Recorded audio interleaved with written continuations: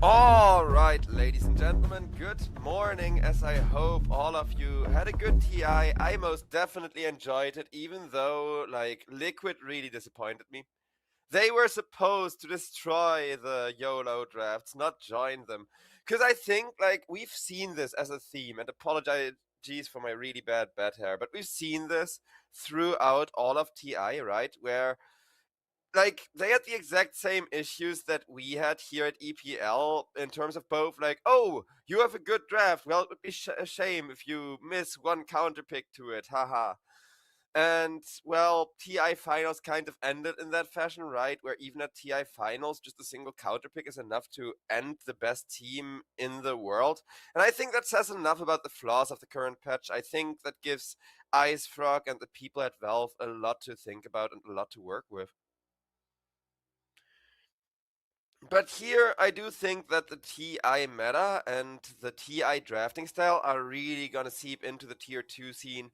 And that a lot of what we're going to see today, and especially these next couple of days, like the upcoming week or so, it is all going to be people reinterpreting TI drafts until we get a team that actually, does their own thing with them. Also, if you're wondering why I got green on my lap, that's to make room for my little co-casting bastard. Oh, attention. You're not supposed to work, you're only supposed to give me attention. Because, yeah, that's her blankie on my lap right now to make her all comfortable here.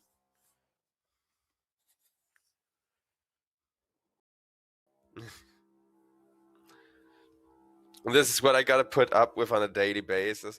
Oh, yes, I know she's cute, but she's very destructive. As for this draft, you want to know who else is cute and really destructive, though? Hoodwink. And we are going to see a Hoodwink come out from the side of Nemiga, which is probably going to add a lot of value to the draft. Because Hoodwink is one of those supports. We've talked about her the last patch. We've seen her at TI. It has been pretty agreed upon that Hoodwink is one of the best supports this patch, but also one of the more YOLO-ish ones, right? Like you straight up have to balance and play around her.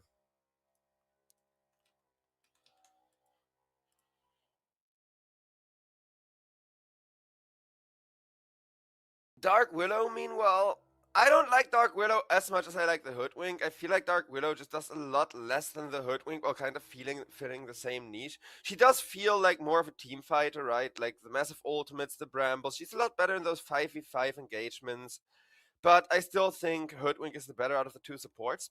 Just the early game tempo and aggression that you get. Bane, though, is nice for Inner Circle. They at least pick up one really good setup slash save. And both of those options are amazing because you can nightmare people into the Sunstrike, you can nightmare people into Meteor, you can nightmare people into the Dark Willow setup where you come out of the nightmare surrounded by 2 layers of brambles and a ton of damage.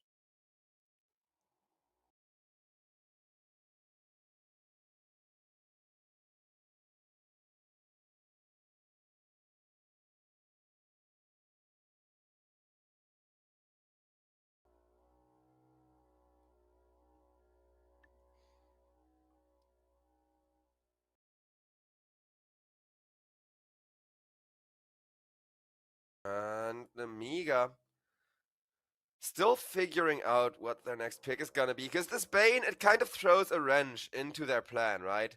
They had a really good strategy.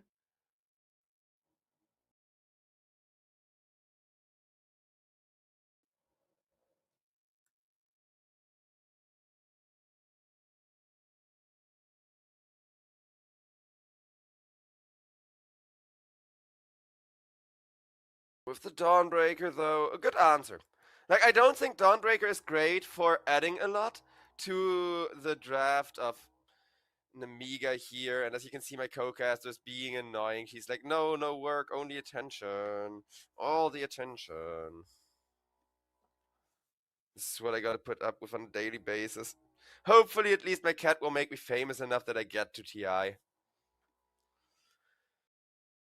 So yeah, an Amiga with not just the Dawnbreaker, but also with the Ringmaster. Both of those picks are going to be fully focused on responding, are going to be fully focused on keeping what Inner Circle are trying to do in check, instead of kind of playing their own game here.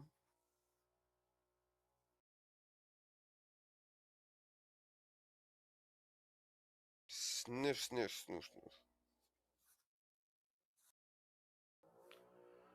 And, I mean, Slardar Dawnbreaker is good. Hoodwink Dawnbreaker is good. Hoodwink with Ringmaster is good. I like everything of what we're seeing. What I don't like that much is that both teams have one support with a save, which I think is by intent. Because if we look at the side of Nemiga were planning to go for this full aggression, full in your face draft with the Hoodwink. And then they were kind of forced to pick a second defensive support instead of something a little more aggressive, a little bit more offensive. I still really like the Lion. I think Lion kind of overlooked, but everything like that that offers a ton of lockdown, a point click, reliable interrupt, right?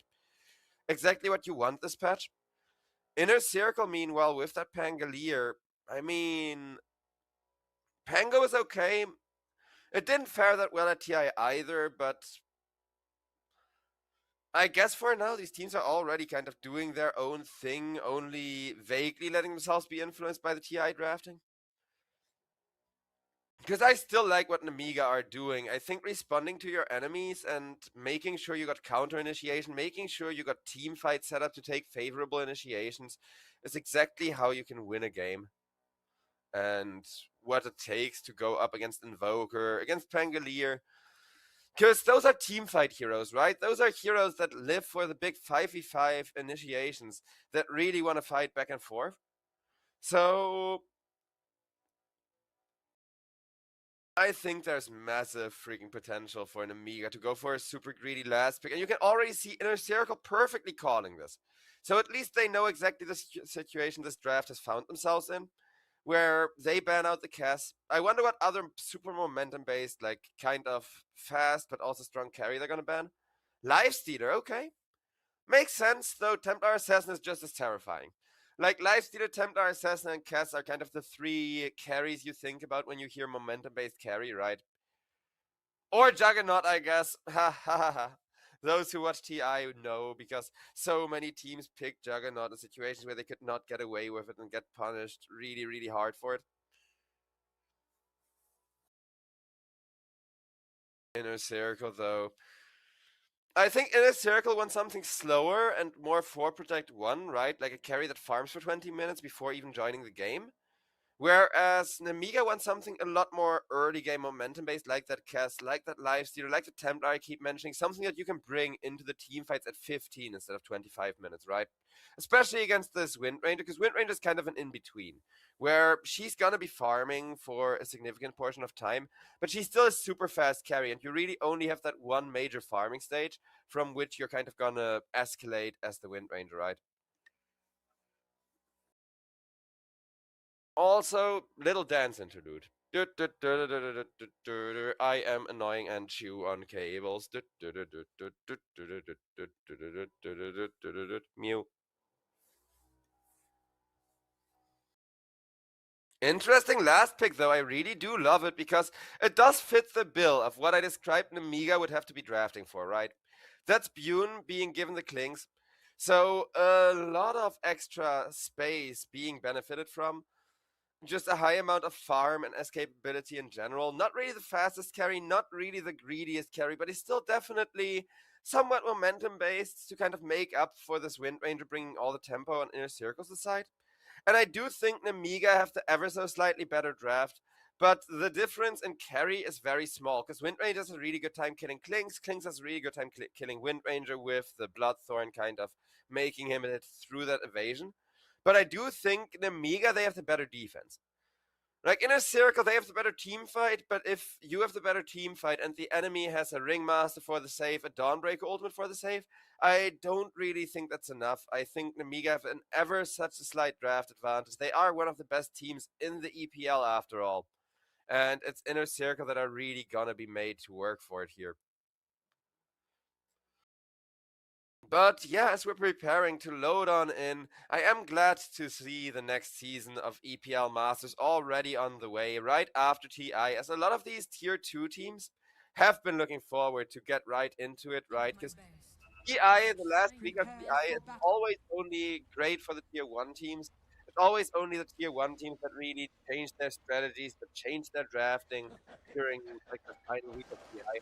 Because if you're a tier 2 team and you're like, oh, hey, let's look at what they're doing at TI and learn from it. If it's like the playoffs at TI, you're not gonna learn from it. The only thing you're gonna learn from it is how to throw games just that little bit harder, because the execution is so hard that, I mean, we literally saw in the grand final still people mess up the execution, even on a tier 1 level. Because that's just how impossible Dota can be to play right now.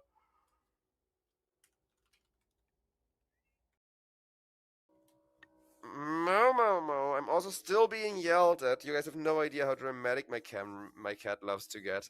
Mo.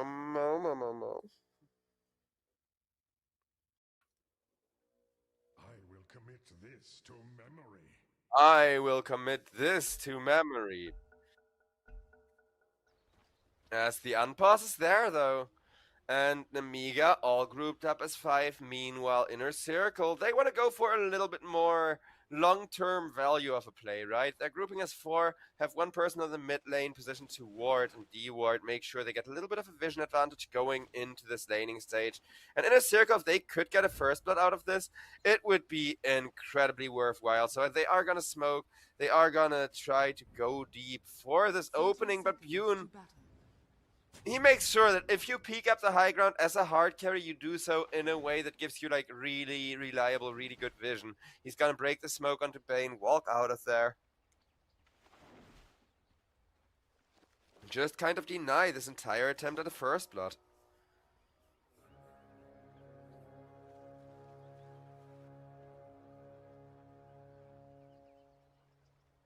The battle begins. And that's gonna be 2 runes for the side of each. Oh, Bane, I like what he did with that ward here. It's just a small play, but Kidaru putting the ward on the high ground way after all of the back and forth fighting is on without stopping while walking. Very important, so that you can kind of just float past, put down the ward.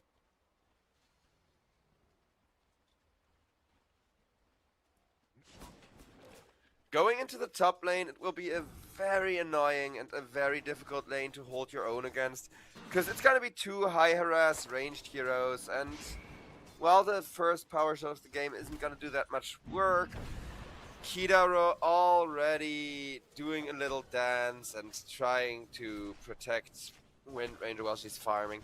I do think top is gonna be where we're gonna see most of the kill potential, just because of both of these supports being the kind that got punished for just a teeny tiny misstep out of position, right? Checking in on the bottom lane, meanwhile, Norma, he really needs a few more levels. He really needs a bit more space before they're even gonna try to go for kills. So right now it's really a very slow kind of back and forth harass, which is always what Klings likes. Even with Dark Willow being really good at harassing him, and look at that massive damage.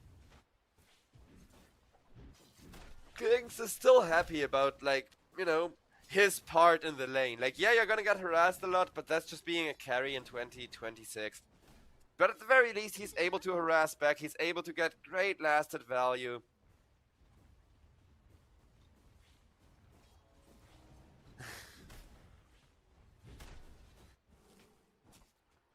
As Norma gets chased after with the hoodwink, he almost goes down, but even a blood grenade will not be enough to secure him. Bit of a rough lane, but Fernance is gonna keep feeding him those tangos. Well, mid lane, that's the one we haven't talked about yet, but wait, we won't get to right now, because Cove is 9. He's the support to first make a mistake on top lane, and this is what Inner Circle needed. Because top, it was going to be momentum based either way, but one of these teams was going to get a significant advantage. One of these teams was going to completely escalate. Bune, though, if the Sunstrike hits, nope, it will not. Oh, he's living by the skin of his teeth, actually trying to hold his own.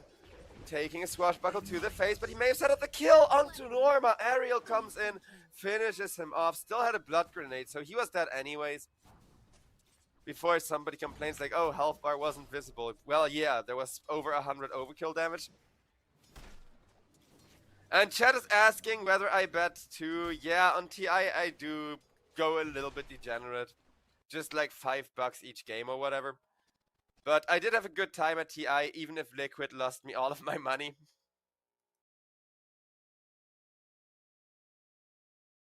Also, there may be some visual issues with the stream. Hopefully they should be resolved, as that was a quick return kill onto Norma. And it's 1 now. But yeah, even during TI, the servers were crashing and things like technical things were not working as they should have. So I am really glad that things go somewhat smoothly today, and we get ourselves some really good games. Because again, in a circle, they have such a big pile of work cut out for them here. The Amiga just have such a stable and chill laning stage that you have to somehow disrupt, right? This is like an Amiga or a Roman shield wall or like a wall of footballers that no matter which one person you attack, the formation isn't gonna break, right? You can like focus all your assault on one guy in the shield wall, and the guys next to him are just gonna interlock shields and not gonna let him fall over. So in Amiga, they're gonna have to figure out something else here. They're gonna have to figure out how to get around that shield wall or how to hit it with so much force that the formation breaks. Because it's not like roaming, it's not like using those twin gates as an option. It is Inner Circle that want to teleport right now, but it is just the laning stage and the 5-man team fight where Inner Circle are this strong.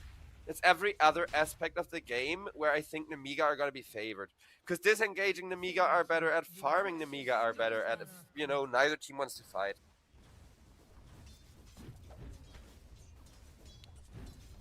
It's just that they don't really get to do anything else than farm.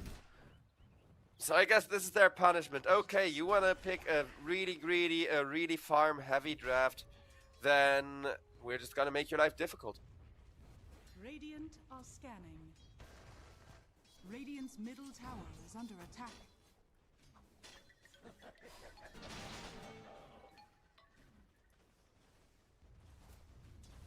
Still a rather chill kind of laning stage for the Klings. He's gonna have some really good level 6 timing, while over towards the mid lane is where all of the action is gonna go.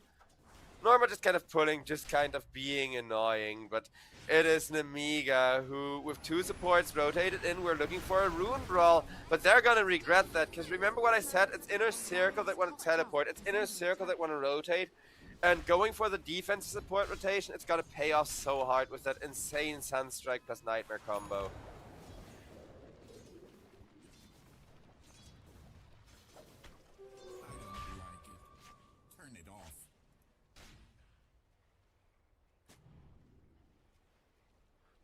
Ringmaster with invisibility, that's actually really cool. I don't like it.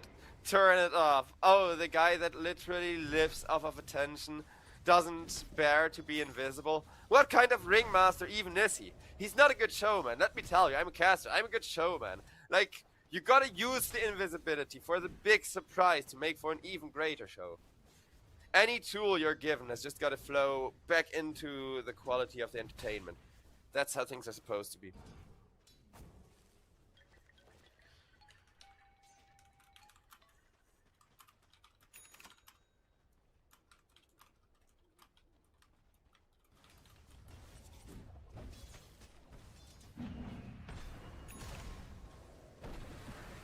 Dawnbreaker, a very, very boring stage in the lane still, but you can see Hotoke, he is opting for that soul ring, he is planning to speed up the game a decent bit once he's got that level 6. So, it is a little bit, you know, run-of-the-mill Dawnbreaker. As Ariel, the first one to die, but the fight is really trying to target Norma, and if they could get this Ringma...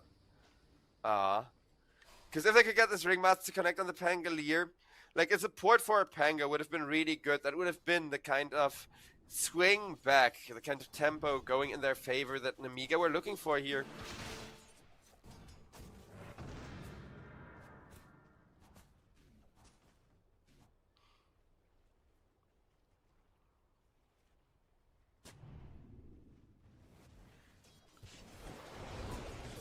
Invoker.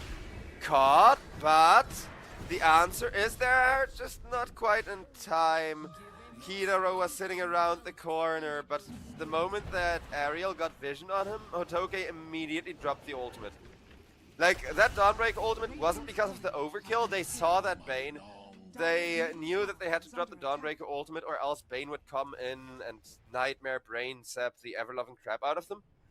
So, once again, Amiga, really good little add to the team fight, but they are gonna need a bit more time now, because every time that they are without the Dawnbreaker ultimate, Bune is gonna have to rely on the invisibility, is gonna have to rely on some very safe positioning.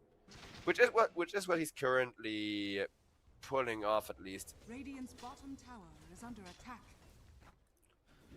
Dire are scanning. Dire's top tower is under attack.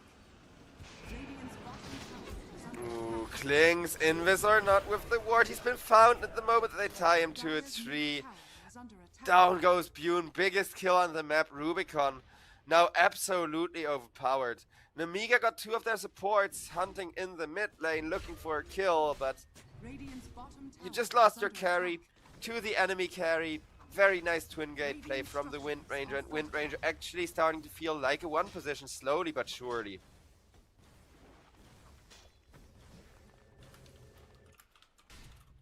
Radiant are scanning. Dire's middle tower is under attack. Kidaro. I'm a big fan of his. I used to hang out in TeamSpeak with him a bunch. He even like carried me through pubs. I'm not even joking. I'm really low MMR, but I did play pubs with Kidaro and Ascendancy Dota. Also with like Fata and Stormer. Is there any like really good German players that I still gotta play pubs with to get my collection complete? Well, either way, we are gonna have a pause, as this game, it's been kind of like a diesel engine trying to start, right? Like, brrrm, and everything looks like it's working, and then suddenly it's not again. And then everything looks like it's working, and then suddenly it's not again. And that just kind of repeats, because both teams like to respond. Inner Circle want to teleport, Inner Circle want to kind of throw a solution out of their sleeves whenever it's least expected. Whereas in Amiga, we've seen an incredible amount of aggression. We've seen the first Dawnbreaker ultimate response. It's going for the big 4v4 and 5v5 team fights where they really fall apart. Because if you don't find good initiations, things are difficult. As long as you keep finding good initiations, as long as you keep being the one to dictate the pace of the game, this Amiga draft is still gonna look very fancy. There are rules about that kind of thing where I come from. Oof, that's rough. Okay, no, that's just a ping issue.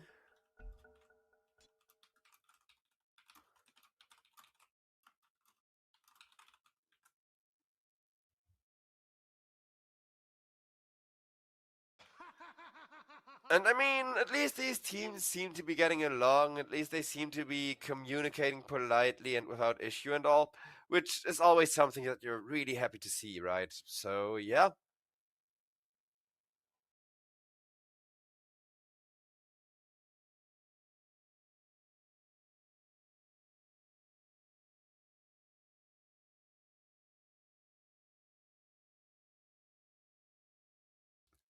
Young G.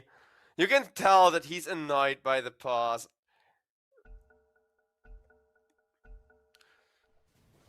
Just kind of tabbing back and forth. Like those really erratic eyes, if somebody's eyes dart erratically from left to right, then they're just kind of all tabbing and waiting for the Dota 2 action to really kick off.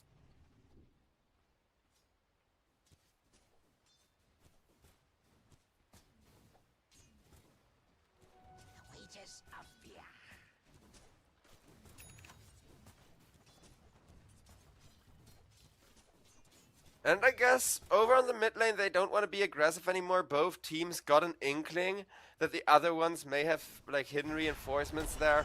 So everybody's gonna back off and farm for a moment. I don't think that's a big issue.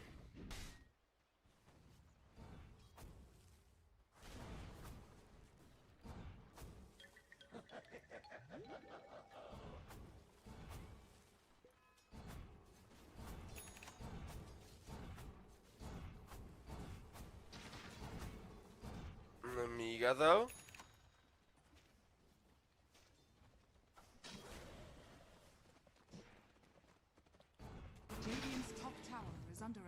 They really want to put extra pressure onto either a lane or somebody who's out of position. Hotoke, meanwhile, just having a chill time, farming up, getting more tempo every time that those ultimates come out. But in a circle, they are pushing, they're getting value out of the Wind Ranger, they're having such a good time.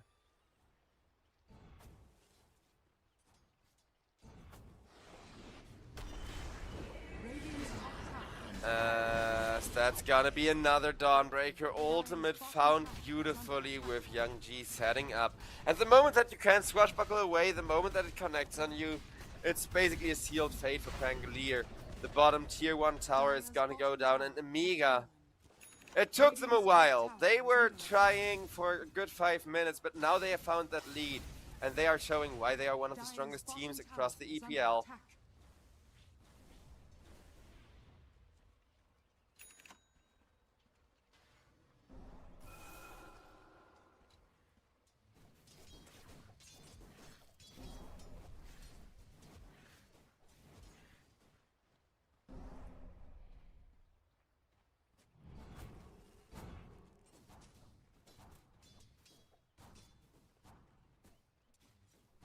Kling still having himself a pretty good time, just kind of holding the bottom lane and farming it up.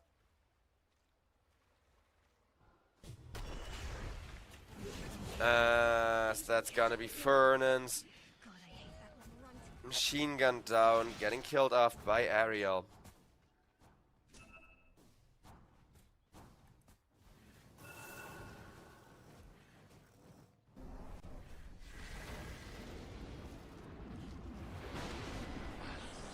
So in Amiga, now they're the ones firmly in charge of the game, and it seems like an impossible situation to deal with because of how momentum-based Klings is, and again, he is gonna have a really good late game against, or mid to late game against the Wind Ranger. But, oh, okay, never mind, Amiga are smoking. Let's see how the smoke goes first, and then I can see if my point still stands after. Because dual race, he is gonna get smoked on a nice jump, a Dawnbreaker ultimate, more damage coming out, and that is gonna be dual race taken off the map completely. Apologies if the stream is lagging a little bit. We're trying to do some settings and get everything ready for the dual stream tomorrow, where we're gonna have both channels live at the same time.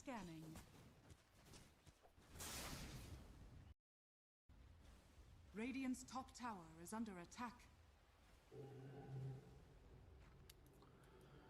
Also, chat is debating about the Juggernaut, and may I throw my opinion on the into the mix, because the thing with Juggernaut, I do like him, I do think he can be kind of interesting, is that his ultimate is really outdated, and that's still such a weakness even with the Blink, even with the Aghanims.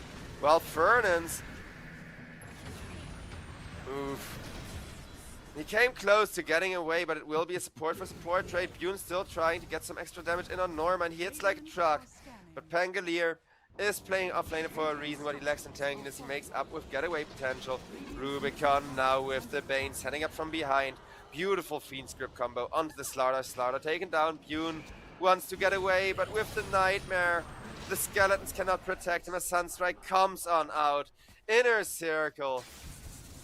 They take back the aggression. This feels like such a tug of war, right? Both teams just want to come out ahead of the laning stage. Both teams want to be the winner of the laning stage here. Radiant's bottom tower is under attack. Radiant's middle tower has fallen. Radiant's bottom tower has fallen.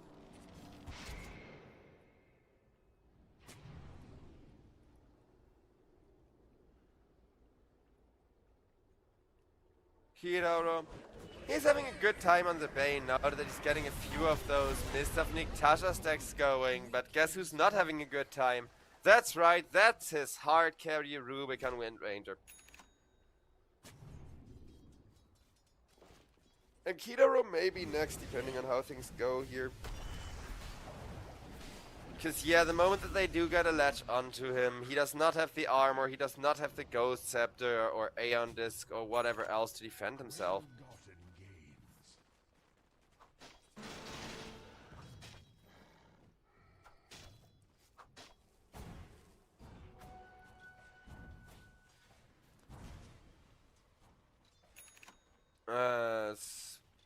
June. Desolator for even more of that massive damage. Gonna be followed up immediately by an Aghanim Shard. Dark Willow went for the Essence Distiller, which has kind of been a very valuable, very reliable item to kind of help out.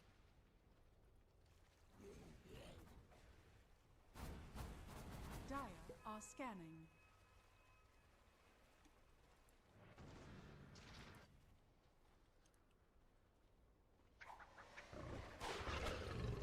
Inner Circle.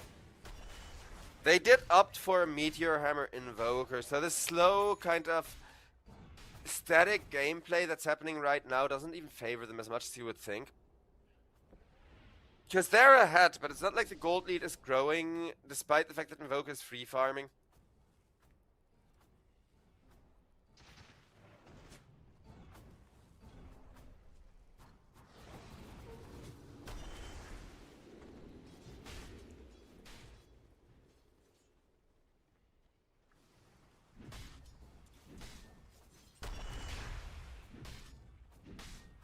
Slardar.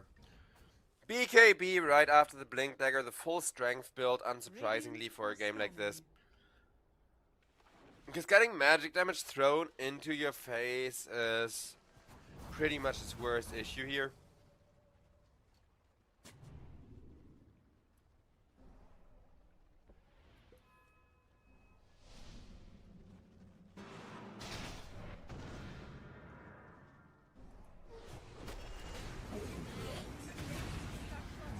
Fernand killed off as Norma making his way out the moment he sees the Dawnbreaker ultimate just in time with the escape.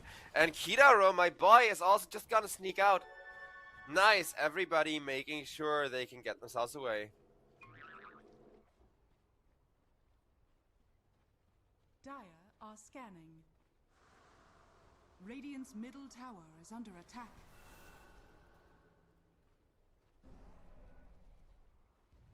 Dire's top tower is under attack.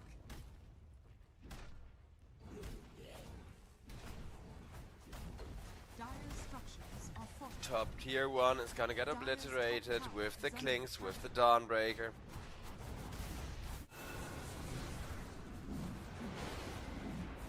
Dire's top tower is But in fallen. exchange for Roshan, I don't think that's worth it, because with the Alacrity, look at how fast Roshan gets focus fired down. The Radiant, though, they still come into contest, but the Mega, they instantly get the grab onto Kidaro, not onto the Roche Pit, though. Do they still want to fight this? I mean, if you can take Rubicon's Aegis away, definitely, because that's so incredibly worth it, but Rubicon kept alive at a sliver of HP. Nemiga committed a lot of resources to try and at least remove this first life from the Wind Ranger. Still chasing. Can they get anyone? Nope. Teleport out from Dual Race. He's just gonna make his way over to the top lane. TP boots already done. And literally getting his life saved by means of the teleport scroll.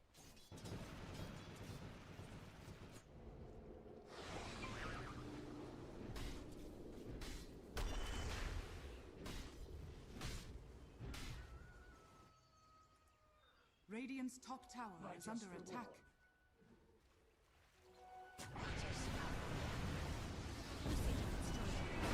Ariel bursted down, will finally be killed off after being surrounded by a ton of damage.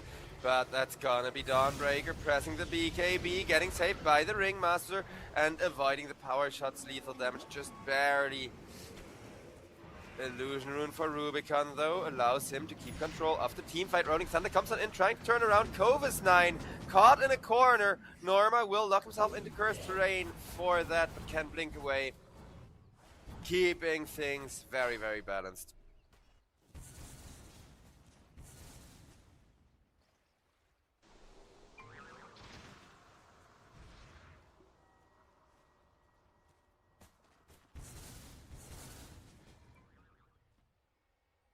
Both teams kind of backing off, kind of holding their own half here for the time being once again. Just gonna chill. I don't know, I think late game always goes to the Klings, right? There isn't really a world or a scenario where Klings isn't going to escalate once he gets that, whatchamacallit, Bloodthorn.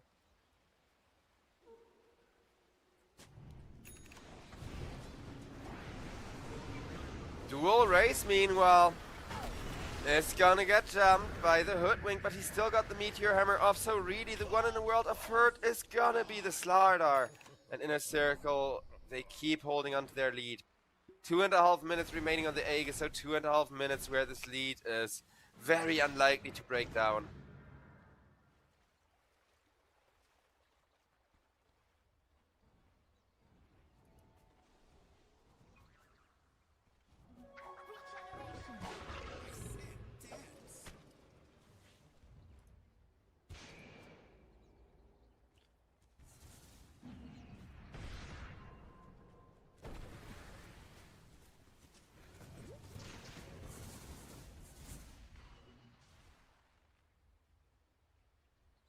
And Amiga, they're grouping up, they're debating how can they take their own jungle back.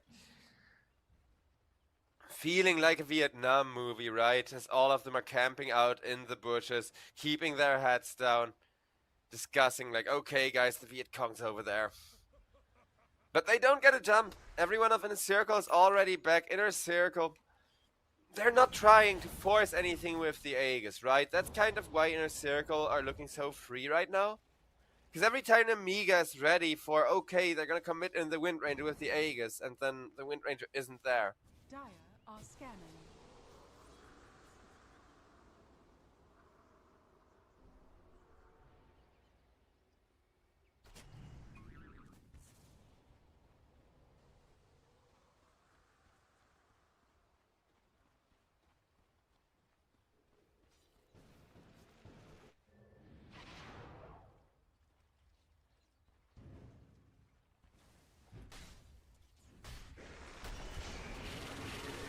As Inner Circle try to initiate once again, but Slardar gets saved with the escape act this time around, though a single save will not be enough. Namiga, I bet they really wish that they had like a second save there, and technically they did, but you're not gonna commit your Dawnbreaker ultimate if you can't even get a single kill out of it, right?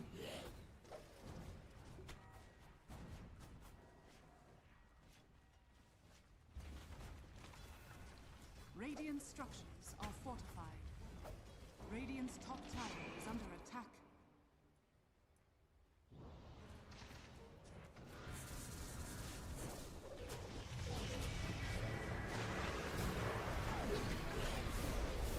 As that's gonna be Bane managing to hold his own, but Dawnbreaker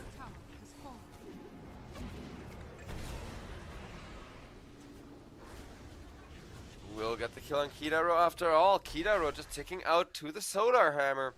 Will take that little bit of remaining health. Inner Circle, I don't think they worry that much about losing one support, because again, Bane is getting those E-core stacks up, all of his debuffs are lasting longer every team fight, and all that you really need to do on the Bane, which we saw during TI as well, and which made that hero really good, is be around while people die before you die. You just kind of gotta in that XP and in that money, and after that, if you die, it's fine. Got stack, got XP, got money, you die, you get a full restore, you come back into the next team fight. Such is support life. But getting the extra XP and money definitely makes his life significantly easier and significantly more bearable.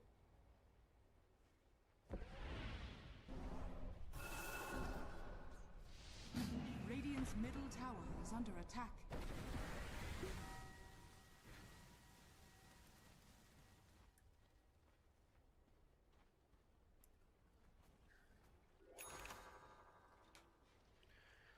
Also, Covis9 still got the pink hair. Radiant are scanning. Precious bounty. I do think that's kind of dope, because I do know he did that like as a streaming slash brand thing. Maybe I should dye my hair. Because I know he did it like on stream as a bit of a meme thing originally, and then realized that it actually kind of suited him. I'm not sure if it was on stream or like in a group chat, but you get the idea, right? Like it started as online hijinks.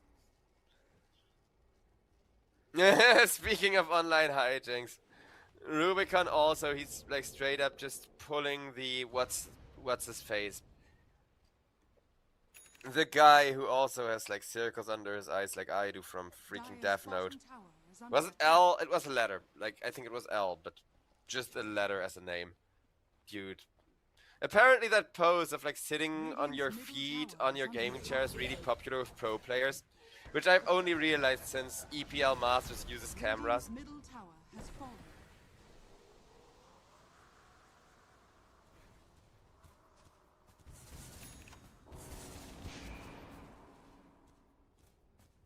As for Roche though, that one is gonna be back in 2 minutes and 10 seconds.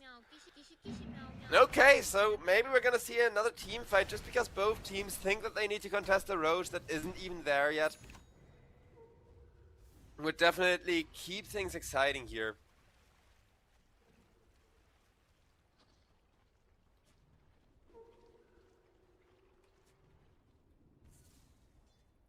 There are rules about that kind of thing where I come from. As in comes the Slaughter, in comes massive burst damage from Bune on the Klings. Wind Ranger ran after, and as he's trying to get away, the BKB is gonna save her once again, but this time around, Inner Circle do not get the team fight that they were looking for out of this. Losing a support and a Pangolier. Now, Pangolier dying usually isn't that big of a deal, but Pangolier dying without any good...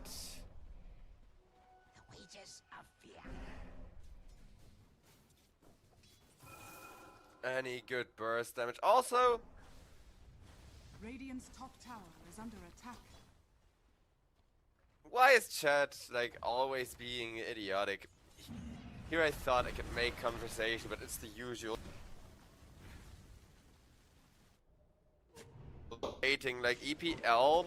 I know that there is some teams and there has been some stuff that's been investigated. Wait, we're gonna see the Bane absolutely annihilated here.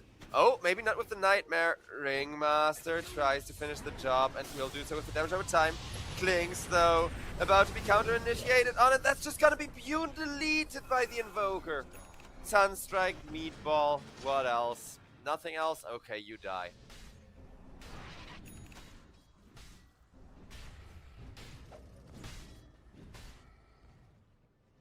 A soldier's fortune. But yeah, if I had to, like, wait, is it 10 like a lot of 3-2-2 or is it 10 like the least possible 3-2-2? Because no 3-2-2 is good. Your rating scale makes no sense anyways. But nah, I will admit, like, on the one hand, there is match fixing and there is 3-2-2. I mean, there's even 3-2-2 at TI, right? But the thing is, both TI and the EPL, they are the only good tournament where there's 3-2-2 happening. Because we actually investigate. We actually make a big deal out of that crap. And that's what they did at TI as well. And everybody knows TI is a legitimate tournament. So it's the tournaments that don't make a really big deal, that don't cry really loudly, hey, this player has been, you know, investigated and found guilty of throwing. It's the tournaments that don't do that, that don't yell it from the rooftops, that you should not be trusting. Because the TI did, they were like very honest about it. EPL is always honest about it. Which is one of the reasons why I'm sticking it out here. And, you know, cry all you want about 3-2-2. There is 3-2-2, nobody's gonna lie about that. But we're actively investigating that stuff and keeping it in order. As for this game, though, I don't think there's any 3-2-2 involved. As an Amiga, they're not too worried about the game state, but they did just lose a lot of their hold on the map. Because the thing is, Klings, he's almost got his BKB, right? Like, Bune, even the best player in the world, could not be getting a lot of work done on the Klings right now. But there is gonna be the Klings BKB coming out in just a minute or two from now. And once that BKB is there, that's where Klings can turn it around, can make up for all the drawbacks, for all the disadvantages that he's suffering from right now. and really get himself back into the game state that he needs. Dire's top tower is under attack.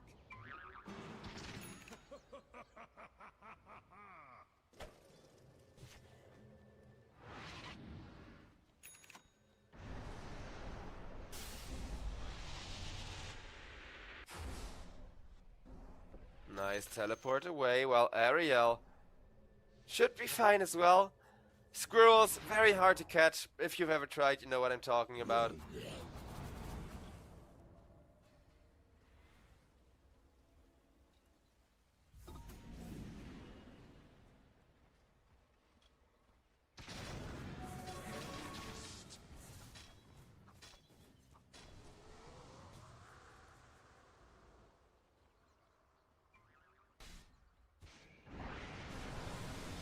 In comes a very nice tornado setup.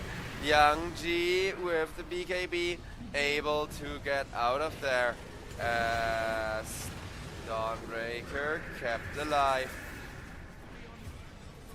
Bune though obliterated, and so will Cove's 9B.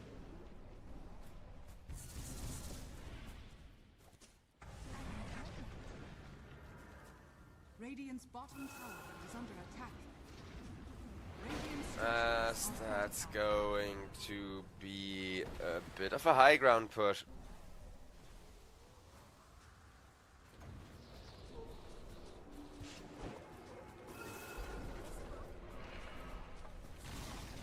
Radiant's bottom tower has fallen. I think from here things could fall apart before Klings ever gets to deal with the mischance though. Because it's 2 minutes left on the Aegis, and not just the tier 3, but a whole lane of Rex ends up falling for this. Radiant's bottom barracks has fallen. Yeah, the BKB is there. The Dawnbreaker ultimate isn't yet though, and you're gonna need Kling's BKB, Dawnbreaker ult, and like BKB from either the Dawnbreaker or the Slaughter to really stay on top of people. Radiant's middle tower. So Nemiga, realizing that they need their team fighting tools, are gonna watch the second tier 3 tower fall.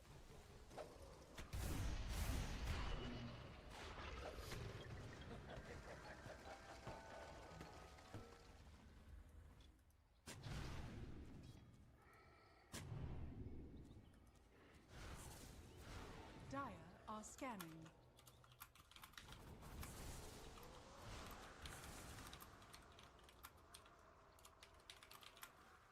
Double damage.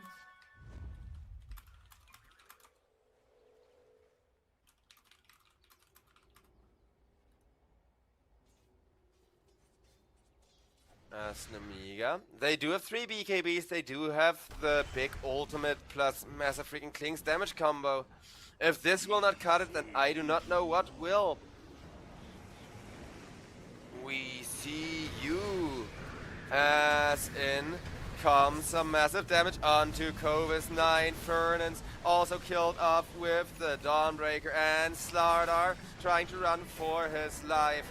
As in comes Rubicon trying to shoot Bune, instead shooting Ariel.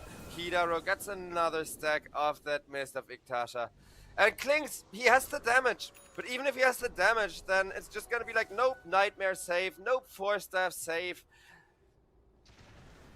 I'm not sure if just the late game carry potential of the Klings is gonna do it if they're lacking a Tide Hunter or similar. Radiant are scanning.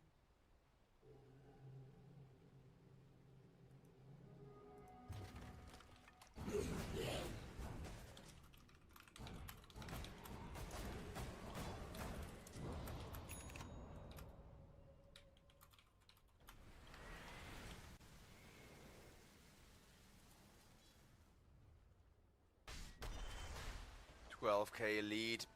One good fight. Hold or lose it all for Nemiga. And they gotta wait out their BKB, so for now I don't think there's much in the way of coming. Cause yeah, it's just an absolute stalemate. And that's gonna be Hoodwink getting obliterated as well by the Wind Ranger.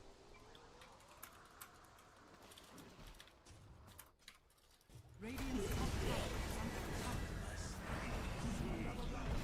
Bune gets a nice little kill on the Pango, showing how much damage he can do. Hotoke, though, with the spin, dodging most of the Invoker's damage, does not want a BKB, but has to regardless. With that BKB, Nemiga, they gotta watch their Dawnbreaker teleport out. No Dawnbreaker ultimate. Radiant's top tower So is they will under just all follow, hoping to get back into the base in time. Very good read, very good game sense. But whether keeping all of your teammates alive is gonna be good enough to actually, I don't know, facilitate anything worthwhile, I'm not so sure about.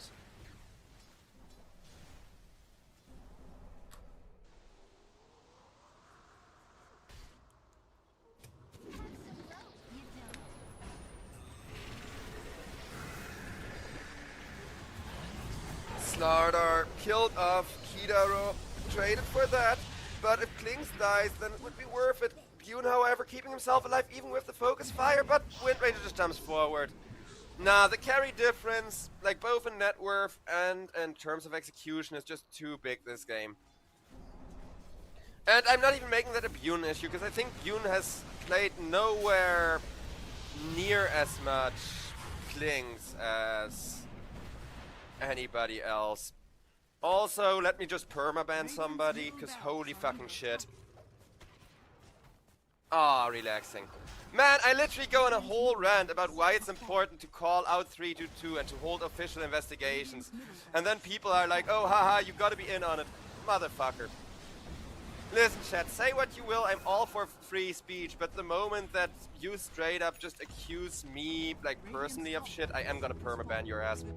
Help! I'll even one-up it. If you're a European, I can sue your ass for fucking slander. Because that I will not tolerate. As GG comes out, and this wasn't like a throw either. Well, it wasn't a throw in the sense that picking the Klings was. But I think Klings was played excellently, right?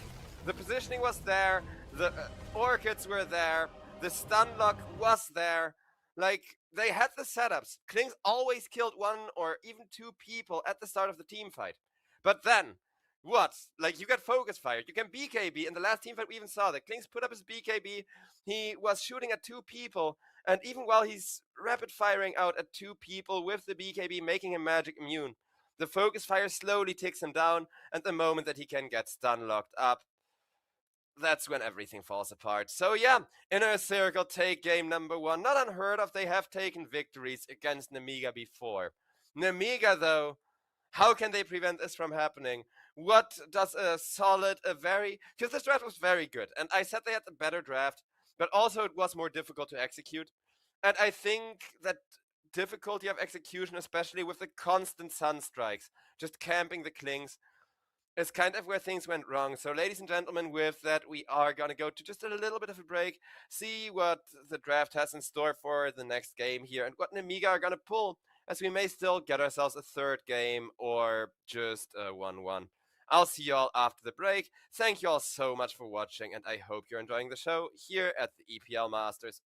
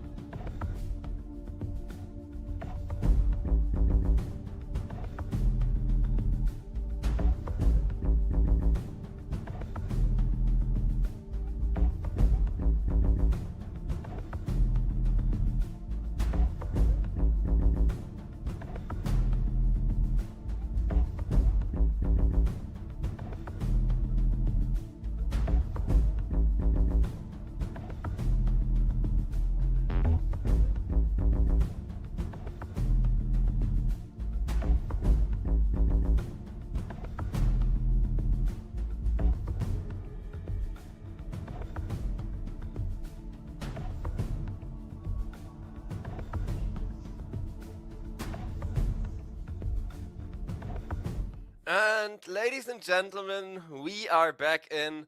As I've spent the entire break I had discussing the Ivan situation. But yeah, for those who don't know, for Ivan, like he did technically get put in a position where he threw the game, but it wasn't his fault. He literally like was playing at an e-cafe and some guy like choked him from behind like this in the middle of an official Dota game. I am not making that up. Cyberscore, Grid, a few more good, reliable sites have articles out on it. You can like Google Dota 2 Ivan incident or Dota 2 Ivan beat up, something like that, and you will find those articles. But also there has been popular demand for a kitty cam. Everybody has been complaining, show cat on stream. I can show the cat on stream, even though she is not pleased at this. But where would we be without this little bastard? And now she runs off, see? Because she's been like meowing and yelling at me to stop casting and to give her attention instead. She does not like me working early. When I really do like working early. It's such a nice way of waking up. And yeah, I'm glad that I can actually shed some light on the actual 322 stuff, because I'm tired of EPL being accused of stuff. We always like make legitimate investigations. We always make sure to file legitimate reports. I will admit that like not all police forces and governments and stuff take them seriously. They just go like, oh, but it's video games, haha, and don't do their due diligence. But as far as our new partner goes, Grid, I can't give them enough love. I can't give them enough shoutouts. They are extremely professional, extremely methodical when it comes to investigating stuff, and also when it comes to Dota analytics. So they have added a huge amount of quality assurance to the EPL. Shoutouts to Grid for making this Masters possible. And with that, let's jump into game number 2 of Nemiga against Inner Circle, because I've talked about it at the start of game number 1, like in the draft still, right? We've seen it at TI with the Juggernaut as well, where people went for a whole bunch of different. Oh, look, my cat is back. She's like, oh, more attention. Will you stop casting now if I look really cute and come walking up all sad like, no, I'm sorry. Cat food costs money. I will give you some treats later, okay? Okay. Seems like she approves of that, at least enough to chill with me again. But yeah, as for an Amiga, the last game, it was the same stuff we saw at the TI, right? People try to make that Juggernaut work, and Juggernaut is in such a funky spot where he has the highest damage output ever, but also just doesn't work if his ultimate gets intercepted, right? His ultimate is straight up a drawback in the current patch because you can't cancel it. Like, to make Dota more relevant, like, make the Juggernaut ultimate cancelable, that you press R again and you end it early, so you don't just get stun locked by a Ghost Scepter for 2 or 3 seconds, right? Though in Amiga, with the Klings, it kind of felt like the same thing, just a failure to execute. Where on paper you have more damage, you have better late game scaling. But in reality, every single team fight, Wind Ranger blinked forward and got a perfect focus fire in on him. Every single team fight was like blink, stun, rat-tat-tat-tat-tat.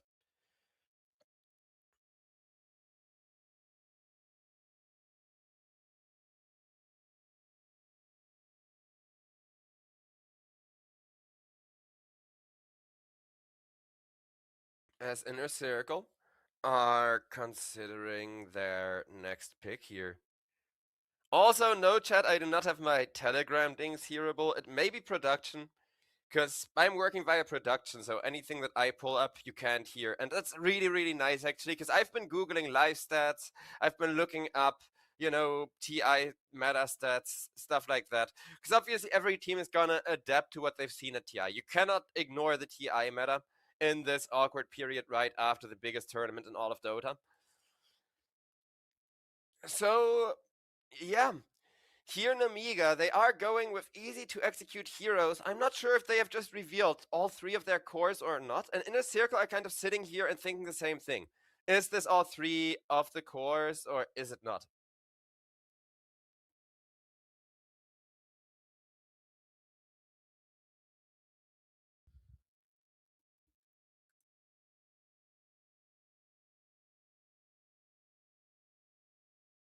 Earth Spirit.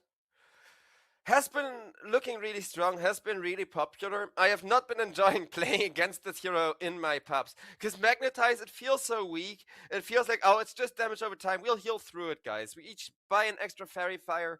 We buy an early mechanism on one of our heroes. We'll just heal through it, right? You never do. It always feels like you can just heal through it, like you can kill the enemy before the Magnetize does too much work, because you see it happen in these official games, right? We may see it happen here to Inner Circle. We definitely see it happen from time to time at Tier 1 and Tier 2. Namiga, as for them, though, they got a mighty cheeky draft, and they're definitely going to reveal a support here. The question is just which one, like their position 5 or their position 4. I'm being covered in cat hairs back and forth. Because I brushed her this morning, and now my cat did that thing where they roll on the carpet, right? And like all the hairs came loose again, and I'm being covered in them. But that's actually not a support pick, I don't think. I'm not sure if it's gonna be a Tidehunter support or they're just gonna last pick a support. Cat, give me your answer. Mau is not an answer. What do you make of this draft vendetta? What do you make of this draft vendetta? Also, yes, my cat is named Vendetta. Because cats are, like, one of the few animals with enough social intelligence to have a capability for revenge, right? And I think that's cool as hell. But also... Oh, attention. Yes, yes. But also this Tidehunter pick is worth addressing, because I don't think Tidehunter is particularly good this patch. His ultimate is great. But I'm not sure Tidehunter, the hero himself, because of how susceptible he is to the break, because of how dependent he is on both armor and percentage-based magic resistance, I kind of have my doubts about. I feel like if you pick a Tidehunter, it has to be as a last pick, and it has to be as a safe last pick. And neither's the case here. Tiny Band out, though. Clockwork is gonna be the last pick. Okay. I can get behind the Clockwork, I guess. Weird draft from Namiga, but really, really good to benefit from the Keeper of the Night. I kind of feel like Namiga, they are trying to draft in a post-TI state. Like, they're not even trying to draft that TI meta. They're not even trying to draft what these Tier 1 teams did at TI. They're trying to advance and go one level beyond what they drafted at TI. Because this is such a, like, 2015 draft. Oh, oops, all team fighters, right? Up against Inner Circle, though, who with the Winter Wyvern have a great answer to watching one hero get caught out of position. And now a Necrophos last pick for Rubicon. I know he loves his Necrophos. I know Necrophos 1 has been kind of popular. But he is gonna have to be really good at actually sustaining not just the healing aspect, and, you know, getting enough last hits / kills to always stay above half health so you don't get bursted with all of the magical burst. But a lot more importantly, that momentum. Because if you fall below the top 2 or top 3 in net worth as a Necrophos this game, I don't think you're coming back. He is a really good counter to the Clockwork and the Tidehunter, though. So I do see why they go for this last pick. As my mouse hand is being licked by a little bastard. But yeah, Namiga, I don't really think they have as much of an outdraft as they had the last game. Like, I think this time around Namiga ever so slightly got outdrafted, but only slightly, because as long as you deal with the Necrophos, it's fine, right? Like, this entire draft from Inner Circle, it's just end Necrophos and you're gonna be good. If Necrophos gets online, if Necrophos gets to that point where you cannot kill him anymore, the game is just gonna be over. That's why people play Necrophos as one position after all. Because momentum is so important. And I do love that somebody in chat called out the Slark. I would have loved Slark as a last pick for Inner Circle as well. He's one of my all-time favorite heroes. But the thing is, Necrophos, it's one of Rubicon's best heroes. And Rubicon's Slark, it's not bad, but I don't think it's one of his favorite heroes, right? So if you can give your carry player the hero that he spammed 1,000 times versus the hero that he's played a few hundred times, you always gotta go with the one that he spammed 1,000 times. Because I do think Slark would have way better late game insurance if this game is gonna result in scaling, if this is gonna be one of those really long pain in the ass games where Inner Circle are just gonna keep pushing in for 50 minutes without really giving the Mega a break.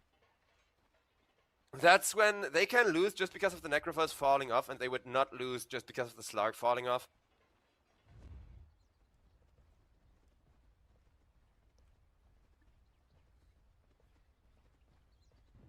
Thirty seconds to battle.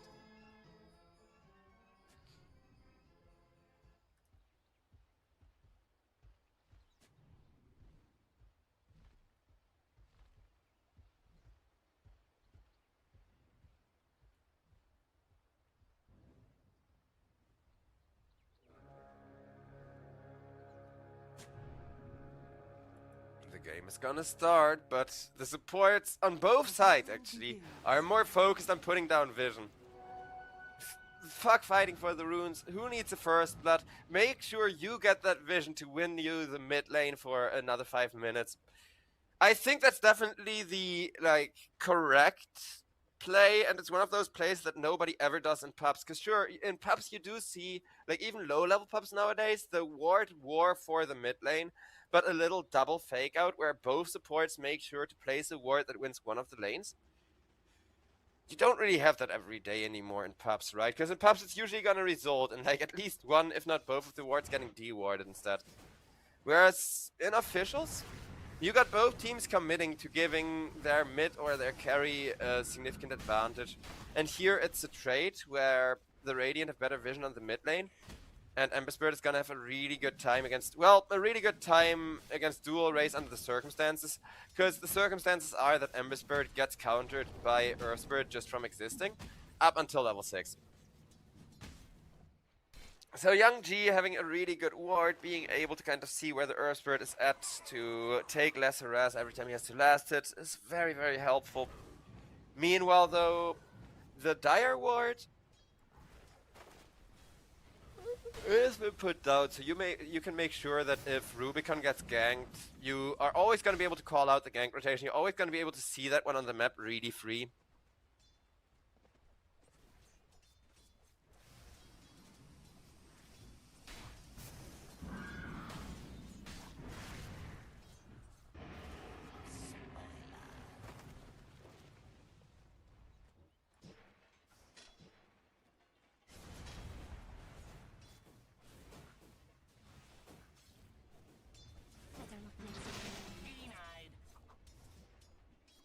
SF having a wonderful time over in the bottom lane, whereas if only Ember Spirit could say the same.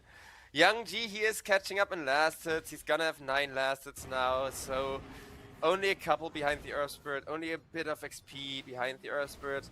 Again, that ward is helping so much. The early support brawl on the mid lane kind of paying dividends here for an Amigas' mid laner.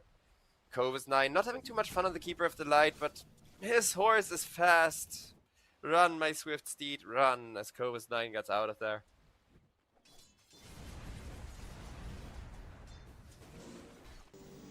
Norma also gonna get out of there, but those cogs are just so annoying. No mana for him, free farm for the Shadow Fiend.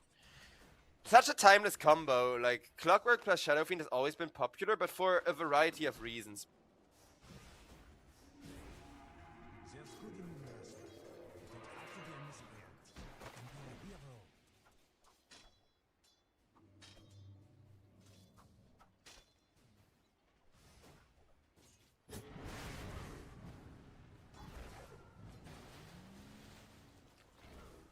Also, chat is saying, if Inner Circle want to win this, Earth Spirit has to carry late game. No, chat. No, that's not how it works.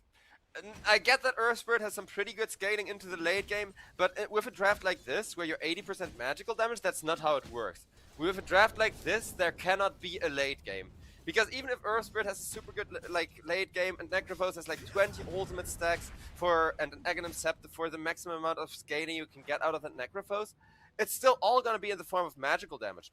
And I know Pipe has not been favorable, people have not been building it as much, but 3 BKBs and a Heart of Tarask on the Tidehunter will also go a really long way against a draft like this.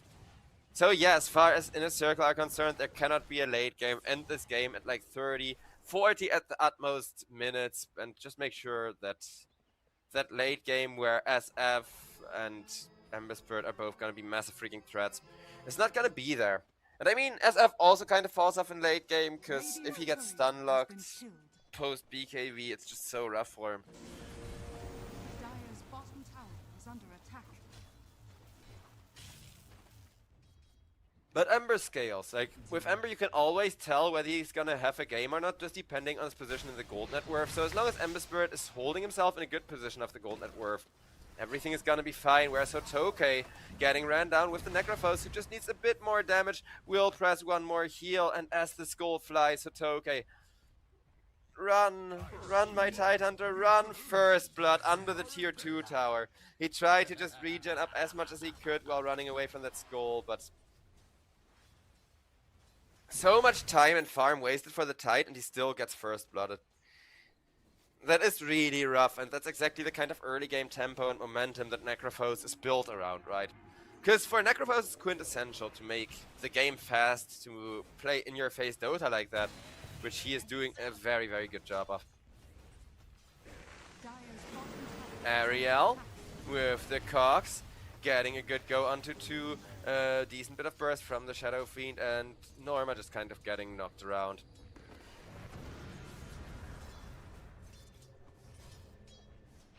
Dire's courier has been killed. As Ariel, Bottom tower is under attack. very deep, but look at how little care in the world he has, surrounded by 3 people. He's gonna teleport out, and to whoever was asking, why do people still play Clockwork, feels like such a weak hero? This is why. Clockwork is not a weak hero. He is a hero that does lots of small things, but he does all of them well, right? Like he gives a bit of vision with the rocket flare, but not a lot. He tanks a bit with the armor, but not a lot. He harasses a bit with the battery assault, but not a lot. He stuns people with the hookshot a bit, but not a lot. So he does a bit of everything. And if you know how to play Clockwork, if you have mastered that hero, you are such an asset to the team that people don't realize, because they don't take into account the vision at all, especially like low MMR players. They don't think about, hey, having infinite free wards generates like 300 to 500 GPM for the team. Because that's wards that you don't have to buy, that you can just rocket flare for instead. Radiant's middle tower is Bune, under meanwhile, survives a lot of burst damage to the face, manages to retreat under the tier 1 tower to kind of stay safe and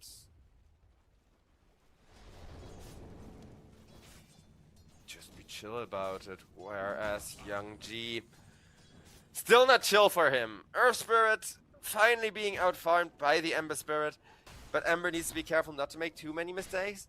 Tidehunter, though, already starts by taking massive stacks.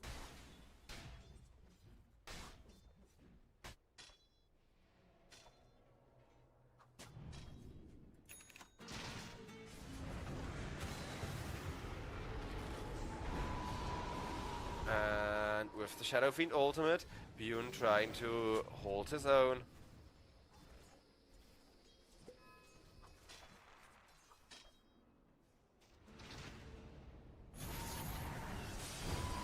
Dunk, as out comes more damage.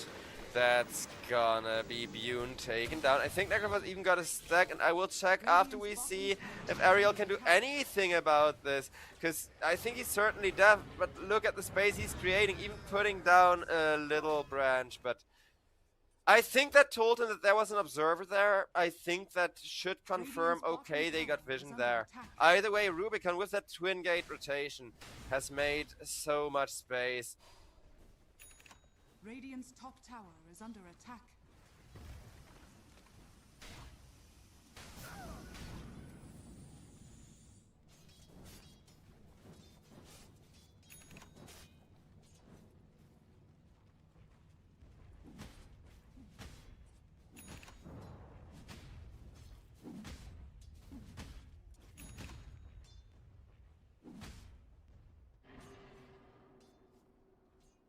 Well, Bune making sure to stay safe and watch out. Radiant are scanning.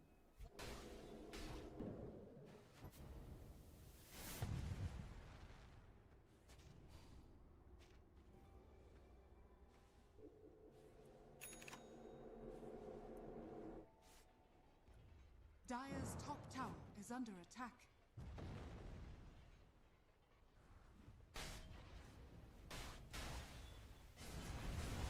Radiant's bottom tower As that's is gonna under be attack. Rubicon in a world of hurt once again, but he does have that last heal remaining. Not sure if it's gonna be enough against Keeper of the Light with the Illuminate, though, because Shadow Fiend really wants this kill. And finally, Radiant structures are Nemiga get themselves a bit of revenge, taking the most valuable kill across the map. While that is gonna be the Pangolier jumped on, and Norma, with one more right click from the Ember Spirit, is gonna take him down. Young G trying to run down the Dark Widow managing to get away for now, but there is still a Remnant, there is still a Slayer Fist Searing Chain combo. One more right click, Fernance goes down. Nemiga, they have found an opening, they have realized, hey, there is an opportunity, there is a bit of space for us to play the game, to actually have a good time enjoying this Dota 2, as the youth likes to call it. Necrophos has to use just a defensive Reaper Scythe, but I guess he's gonna live with a TP committed and a really good defensive Reaper Scythe to kind of keep him alive. Dire's structures are fortified. Dire's top tower is under attack.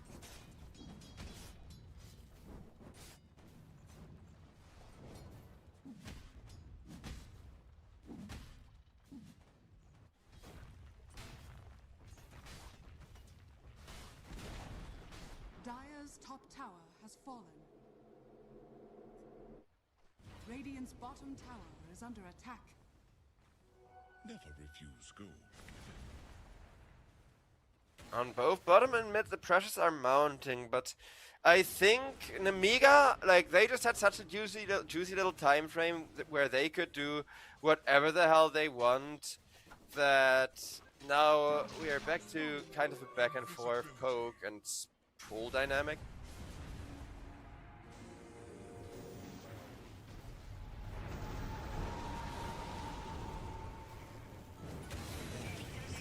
And that's gonna be an opening up onto Furnace by the Ember Spirit. Ember Spirit being healed for so much. That was like 1.5 times Young G's total health pool, but he's still alive. Finally getting shut down by Dual Race with the Rolling Boulder. As now Cove 9 on the Keeper of the Light, needs to be careful, is being healed up by the Clockwork, but boom, massive race, boom, another massive race, Dual Race. He's named after those Shadow Razes, but instead he is getting Shadow Raised down. Shadow Fiend, the one person kind of keeping a lid on the team fight, keeping the kills from boiling over.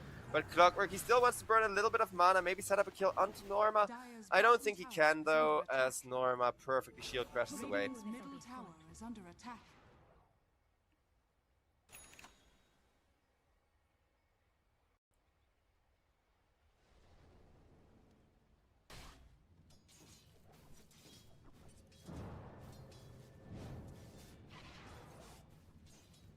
Dual Race.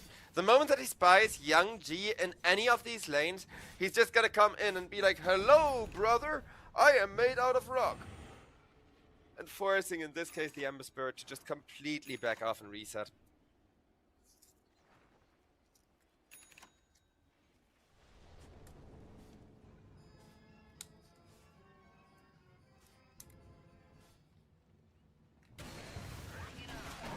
Fernance with the hookshot, with one raise, with two raises. I think that one connected. It did, as down goes Fernance to Bune. Ember Spirit with the Wind Wyvern ultimate. Locked in a bit of a predicament, but SF gladly tanks for him, having that Mask of Madness to turn around and still chase after Kidaro. Ariel, can he set his team up for an opening? He won't even need to with Slayer Fist and Searing Chains. Dire's middle tower is under attack. Yeah, you can see that in Amiga they just went all in on their comfort picks. Having this aggressive in-your-face Dota. Like, it's unusual for Nemiga to even have better late game scaling, but playing an SF and an Ember Spirit and just committing both of them into every single team fight that you can fight. That sounds like Nemiga, and it has been paying off for them really well.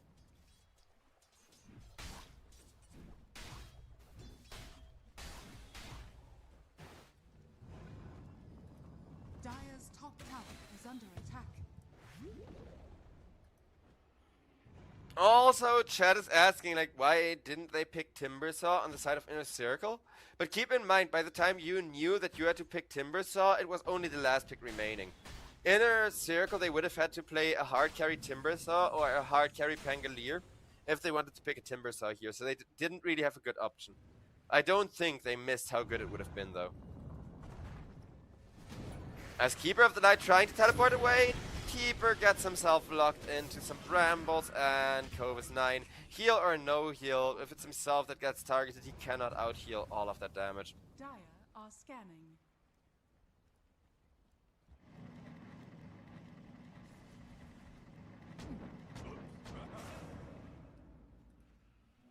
Speedy rune of haste. Being snared in fire. Kiraro. No, he doesn't even get the ward. Tidehunter, eat the fishy! My man, there's a fish there. Gotta pick up those fish. Radiant's middle tower. Always triggering, because Satoke, he has one fish so far. That second one on the high ground there can really help out.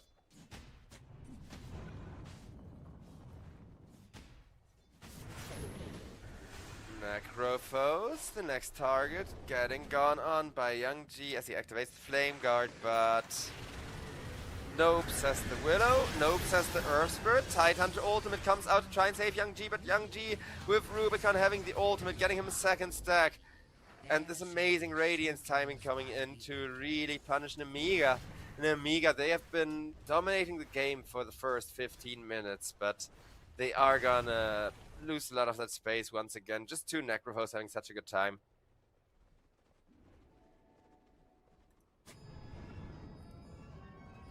Ooh, that's awkward. When you place a ward and you realize, oh, there's an enemy right next to me, hi. I love that moment. I also think it's interesting, Necrophos, on the one hand, he's acknowledging the magical damage and the really strong spells on the side of Nemiga. On the other hand, he's sacrificing some of his late game for it by just going for a Lotus Orb.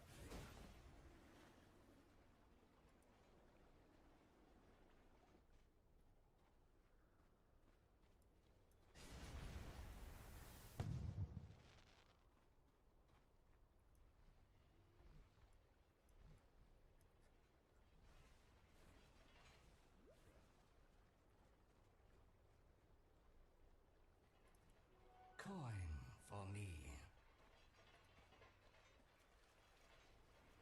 And we're kind of stuck at a back and forth state as far as the draft goes. Radiant are scanning. As Hotoke wants to go onto Kidaro.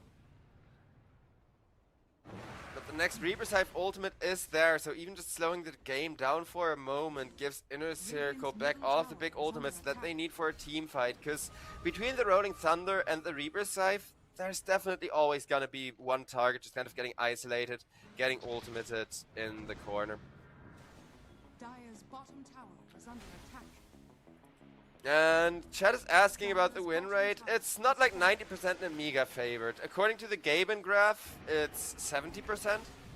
70-30 in favor of Nemiga, which I can get behind. That feels accurate, because a single team fight can turn this game back around in Inner Circle's favor. But they definitely need to find that instant kill onto somebody with the Reaper's Hive combo, and they're gonna try to make it the Tidehunter to prevent the Ravage from coming out at all. Hotoke gets healed up. Why are they not dropping the Reaper's Hive Rubicon? Rubicon waiting for the time to do just that. Okay. Okay, I guess he had absolute faith in the Winter Wyvern. I'm not sure if I would have that level of trust in my teammates, but thanks to the perfect Winter Wyvern ultimate, it works out. I would have just immediately Reapered the Tidehunter there once you know for certain that he's dead.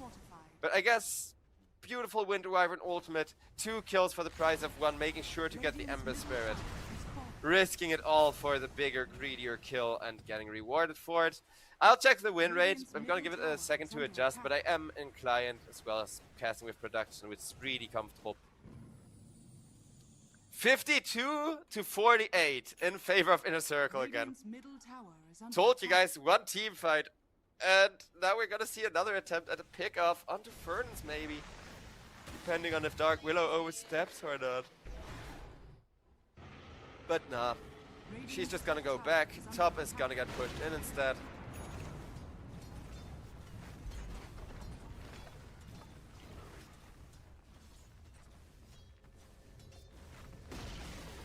Radiant's top tower is falling.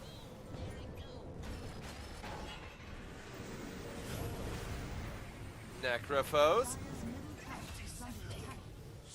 Radiant's killed top off tower with is aerial under attack. bursting. Hidaro. I see your liver and light. I see your liver and light. I love the Keeper of the Light. That was such a clutch play as well, making sure that Necrophos doesn't get the ultimate out. But I gotta love how, you know, both teams initiate, focus one target to make sure that target doesn't get to cast their really powerful ultimate. And both sides have gotten away with that. First we see the Ravage cancelled and Tidehunter not being able to press that. Then we see the Wind Wyvern being unable to ultimate there. But now Namiga are gonna try to turn that into a Tormentor.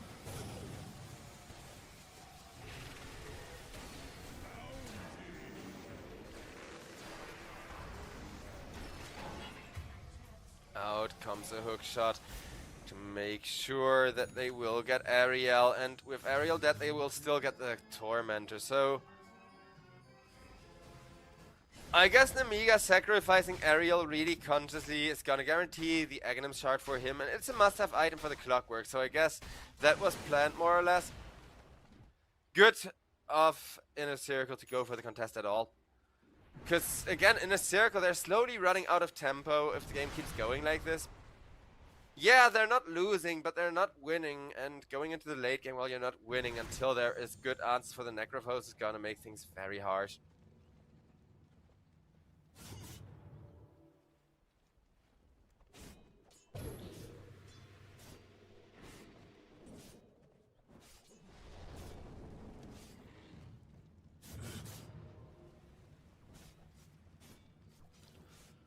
Young G is gonna have his BKB up and running,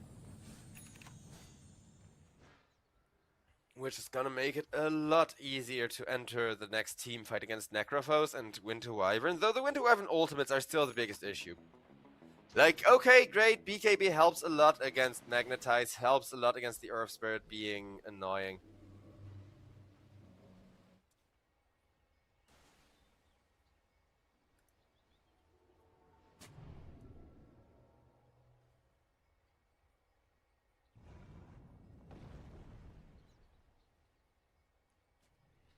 But other than that, it seems like things are being held for now. And we are once again back to that quiet farming stage, which has been re-immersing throughout the game, but also it never really lasts long. That's one thing that I've already learned. Whenever one team wants to farm, the other one also wants to farm. Either one is going to be like, okay guys, now seems like a good moment for a smoke gang, let's go. And opportunities like that will end up presenting themselves here, I'm certain of it. Are scanning.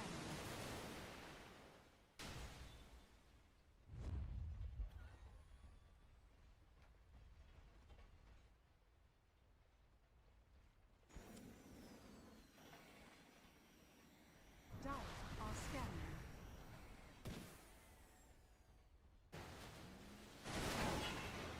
As that's gonna be the catch onto Necrophos. Necrophos knocked back with the Cox, but is gonna be fine. Just activate the Ghost Shroud and walk it off like it's nothing. Tidehunter trying to get a go on the Dark Widow, but neither him nor the Clockwork can really get a good setup going.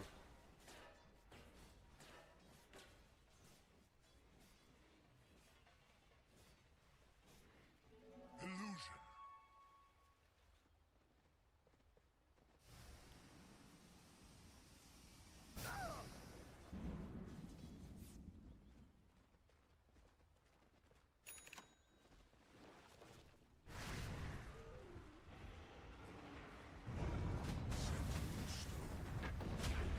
As Earth Spirit gets a good go onto the Shadow Fiend. Shadow Fiend hit with that beautifully timed Reaper Scythe, and no way, he even got the stack. The beautiful off-green stack on it. As Clockwork may or may not get a return kill out of that, he will onto the Winter Wyvern, but not for free. Winter Wyvern says +1, -1 as she makes the Tidehunter hit his own body. And Tidehunter, of course, he does not get fishies from killing his own teammates, which would be really hilarious.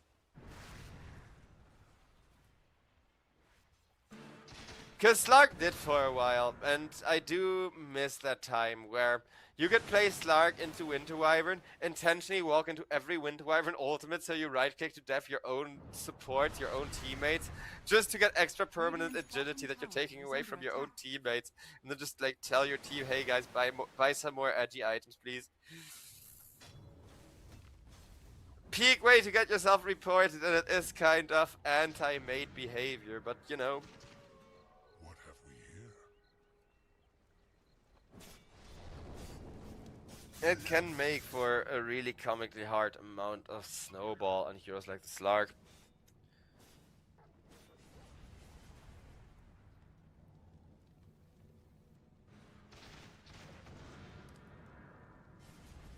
As for the win rate, it is favoring Inner Circle again, strangely enough.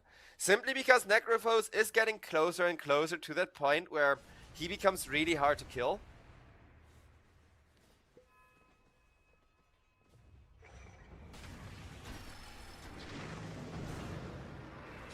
As that's gonna be the Tidehunter going for a Ravage setup onto Norma. Norma locked into the Cold Embrace, so at least he's gonna live, but that means no Cold Embrace left for the Wind Wyvern in the backlines. Is the Rolling Thunder gonna be enough to make up for it? It's not looking like it, but Pangolier may at least get himself away. BKB activation now from the Shadow Fiend, making him impossible to go on the moment the BKB ends. Earthspirit will be on top of him. But is that going to be enough for Necrophos to finish the job? He came close, but they don't have vision under the enemy tier 2 tower. Patoke can still frontline, mostly because they got to prevent this Roshan from happening. And Inner Circle can just be given this whole area for free. Vernon's taking lots and lots of damage, and he is going to take out, while Rubicon is trying to get Ember Spirit. No Reaper Scythe stack, but that's fine as long as Young G dies and he is the one to get the kill. Just look at all of that regen. Shadow Fiend is definitely gonna fall for that. Tidehunter, Keeper of the Light, able to get out.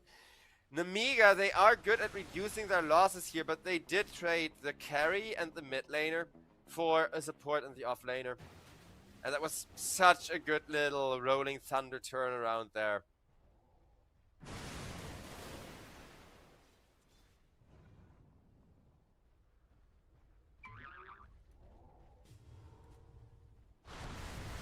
Radiant's middle tower is under attack. 2k gold lead for the side of Inner Circle. Dire's bottom tower is under attack.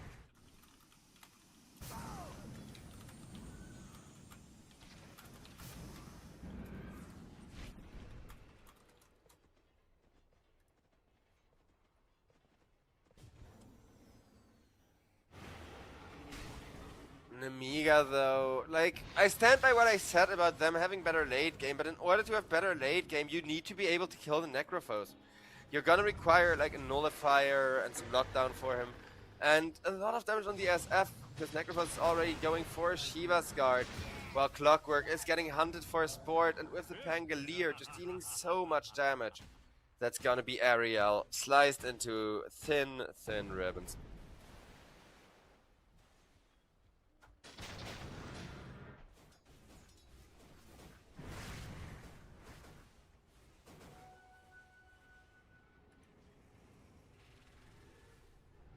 Shadow Fiend, Granite once again has a BKB, but will that do much good? I do not think so, because there's the Wind Wyvern ultimate to cancel it out. And Necrophos comes in, says thank you for the stack. At this point, Rubicon should really be considering the Aghanim Scepter pickup. He is going for a heart next, Because Necrophos, he's got 11 health and mana regen just from the ultimate kills.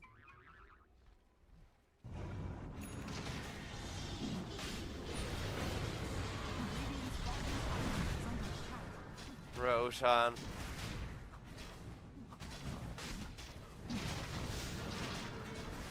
Getting once again set up on this time around. I think the Aegis is going to be given to Rubicon unless there can be a good inset from Nemiga, but Nemiga going in here without their hard carry, without the main source of damage, it's just going to make things that little bit more difficult. Dire's middle tower is under attack. Roshan has Ooh, so close to the perfect steal, but there is two people in the way. Very good try from Ariel. Like, if he had vision there, if he could have seen that there was two people instead of one person in the way, I think he wouldn't, you know, wouldn't have gotten his hookshot intercepted and prevented from going in like he did.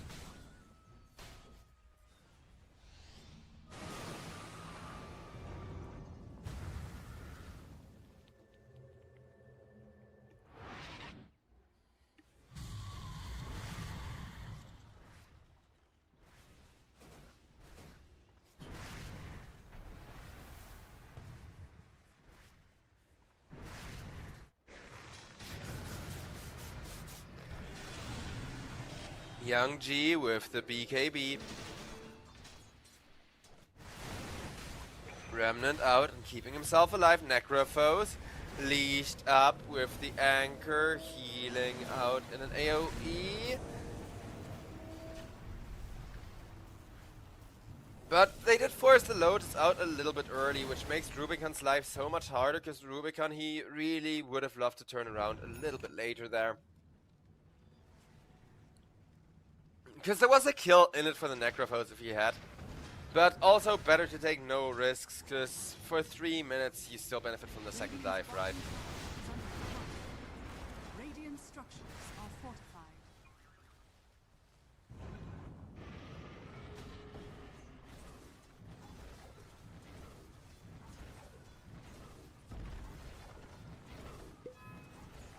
Radiant's bottom tower is under attack. Dire's middle tower is under Radiant's attack. Bottom tower has fallen.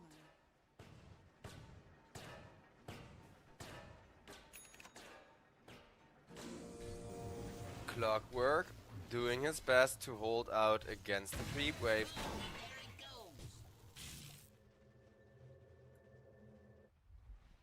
Dire's top tower is under attack. This was really disappointing. Radiant's middle tower is under attack. Fernance, he has the perfect voice line.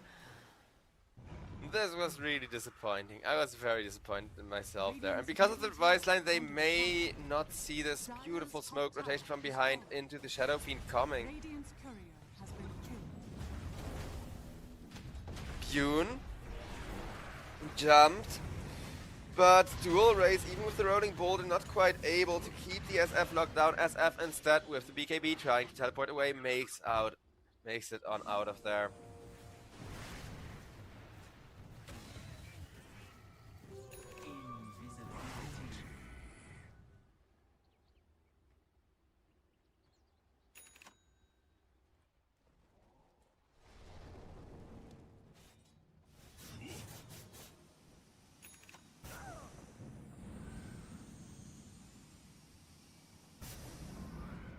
Dire's bottom tower is under attack.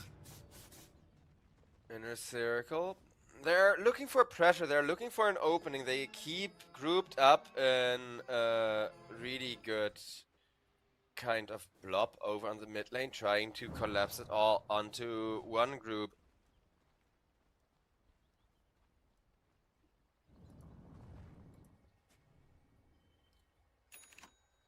Dire are scanning.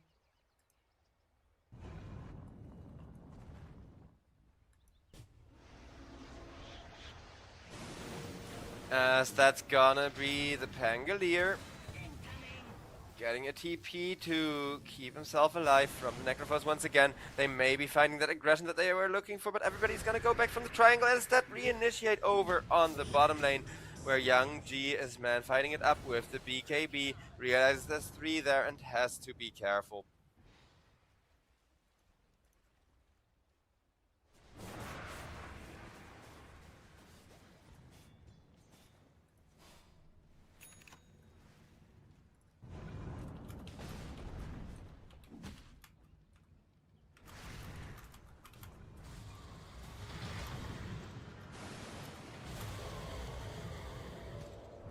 as Keeper of the Light, with the Ethereal keeping himself alive, but taking so much extra damage from the Necrophos.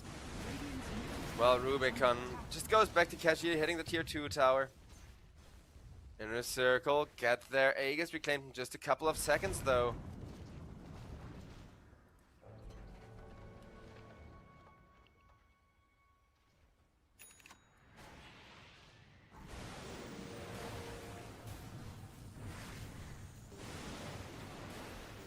As that's gonna be Kidaro, losing a lot of his mana to the Cox, but Necrophos just chilling next to him, saying, nah fam, I got you, just stay here for the heals, and that's exactly what Kidaro's gonna be doing. Ember Spirit Remnants in, but you either gotta man-fight Rubicon or completely ignore this Necro, and Necro.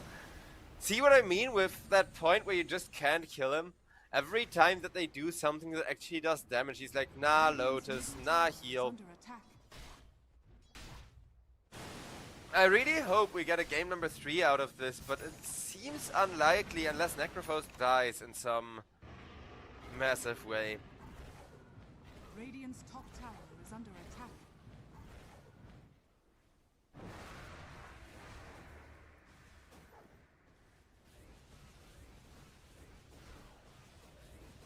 Necro making sure to push the top tier 2. And Amiga, they are one of the strongest teams in the EPL, but I feel like their drafting today has been very avant-garde. I wouldn't even say they're throwing, because there's always a very clear, a very obvious win condition. But in a circle both times, they immediately realized the enemy's win condition and played around it, right? Like,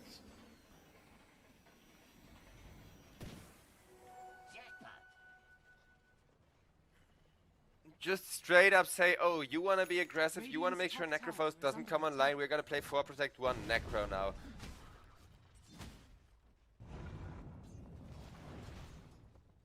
Put a cork in it.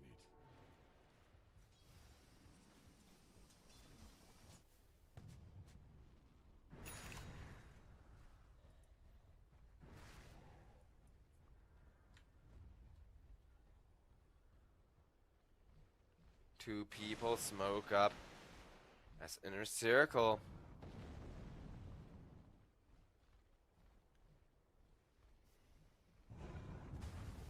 If they can find a good Winter Wyvern ultimate, it can be a really devastating, really clean teamfight initiation. Not quite the Winter Wyvern ultimate they are looking for, but definitely one, probably 2 pickups.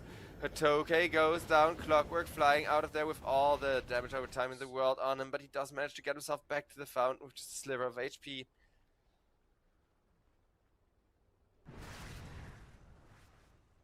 Rubicon just got passively push in 1 lane, maybe 2, but he doesn't quite reach mid in time.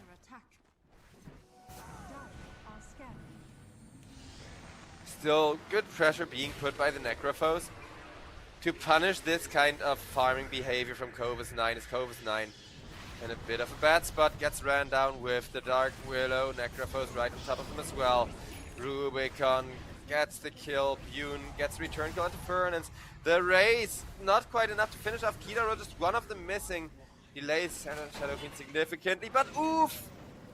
Hookshot comes in for the save, making sure SF can get away. Nemiga, they're proving that they're not quite out of this, even if it does cost them Ariel. Earth Spirit disengages over on the bottom lane. You can see that the longer the game keeps going on, the better Ember Spirit is looking compared to the Earth Spirit, right? Because early on, Earth Spirit has been completely escalating.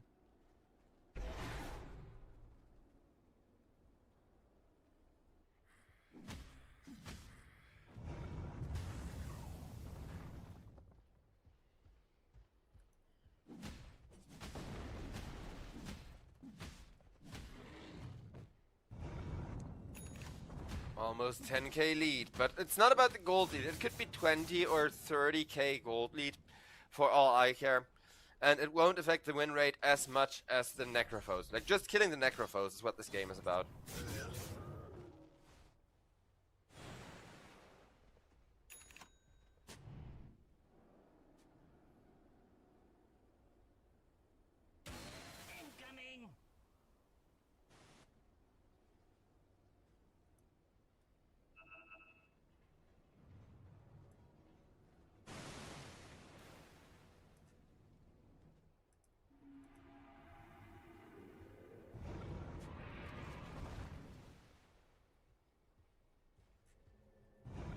Roshan is up and available.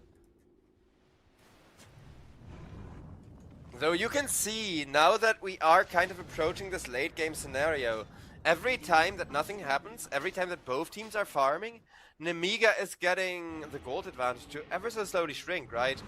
Like, 1,000 gold has flown back in their pockets, just from kind of chilling, just from kind of spending time in this jungle. Quality time with their pets, I guess.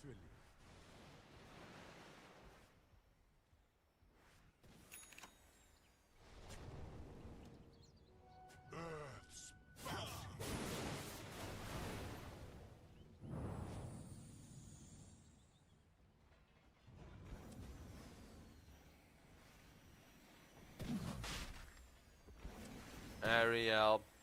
Just makes sure to keep checking the road pit. Boom, there it goes. Never refuse good. Gives Vision up that high ground. And this is what I mean about Clockwork being one of the best heroes this patch, even if he feels like one of the weakest ones in a fight.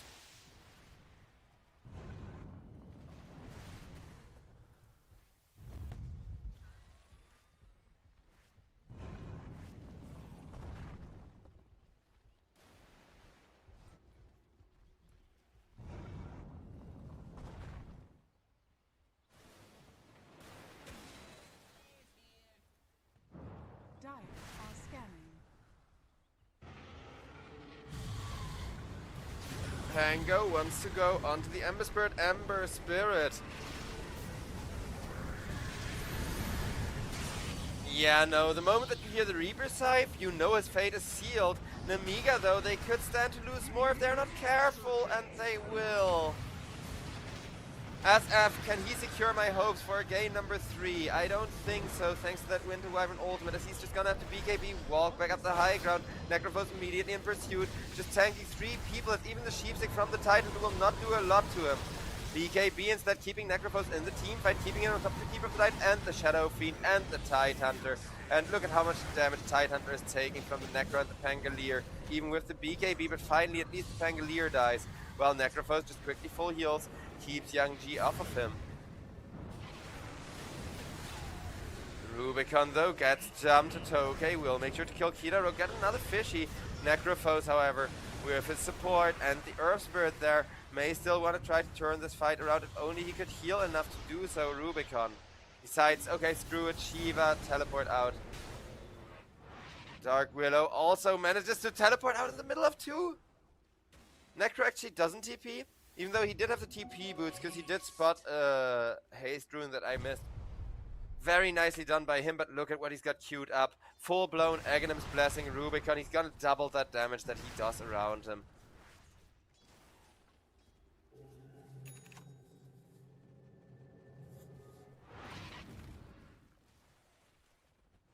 Massive fucking gold difference, while Roshan torn down next. Ariel killed off by Rubicon. Ariel did get the Roshan lasted there, so he did print his team a lot of money in exchange for trying to steal the Aegis a second time. But that will still not make the Necrophos killable. Necrophos still just gets a double kill, kills everybody just by existing, and walks it off like it's nothing. Again, he's nowhere near as strong as he looks. I can't remind you guys enough. I love Necro. I play him myself, both as a carry and an offlaner. And he feels so weak going into this late game as a carry, because if he does die once, he's gonna fall off and he's never gonna come back from that, right? It's kind of like Muerta, where if you go into the late game and you die once, you're gonna lose so much stacks, so much magic damage that you're just gonna get torn to shreds and go down from there.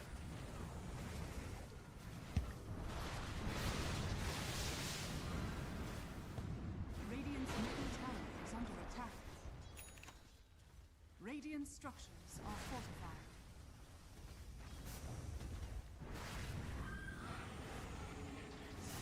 Dire structures are fortified. Radiant's With the middle Winter tower Wyvern is to falling. back him up, Necrophos making absolutely sure to tear these barracks to shreds. Radiant's middle barracks are under attack. The supports are gonna have to finish the job on the melee Rexes, which will take a little bit longer, but they should be fine doing so. Or dual race comes in and Meteor hammers them. I guess that works too.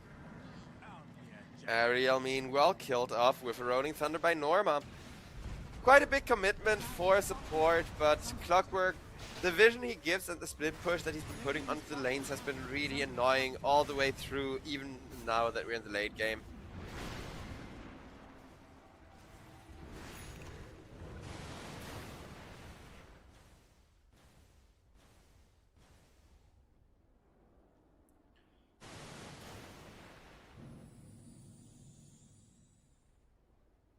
Tidehunter does have a Ravage, so at the very least the big teamfight initiation for an Amiga can be there.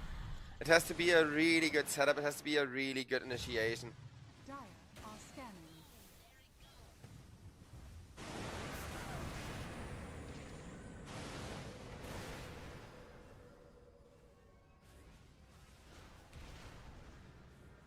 Rubicon crits through half of a self pool.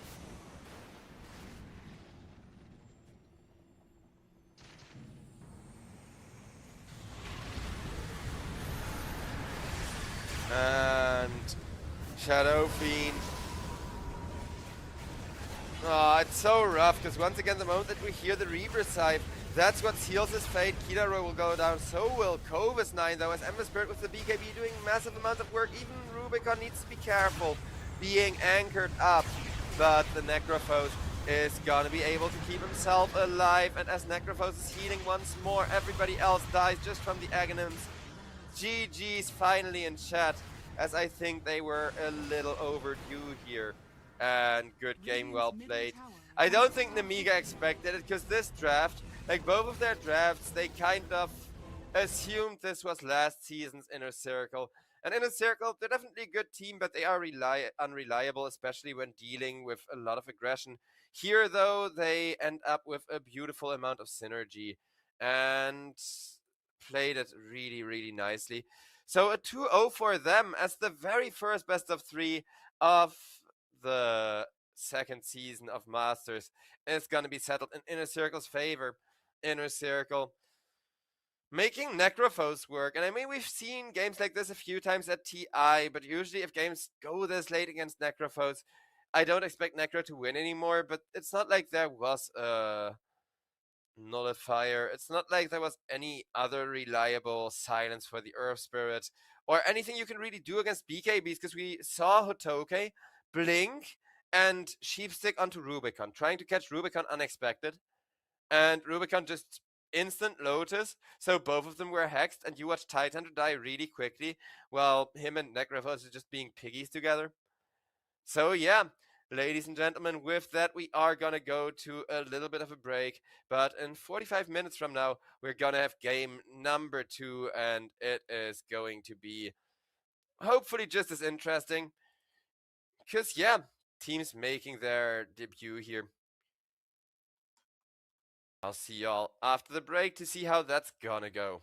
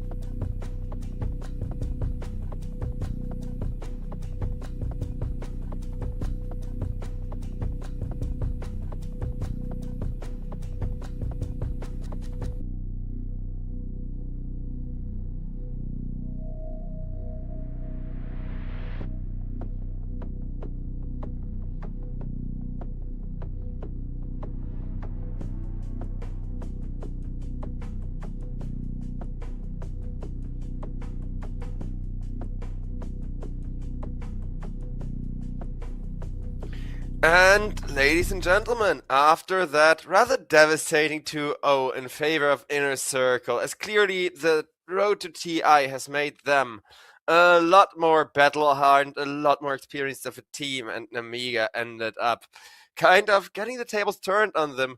We now get ourselves Team Lynx up against Klimsani 4.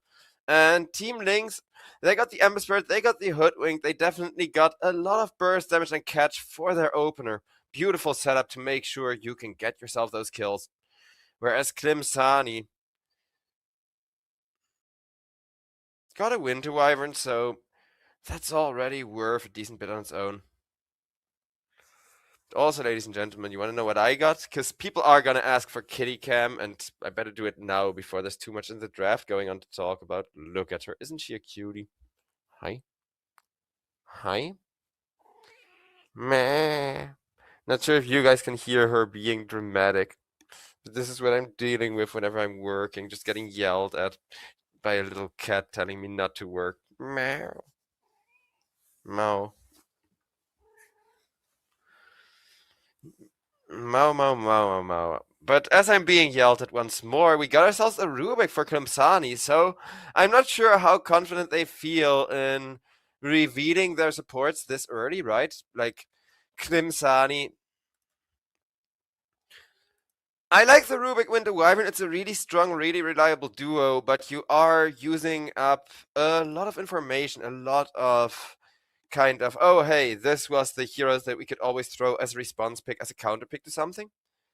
Instead, just revealing them now. Because, again, there's guaranteed good steals for the Rubik, but that's my all-time favorite hero. And Klimsani 4, they're going to secure a Slark third pick. Interesting. I'm hopeful. I always love to see Slarks, whether they win or not. It's really fun to count that agility.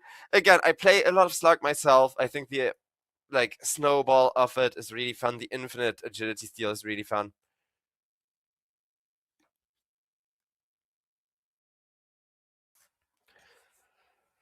And Team Lynx, they now got a lot to respond to, because if this Slark's going to be put on the mid lane, then Ember Spirit is just going to suffer. And regardless of where you put him, as long as Slark knows when to Dark Pack against the Hoodwink, then you're always going to have a good lane against the Hoodwink.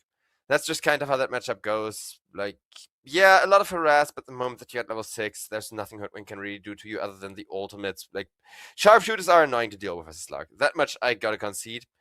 Techies, though.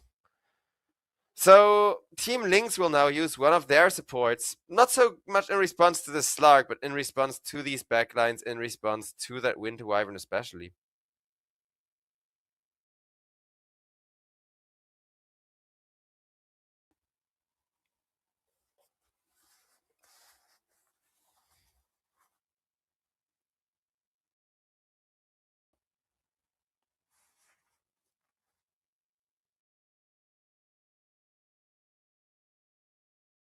As Team Lynx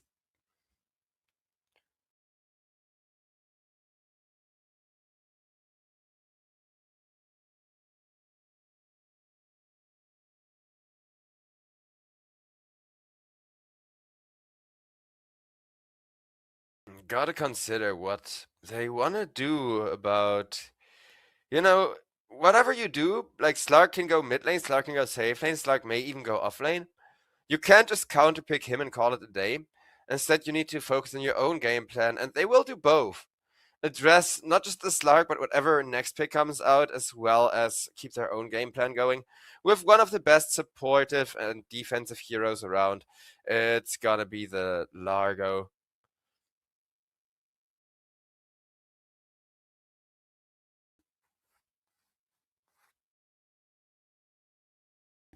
Ooh, and a Lifestealer. Lifestealer Slark, definitely a terrifying combo as long as neither of these two falls off. Because, yeah, Lifestealer needs a lot of stacks going for himself. Slark, definitely great at kind of getting him in, getting him on that Largo, or the other way around, getting him out if he gets reactive tasered without having the rage available. So the synergy is there. Klimsani have a very well-rounded, a very solid draft, but Team Lynx do have terrifying teamfight, and I wonder how Team Lynx are really going to approach this, because their draft can be a 4 Protect 1, their draft can be a full teamfight strat. They can go with a lot of options here to really try and close out this game. Klimsani, you can see them use up a lot of reserve time now to come to a conclusion on which bans they want.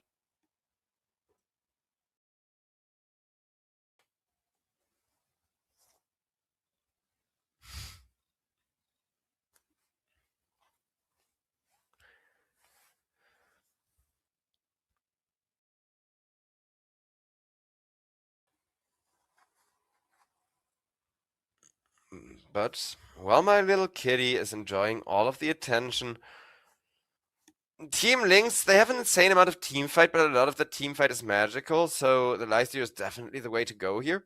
Especially if you already got a Slark and a Winter Wyvern. This Winter Wyvern, she's really good at, saving people from physical damage, but not so much against magical. So having a Slark to heal people up with that Aghanim Shard after, having a Lifesteal for the Infest bump into whoever is taking way too much magical damage.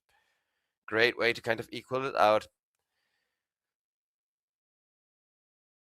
I love the Lone Druid ban, though. This would have been the perfect Lone Druid draft. Necrophos as well. Nice bans from Klimsani. They took, over half a minute just to figure out what to ban, but both of those are things that need to go. Because this would have been the perfect, either Lone Druid or Necrophos game. Because you can play around that insane team fight that's already been assembled. Or you can kind of see about, we get a super late game carry, somebody that can farm and fight with us at the same time, which would have been the Lone Druid. But personally, I do prefer the Necrophos approach, or any hero like that, right? A fast, not too burst damagey hero, because Lifesteal just ignores burst damage either by sitting in a creep or proccing the rage. Klimsani, though.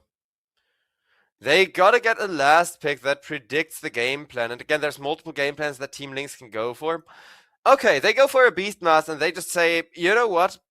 This Beastmaster is going to offer stun lock, so no matter what gets picked, we can stun them even if they have magic immunity, even if they have a BKB. That's fair. If you don't know what you have to expect, then just pick something super versatile like that.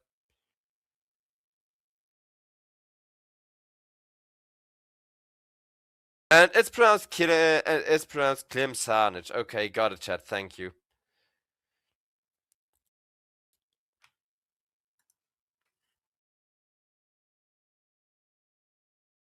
Well, as for Klimsanich, I do think they have the far better draft as this last pick Klings comes out.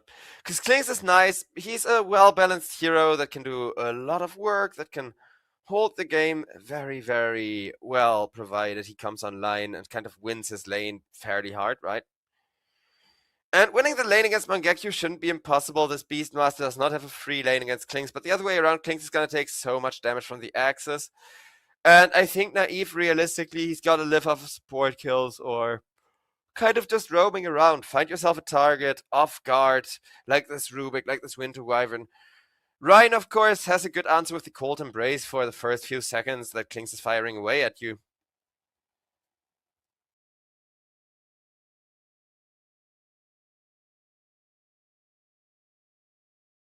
But having the ability to... I don't know, I like the Bloodthorn Klings a lot. I was kind of disappointed to see him go for the emergency MKB instead of the Bloodthorn, because even though you're dealing with BKBs and Bloodthorn has been nerfed a lot, both by BKBs being buffed and by magic resist on average going up for most other heroes, in theory, it shouldn't matter for Klings.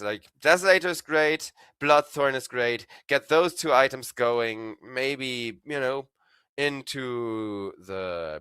I'm not sure what else people even build, but defensive items. Into a variety of defensive items, be it a Lincoln Sphere, be it a Hurricane Pike.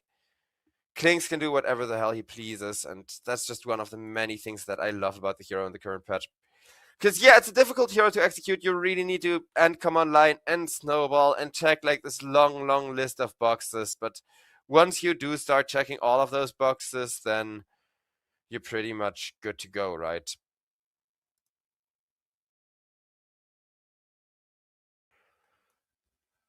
As for the Slark, I do love Slark mid lane, though I think against the Ember Spirit it was a bit obviously telegraphed.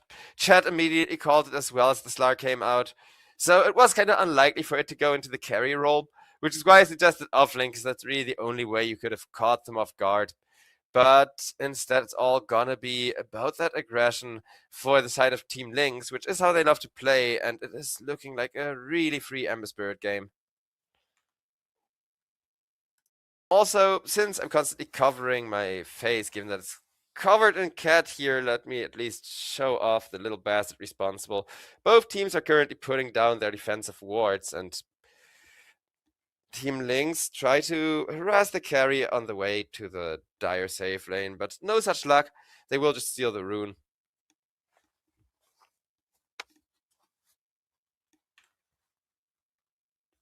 Seems like production has some Dota 2 connection issues right now. So I'm gonna do a radio cast as Team Lynx are gonna put an insane amount of pressure onto the safe lane. Immediately make sure 4-3 does not have fun. And while 4-3 isn't really having fun in the top lane, over on bottom, Beastmaster, again, not the best lane against Klings, but at the very least he's getting some value out of the access, making sure to keep the Bastards going, making sure that him and Sweden Strong really just stop Klings from farming himself. And mid Ember against Slark is just incredibly rough for the Ember, obviously. It is one of the most obvious counter picks, but as a fellow Slark player that is trying to learn mid, let me tell you, Slark can get so upsetty spaghetti if he gets ganked by supports before level 6. Like, if you at level, like when the mid laners hit level 4, rotate over supports to the mid lane, that's how you count Slark mid if he has a favorable lane like Ember Spirit. And I wonder if we're gonna see that, because Squadix, he has a lot of momentum, a lot of timings to hit. But against Mellow Jewel, he's having a grand old time. I've played this lane like once or twice. No, I think once against Ember and once against White this patch.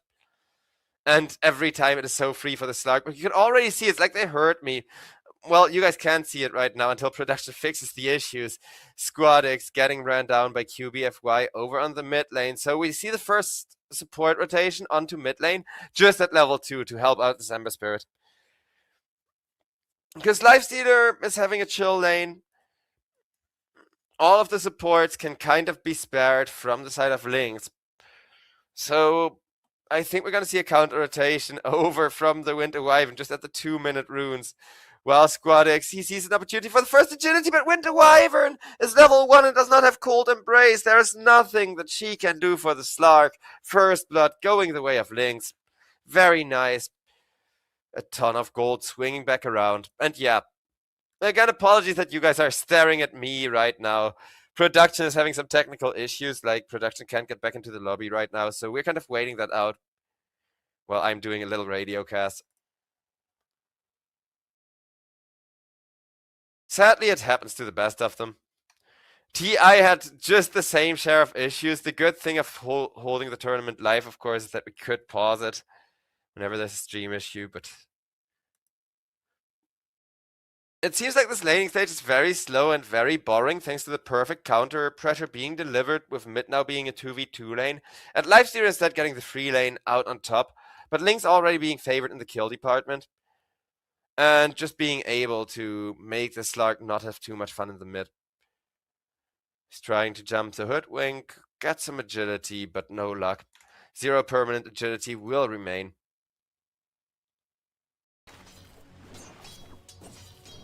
Oh, beautiful. Guess what, ladies and gentlemen? My production man is back in the lobby.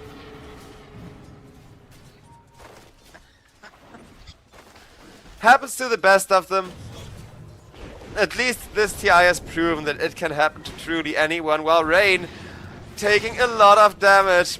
But Slark, this time around, he wants to man fight up once again. There's no Cold Embrace, but Rain has a big heal. It's not going to be enough to keep him alive, as he gives the little smoke puffs, will get himself out of there. But just as I said during the little radio cast segment there, Slark has not been having fun in the lobby. Mid lane has been completely pressured. Lifestealer has a lot of stacks already, has been banking on tons and tons and tons of health. But it's early game. Lifestealer's in one position. He's gonna need to keep getting tons and tons of health and feast stacks to really come online. Whereas mid, it's the opposite of what you want when you pick Slark into Ember. This is supposed to be Ember getting hard countered. But there's always been the Hoodwink. Like, literally from before minute 2, Hoodwink has been sitting here and just shooting Squadix to make sure that Squadix does not get to have a laning stage for himself, and it has been working so efficiently. They're gonna have to keep going, but Slark's level 6 is not coming in as early as you would like to see it. Funny lane, that much is for sure.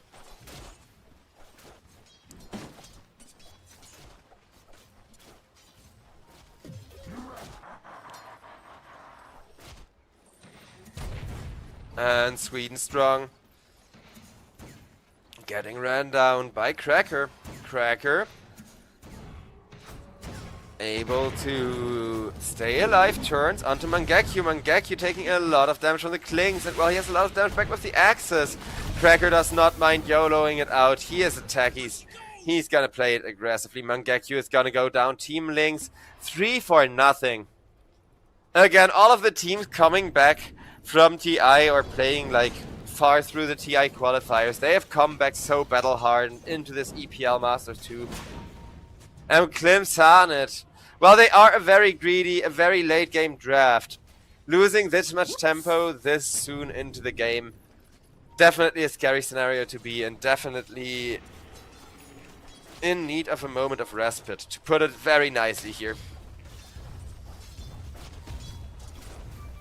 Maybe Slark, once he gets an ultimate, is going to make all the difference in the world, right? We're still in the early game, but Slark not having the ultimate yet already kind of sucks. Slark still taking damage with a jump from the techies and a disarm so he can't defend himself. Ember gets yet another kill. It's starting to turn into a disaster.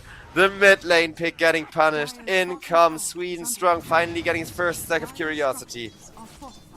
But I don't think just a stack of Curiosity is gonna cut it. Never refuse gold given.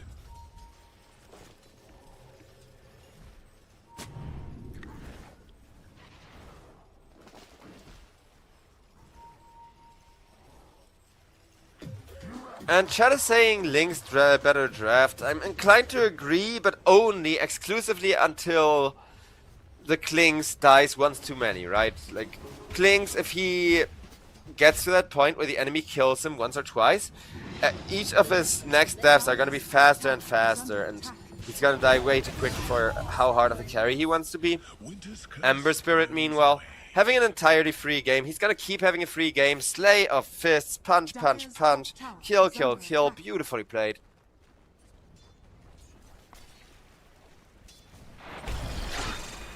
As that's gonna be Slark, jumping Ember Spirit, reducing his total stats by a decent bit. Meadow Jewel taken down. Sweden Strong, just getting poked at with the Klings arrows. Klings not gonna overextend, but you can see the amount of momentum and aggression he likes to deliver, right? You're sitting on top of the enemy under their tower. That's what this Klings hero does. That's how you're supposed to play him. This is definitely a beautiful showcase from Naive on how to make it work.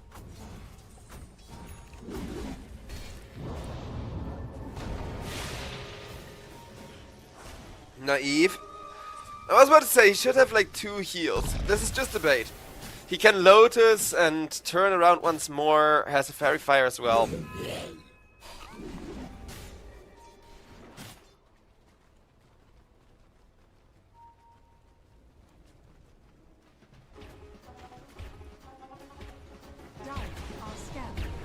And there's a huge stack. Getting immediately devoured by Ember Spirit and Largo. And while the two of them are comfortably sharing farm, QBFY goes down, Slark getting his first stack of agility, while over on bottom lane the action is gonna continue. Rubik, no kill for him, but a lot of work done.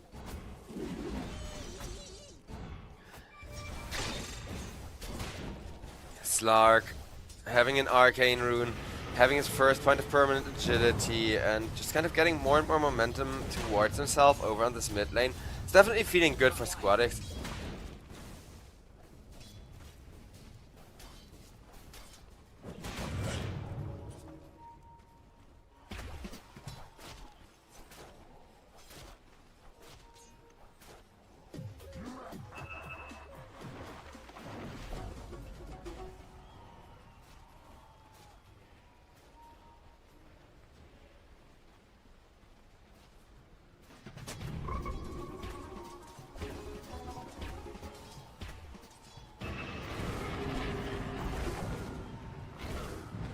As Largo gets poked and prodded away at by the Winter Wyvern. Radiant are scanning.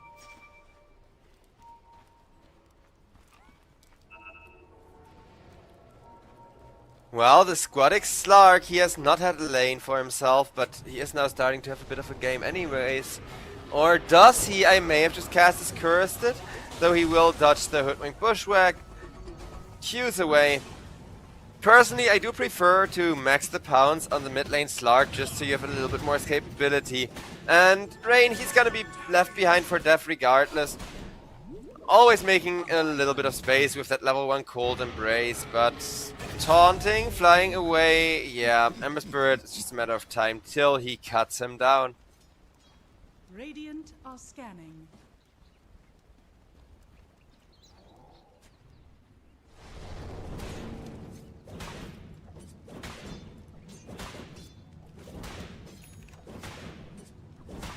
Ember.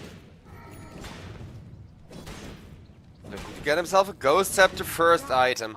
That's how rough Slark of a matchup is, and you can tell that Lynx have played this Slark versus Ember matchup like way too many times at this point. They know exactly how to respond, they know exactly what to build. Slark though, he also knows that Ember is only one of his many objectives this game, as they're gonna go for Naive, and Naive, he gets the ultimate off, the dust connects, and Rubik still has telekinesis, but I don't think that's gonna be enough without pounds.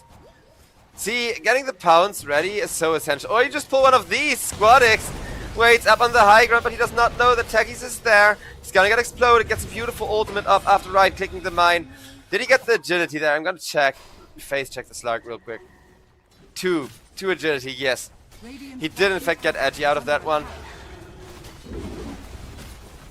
Radiant structures are fortified.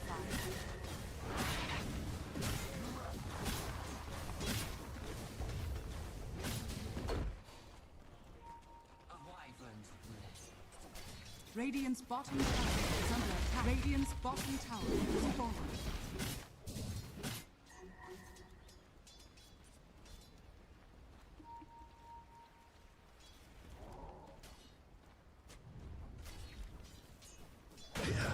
And well, Mellow Jewel doing his best to defend his honor and maintain this mid lane. That should help. Klims on it. Farming up well, wait for the Beastmaster roar onto the Techis. Techis gets stunned. Produces yet another stack of Curiosity for the Rubik. 3 permanent stacks for him. So his AoEs are gonna get there eventually. Rubik can definitely and completely escalate here. Legenda.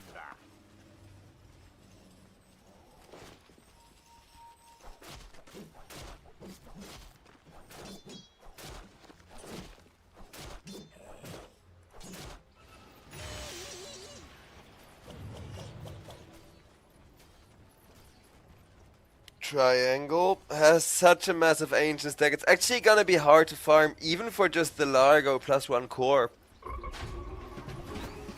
Instead though, they're not gonna use a core, they're gonna use Techie's old stacks. I mean, that works. 3 mines committed in, but that was what, a 5 or 6 ancient stack? Ton of money in Largos' pocket.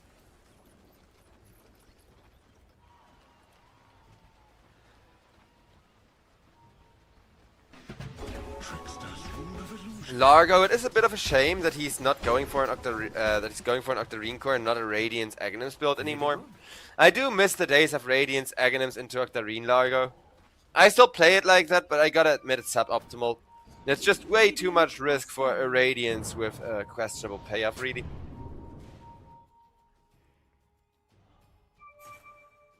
But, ladies and gentlemen, it seems like the second series is also gonna have a pause or two. 50% package loss. Oof, that's rough though.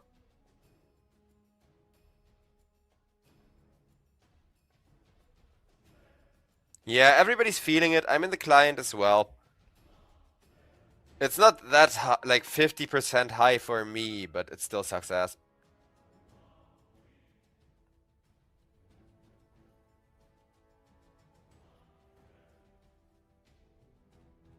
Ale mi Skype pan pas idzie w Out come the all chat voice lines.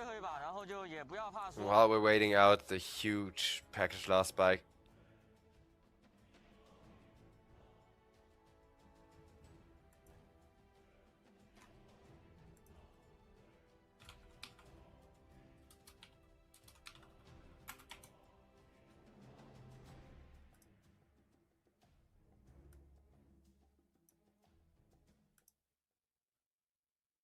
And we're paused.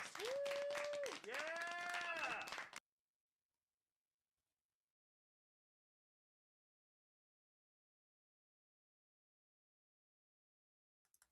And we're paused. This is like the best voice line ever. Woo! Yeah. I mean, I don't mind. There's not that much going on across the board. We're 200 gold away from the Radiance for the Lifestealer. We're a little bit away from the Helm of the Overlord. It's actually quite favorable looking for Clem Zanich now. Despite the fact that Lynx came into this game like a firecracker, exploding on that Kling's hard carry of theirs. They now really got to get Kling some extra momentum, some extra, you know, carry pace going up. And I do love the early Orchid. So we do see Klings, in fact, committing for that Bloodthorn before the Desolator even. 100% agree with this. I think all of the actual tier 1 players will also play it like this. Because even though this build is a bit harder to execute than rushing the Desolator, it is more rewarding if you know what you're doing because of the attack speed, making it way easier to farm. 人生得意须尽欢，莫使金樽空对月。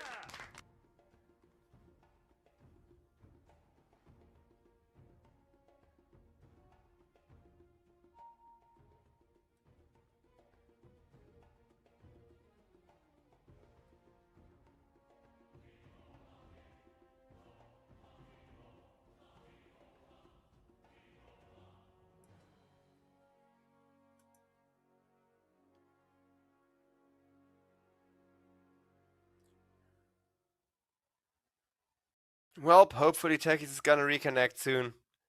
The servers are still having some hiccups. Also, chats, Slark had like pounds because people are asking the Slark got no leash. He does, but only the 1 level.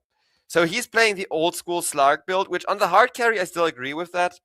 But I think on mid you need to max the pounds. He's not doing it. He's saving pounds for last pretty much. Which, I guess it's a matter of style, but that's why it takes 24 seconds every time he jumps for Slark to be able to do it again.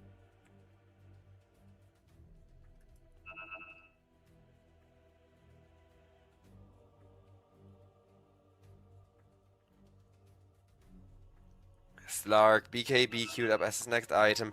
With this pause though, like, any other questions chat may have for me, because now I actually have time to answer them, and you know, they're not going to be answered as delayed in comparison to the actual game state. Because I think 10 minutes from now or whatever, this game is going to be hard. Oh, that's a reconnect though. No go when ready just yet. Here we have why he's laughing his ass off, so somebody must have said something funny in team chat. Whoa, nice. But yeah, once they're done laughing, unpause comes out. Whoa, nice! Oh, ooh, that was close for the Slark. Is under attack. Squadix, he's living dangerously, but after getting caught off guard by the Hoodwink rotation, he hasn't really been making that many mistakes. A Wyvern's Breath. Well, Ember Spirit gets a really good jump onto Rain. Rain immediately countering with the Wind Wyvern ultimate. That is a huge cooldown though, just to keep your support alive and not feed the Ember Spirit even more.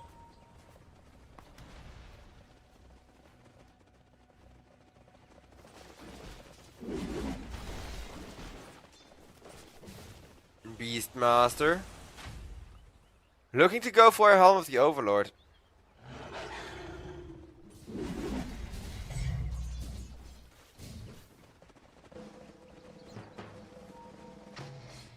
And I mean, Overlord Rush, I don't mind, like, as long as you go Dominator Mana Boots Overlord, I think it's never a bad build. I'm not a fan of the Overlord, I think it's too momentum based, but if you do go for it, then this is definitely the correct item order in which to go for it. Ember though, he's like, okay, I'm already forced to build a Ghost Scepter. I'm gonna hard commit into this full spellcaster build. Just burst the Slark in the middle of his ultimate. Speaking of Slark, he comes in, hits a Techie's Mine, hits a ward. Cracker, sorry man, no fun allowed.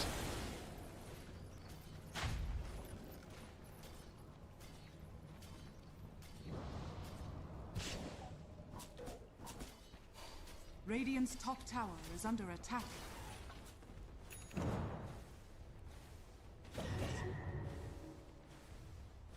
Mid tower is being pinged, but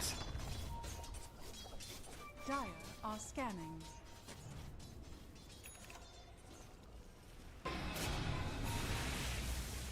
Regen Rune is gonna go to the Ember Spirit. Ember immediately remnants out, and now the next team fight. This Ember has something absolutely terrifying up his sleeve, and Klim Sanich know it. So Klim Sanich, they do need to chill. They need to be very careful on how to take the next engagement.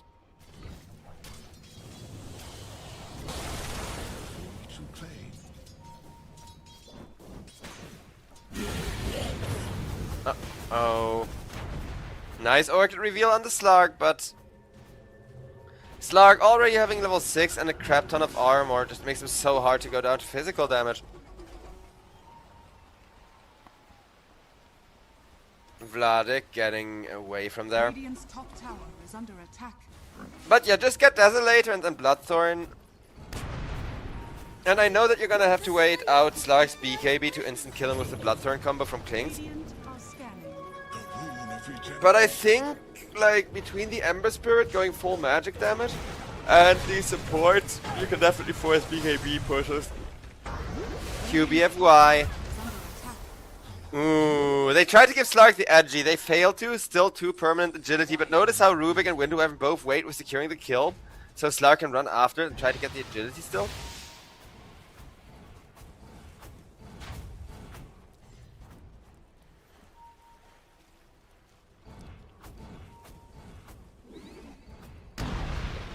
Oof, Squad X leads the charge, gets his gank intent Radiant's taken bottom tower is under attack.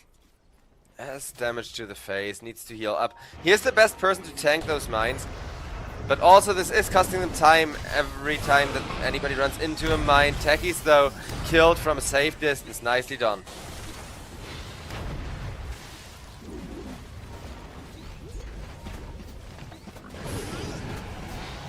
Even Lifestealer with that Radiance ready is gonna show up for the brawl in the mid lane, take the mid tier 1 tower and back himself off again.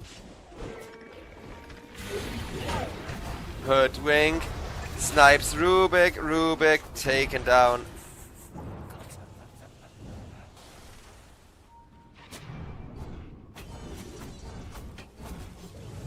Whee! Techies having so much fun just putting down his mines and kind of enjoying these moments in between the team fights the most, I think. Radiant's top tower is under attack.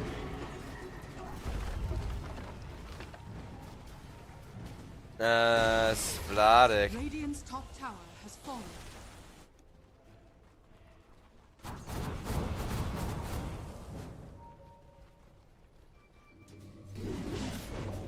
Largo delivers a huge amount of value into every team fight already, especially if he's gonna join with this Klings. Ember though sets up a lot of damage onto the Rubik. In comes the Slark. This is gonna be 5 people committed for Klim Sanich. Klim Sanich, they get Slark on top of the Klings. Kill QBFY, kill Naive, and they did lose Sweden strong for it, but 1 Rubik is a small sacrifice to make for 2 permanent, or well, 1 permanent agility and 1 permanent curiosity, I guess. Twin Gate. Lifestealer knows exactly what's coming. It's a ton of mines to the face, but he could not care less. He just cares about his own stacks. 3 heroes with infinite scaling, and 2 of them are now really starting to pop off for Klim Sanich. It's not even like Klim Sanich are afraid of the late game, because remember what I said about Klings dying? This is his first death, but another 2 deaths like that, and it's gonna be GG's. Under attack.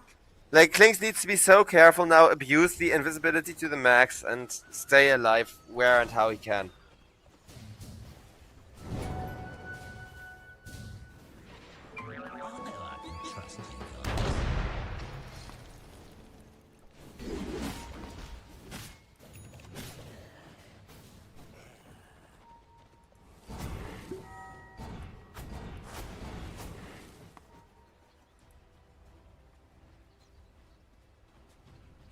Radiant are scanning.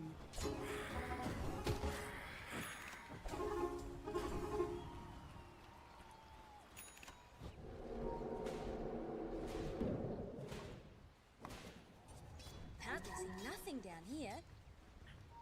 As a teleport comes out. No follow-up. I think they may want to commit for the Tormentor, even knowing that Klim Sanich have multiple heroes nearby. Because Lynx, they gotta get something done right now. They were once again supposed to be on the aggression, to be playing in your face, like they have done in the early game. But now that they're losing out on space, things are looking a lot harder. A second Ghost Scepter is coming out for Vladik though, to make himself a lot harder to kill.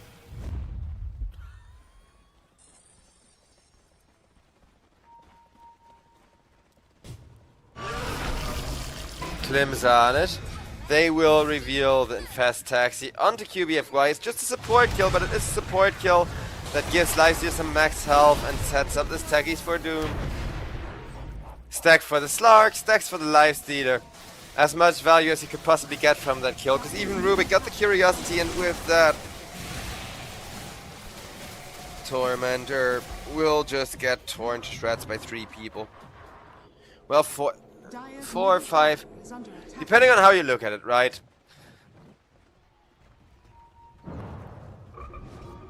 Because not like these supports tank it the whole time, but the extra burst of magical damage and having an extra hero nearby just very briefly while everybody throws their bursts out makes it so easy to go for this Tormentor. Ember Spirit almost gets jumped by the Slark, not quite able to avoid Slark being an absolute nuisance, however.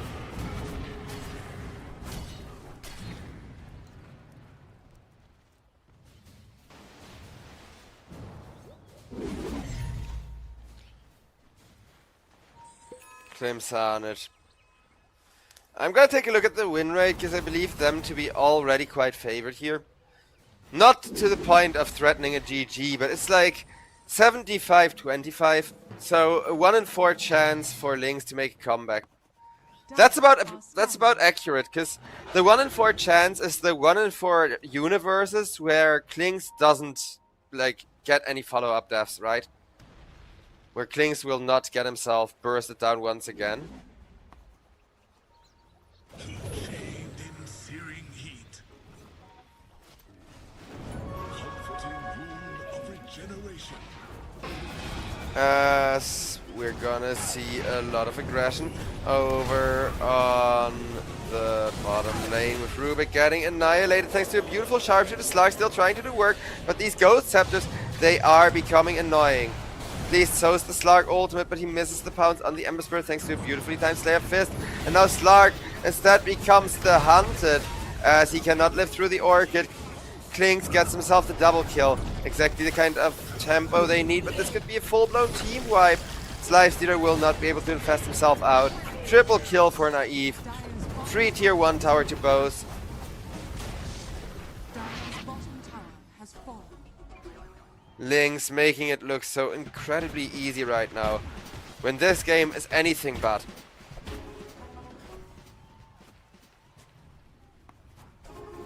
Dire's middle tower is under attack. Largo still really enjoying himself. Bounty. Dire's top tower is under attack. Dire's structures are fortified.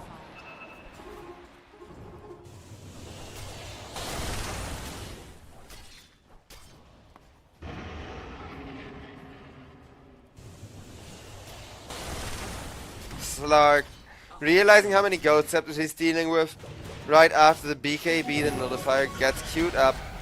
Makes a lot of sense.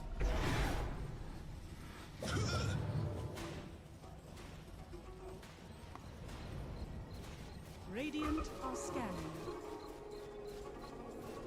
Dire's top tower is under attack. And Lifestealer will be caught, will be silenced. They made it look like they weren't planning to go for him. But then the moment that Hoodwinks gets a catch, pings at once, everybody collapses in on him. Klim Sanich, they have a really good, a really clean draft. But this Klings, he's currently the most powerful hero on the map, and he's savoring every second of it.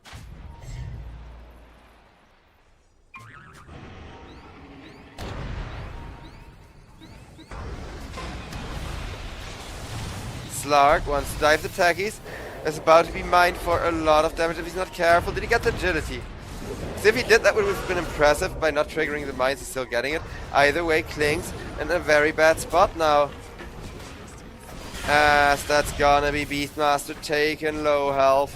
But not quite that. Mangekyu will get another set of axes out. Ember comes in, finishes the job. Winter Wyvern ultimate a bit late. Beastmaster dead. And yes, Slark actually did get the agility, so walking into the mine at the exact right split second to, you know, get an extra stack and not have those mines explode, killing him.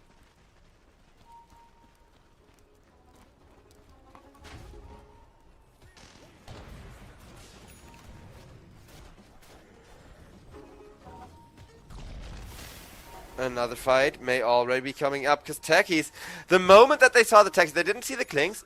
I don't think so, but the techies did get pinged by Klim Sanet. So Klim Sanet, they're thinking, are we going to take this or are we going to back off? And they're slowly trying to back off as a group, once again letting Winter Wyvern be the last one to walk back. So Winter Wyvern gets caught, Cold embraces herself and then just freaking dies. Local Ice Wyvern does a backflip and then freaking dies.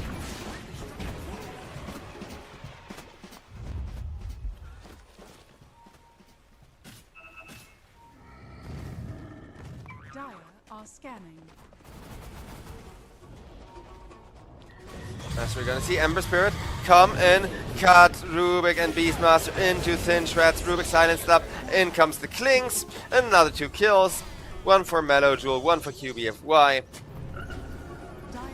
Lynx will immediately head to the Roche Pit, because they know if they stop being aggressive, if they let go of this pressure that they have been applying to Klim Sanet over the last 10 or so minutes, they're not gonna get a second chance. Like, you can lose one team fight, but more than that is throwing the game. With the Roshan, it's gonna be pretty hard to win the next team fight that everybody's gonna go for, though.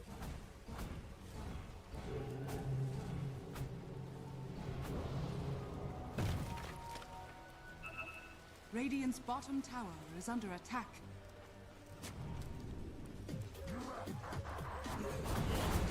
And Slark so close to that nullifier already. Klings, however, also got enough money to complete his Aghanim Scepter if he can just get his curry to the secret shop. So both carry and mid on both teams will be up 1 big item each by the time of the next team fight. Because Ember Spirit 2, he's now going for his Aghanim Scepter and got all of his bread and butter items. I'll take that.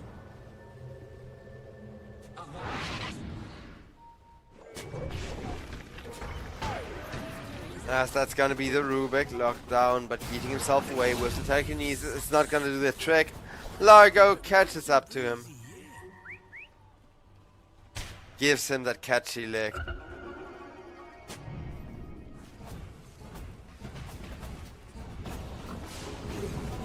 middle tower is under attack. And that's gonna be the tier 2 tower just as easy. Pushing high ground, of course, is gonna be a lot harder, but you can imagine just how difficult it will be to stop this Klings from pushing any tower he may want to push.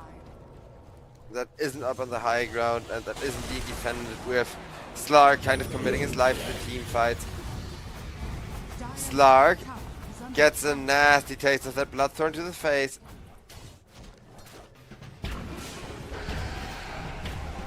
As over on bottom lane. Dire's top tower has fallen. We're gonna see a beautiful little setup once again on the Winter Wyvern. Winter Wyvern goes for a defensive ultimate immediately. But guess what? Against this massive Ember Spirit being buffed by a Largo, there is nothing you can do. As a matter of fact, it's Largo taking the kill. Well deserved and a sign just how much he has been doing ever since he got level 2 ultimate.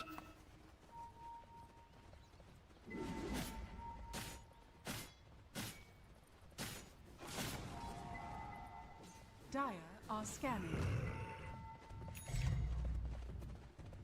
A lot of scans flying across the map.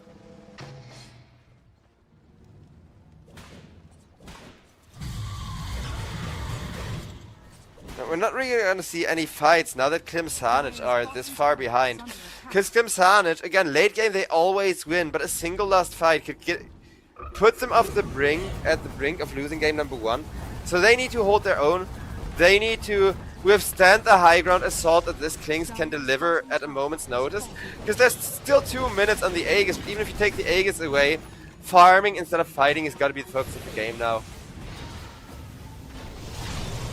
Klings gets yeeted up on the high ground. Nice nullifier proc from the Slark, but they know full well that with the Largo in position, you cannot try to finish the Klings off. He's just gonna get all of that extra Orchid damage purged away from him. Lifestealer, meanwhile, split pushing out the Radiant top lane as well as the Triangle.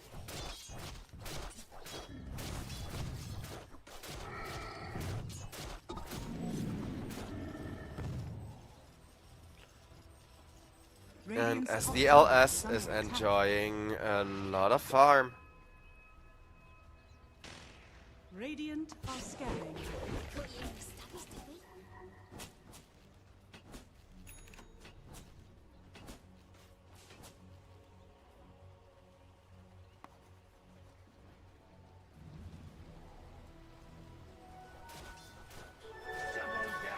As for Mellow Jules Ember, he may even have 2 like big Aghanim Scepters before the next full-fledged team fight. Or like an Aghanim Scepter and another big item, but you get what I mean. 2 Aghanim Scepters worth of gold. Whereas both carries are turning 6 slotted, but Klings instantly deletes the Winter Wyvern. Lifestealer.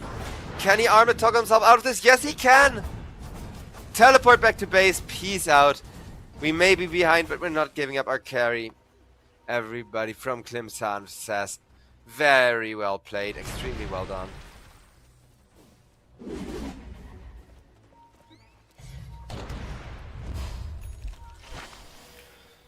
Slark leading the charge with a smoke once again. I'm not opposed to taking the occasional bounty. If they can find somebody valuable and kill them just as quickly as Lynx's own Winter Wyvern got there. Lynx's own Klings, I mean. But wait. Lifestealer gets a beautiful go onto the Largo. Largo that Techies try to go in with the blast off, but that's only gonna leave him in a bad spot. Slark ult, teleport out, decides not to teleport out as he sees Klings, and Klings deals so much damage. Lockdown is gonna be there on the Slark, but Slark gives Klings the old deathly hack of stealing agility. 3 for the Lifestealer and a buyback force to both, which that buyback from QBFY is really questionable, but I guess he thought his teammate would live a bit longer. Because of course, teams don't have the information like gold lead and stuff, right? It's up to us to actually be able to see that.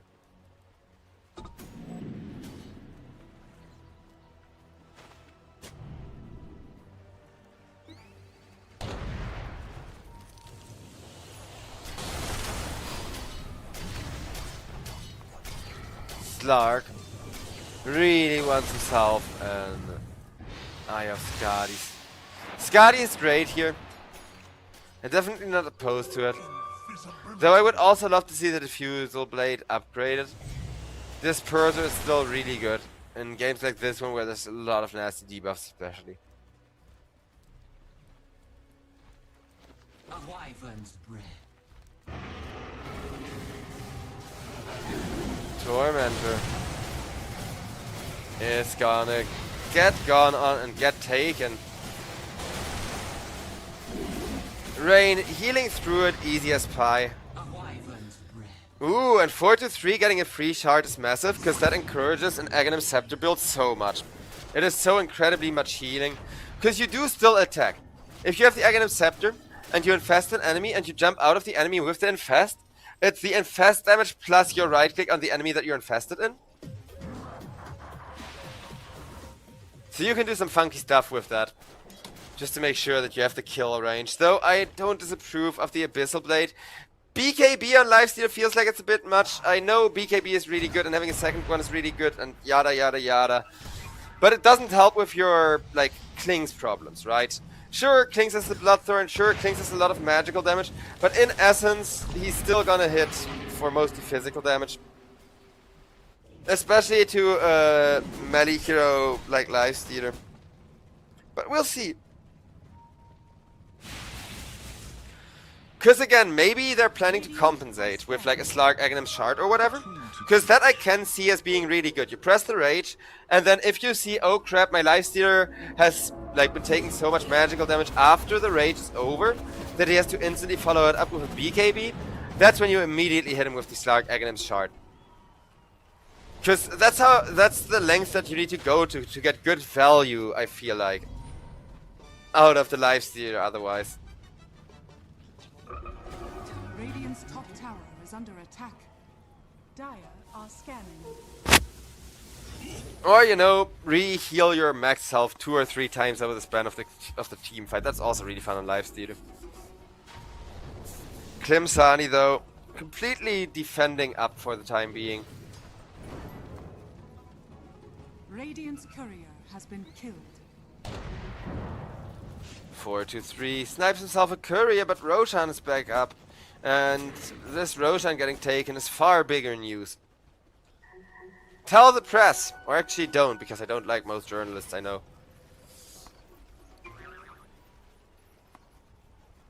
Don't give them the headline. But on a more serious note, Roshan is going to get pressured and get taken over the area around us first. Because it's not like either team wants to hard commit. But the battle between mines and vision wards around the Roach Pit is already ongoing, and it's only gonna escalate from here.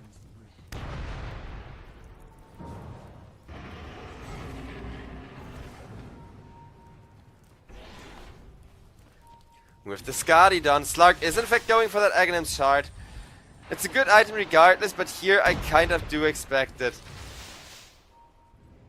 to make for that extra BKB Lifestealer value.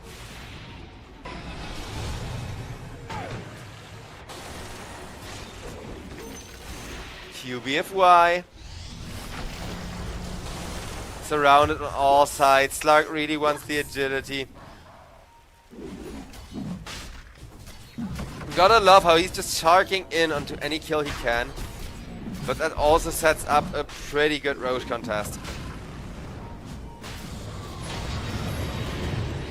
Shivas for the slows though.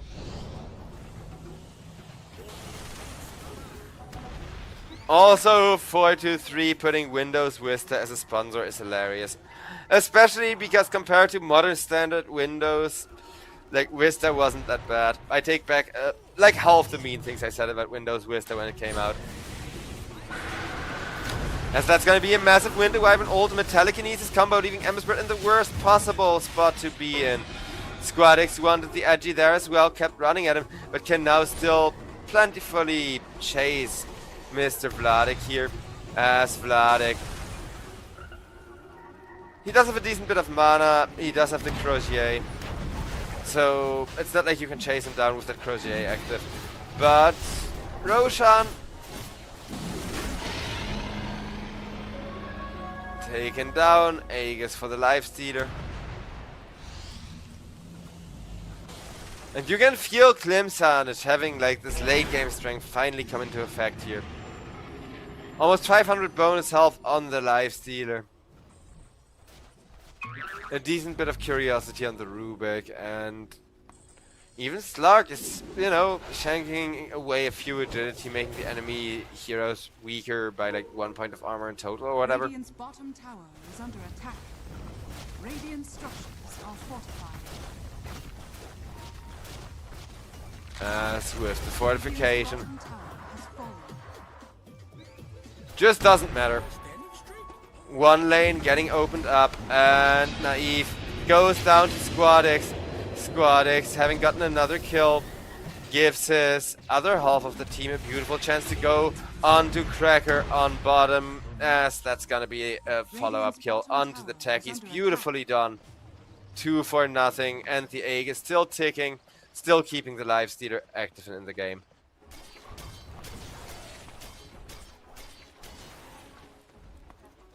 Slark. Oh, it's like he's hearing me. Okay, no, I can get behind finally upgrading this diffusal blade into a disperser.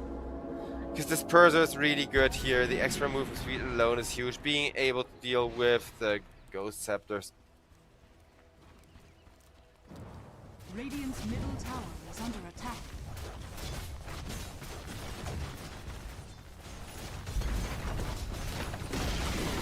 As life stealer takes the tier 2 tower with a little bit of help from the massive ancient creep.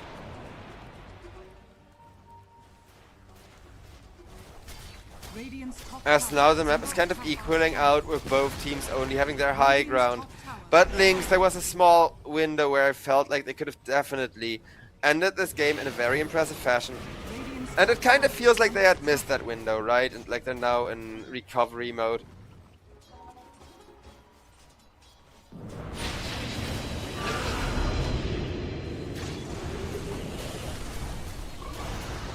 Slark trying to go onto Largo, but Largo with the Ghost Scepter. Not quite having good enough of time. Ember going in, Ember going out, Ember getting Slark once more for a lot of the stacks.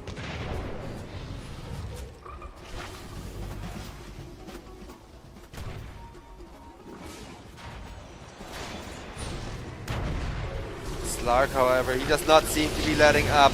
He wants to go for another one, and with the Lifesteal and Fast Bomb, they will get Vladik. Squadix once more. Can he get it? He should. Takis goes down, even if it did force the nullifier. And Kling's hitting hard, but not that hard anymore.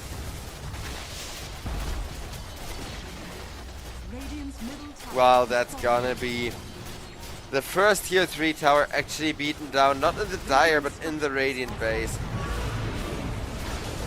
As out comes the roar from the Beastmaster, setting up yet another kill for Crimson.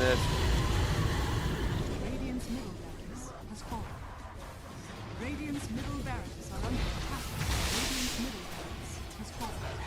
First lane of Rex is done, but yeah, you can see Klim, they're not afraid of anything for the next minute because of that Aegis. So until this Aegis is going to be reclaimed, how are you going to stop them? How are you going to stop especially this terrified Lifestealer from hitting your tier 4 towers and depriving you of most of the value you have acquired during the game?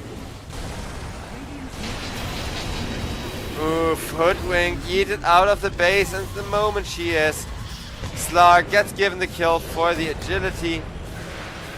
Lifestealer makes sure to keep himself alive, meanwhile with the Fast Bomb. And while Slark goes to hunting, that's gonna be the tier 4 tower. Crumbling like a piece of cake, and so will the Ancient if these terrifying slim Klim Sarnage picks aren't being stopped. Finally a good attempt, but Ember Spirit, he does not hit for enough damage, anywhere near enough, as his right clicks and Slayer Fits are being ignored by anyone but Slark. Slark almost gets busted, but he just presses ultimate, turns to hit the Ancient one more time, and that beautiful little performance there. Absolutely on point. I mean, it's kind of deserved for Lynx, because Lynx tried to play it aggressively, but they didn't panic enough. They said, okay guys, we can chill, we can wait just a moment there. And I think that was the wrong read, right? You can't draft aggression and then say, okay, like, we can chill, Lifestealer isn't that online yet. And he wasn't.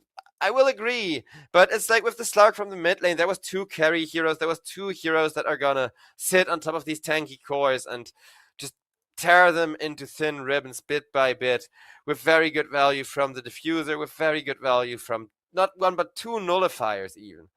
Slark forcing the Ghost Scepters, because there was 3 Ghost Scepters. Ember sold his towards the end of the game. And I think QBFY had one as well, but he may have just had it queued up and never... Oh no, Like Vladik definitely did, so it's just Meljo selling it. But there was 3 Ghost Scepters, and then 3 Ghost Scepters against 2 Nullifiers. Nullifier counters Ghost Scepter. Rock, paper, scissors, Klim Sanic win game number 1. And ladies and gentlemen, with that, we're going to go to a moment of break time as we get the next series ready for you all. Or the next game of the series. It's only game number 1. Team Lynx, they can make a comeback if next game they don't hesitate. Klim Sanic, though, I really like their drafting, and I really like how they didn't panic when their Slark was losing lane against Ember. They just fixed it instead.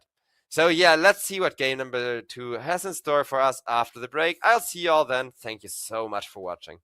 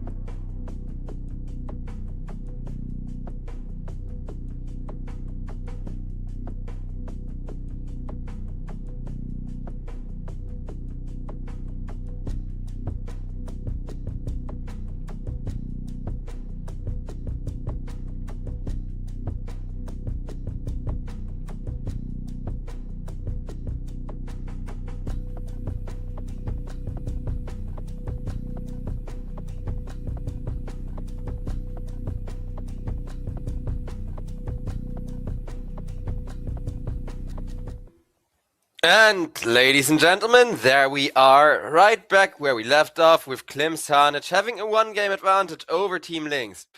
But Team Lynx, having let that Largo get through, got them punished so hard, so they're gonna make sure to ban it out this time around. Massive respect ban.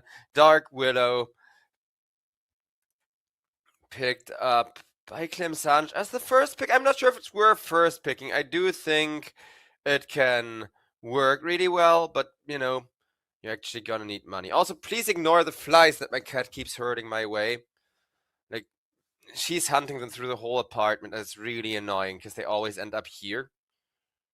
Like, it's just what cats do, right? They hunt stuff to you to expect you to kind of help them kill it, but it's just annoying.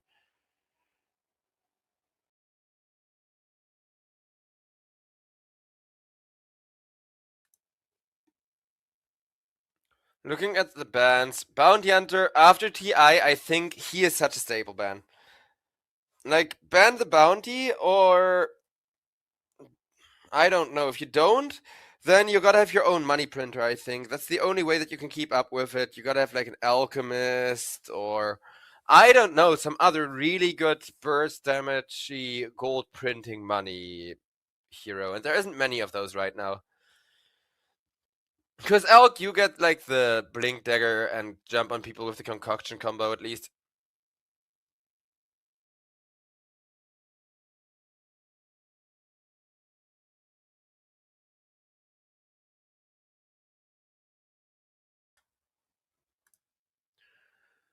And Klim Sanic. I feel like as they're banning more heroes out, they're slowly realizing how big of a risk they took with this first pick Dark Widow compared to the first pick Wind Wyvern. Because while I think Dark Widow is definitely first or second phase material and a top tier support, it's now a super 50-50 support matchup where both teams have some of the best supports all across the board, right? Straight up insane synergy between Wind Wyvern and the Dark Willow as well. So having one, picking the Wind Wyvern into the Dark Willow in this case, says no combo for you, but no combo for us either. Because I think it's easier to combo with the Wind Wyvern than it is with the Dark Willow.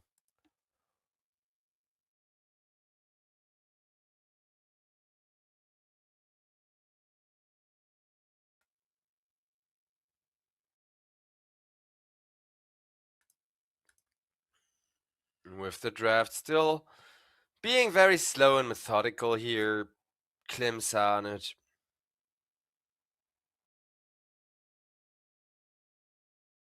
Already through way more reserve time than I want to be. But both teams are hesitating a lot, using up a lot of reserve time.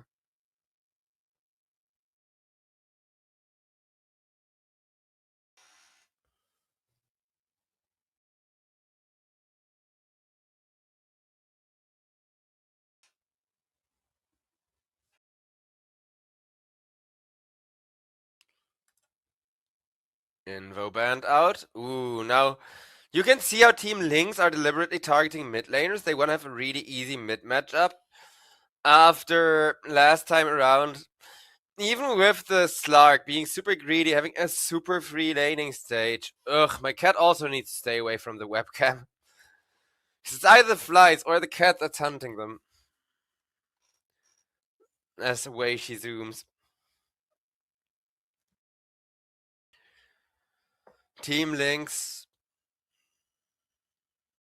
Oh, for crying out loud. Team Lynx, though. Against this Undying, Wind Wyvern does never feel good because the zombies really accumulate on you. Whenever Wind Wyvern is in range to help her teammates, is in range to put those beneficial spells into a fight, that's also going to put the Wind Wyvern in a position where she's going to accumulate zombies, where an army of zombies is just slowly going to tear her to shreds sooner rather than later.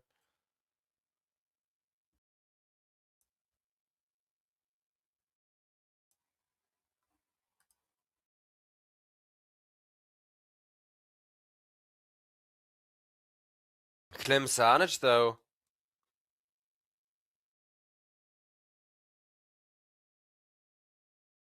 plenty of time to balance their draft and pick something decent.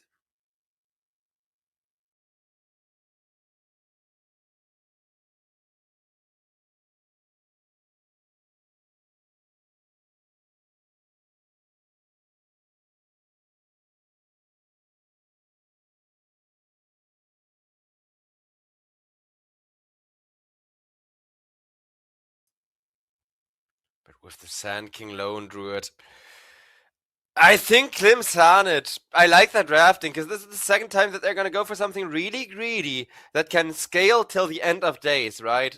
Like they can still be here 2 hours from now and keep buying more items and keep getting stronger as they spend money thanks to the Lone Druid picked up. And Team Lynx, they have good scaling themselves since the Darkseer is a thing. But Darkseer into Lone Druid Sand King isn't that great because Sand King is gonna pop all of your other stuff like a balloon with the epicenter and with the massive kind of burst damage that he does. Necrophos, though, for Team Lynx, I like. Great against the Lone Druid Bear, great against the Sand King, great for kind of keeping you alive.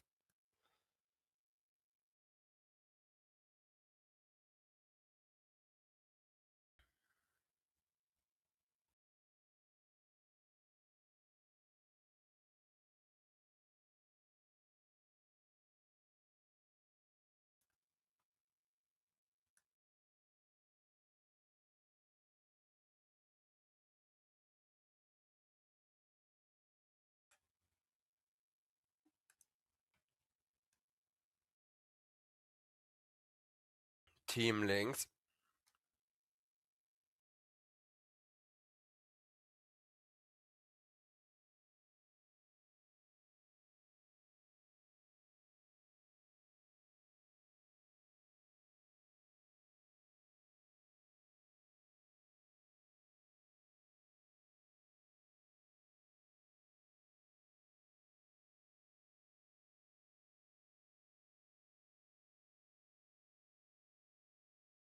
Beastmaster last ban. Doom, but the Beastmaster, I really feel that. Like, last game too, every game that I've seen the Beastmaster after TI and in TI as well, he at least had some value. It's one of those heroes where if you shut him down, he's still gonna do something. If you don't shut him down, you're gonna regret it. There is no winning there, really. But the Lifestealer is gonna get banned out. Because, yeah, he did really well in TI. I think since TI he's gotten extremely popular. But now that we see this Lifestealer spammed out so much, we are going to see him banned a lot more often as well. We're also going to see a Bat Rider, which I have mixed feelings about. Not bad, not great. It has a lot of potential to actually get work done here and make things happen, right? Simply put, because I'm not sure what build he's going to go for. I'm not sure if it's going to be a Shiva's build or maybe even the right-click build, which has been re-emerging during TI a little. So Team Lynx, they got to get a lot of value out of this Bat Rider last pick. The Necrophos, though, I think is fine. Like, Necrophos, zero issue. It's a reliable carry hero. It has a pretty average game. Not great, but not horrible. Mangekyu on the Enigma with the Black Holes also just setting up a lot of tempo. And like I've pointed out, Rain, like on the Undying, while I do like Klim Sanchez's draft and he's gonna terrorize the supports, like both Undying, Sand King, and Enigma are timing dependent. So you got 3 heroes that if their big ability is on cooldown, you can punish them for it. And that's where I think the weakness, like that's the breaking point of Klim Sanchez's draft. Because they definitely have the better draft once again, but it's so much less reliable than the first one. If we see a similar scenario, do you remember like the Slark game when there was instantly a perfect counter rotation when Slark instantly was getting wrecked in the lane just to make sure that you at least had a fighting chance? It's that level of response that Lynx need to deliver here if they actually want to take this game, because you gotta, every time that you see the tombstone dropped and the tombstone expires, run down the Undying. Every time that Sand King goes in for the epicenter, immediately have both supports rotate over to his lane and kill him. That type of gameplay is going to be extremely important here, and I do really love the Necrophos Darkseer combo. I'm not going to say Team Lynx have a bad draft like game number 1. I do think this draft from Lynx is a decent bit stronger than in game number 1, but it is still very tempo dependent. Only on 2 of the 3 lanes this time around. Of course, there's Dark here who can farm up and the real 必须进 each 关。 farm from other people with the Iron Shell. 红队月，еще посидим, еще посидим, еще посидим. I'm a little goblin, and the goblin's being yelled over by a bunch of angry Russian guys. Accurate. Too freaking accurate.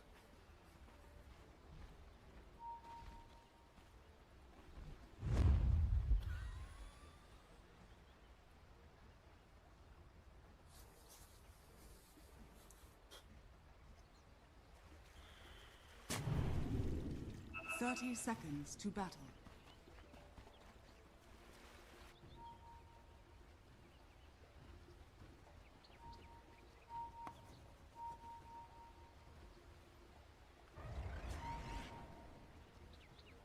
I'm king.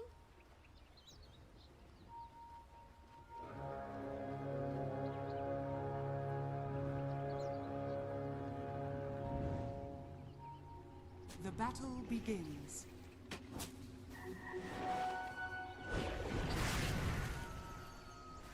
The Eidolons, not really at the right high ground. That's just gonna give Necro some extra regen.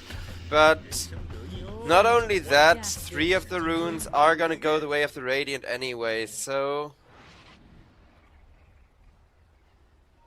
Well, Naive's positioning is gonna get rewarded, and there was in fact a Dark Willow trying to harass the carry on the way to the lane. It's not like that makes up for a whole extra bounty rune. Dark's here, however, already starting to go to town, or is he? Cause look at this lone druid. Making stacks, trying to get the number up to the point where he can just lock you down. With the Undying. This is one of the few double melee lanes where you don't mind being a double melee lane for the safe lane, I feel like. Undying lone druid. I have a friend, like my dedicated support friend, is always really fond of playing the Undying as a 5 position, but then plays him like a 4 position.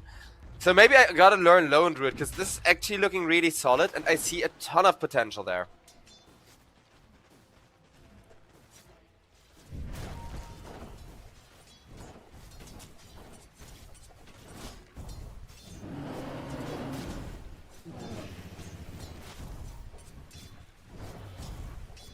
Maybe when you're old.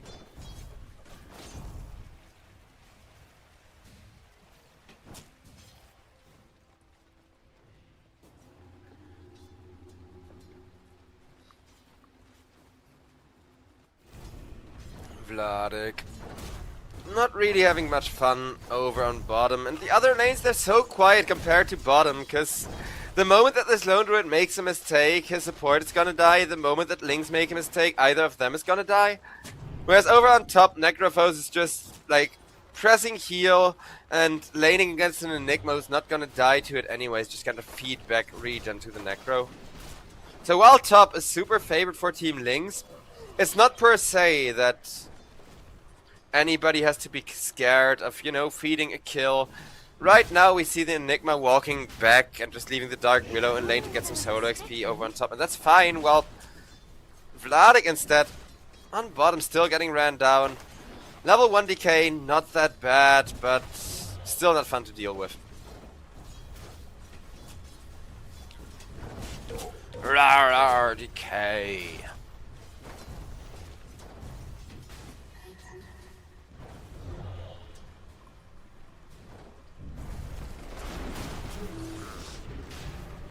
Vladik chased after with the root.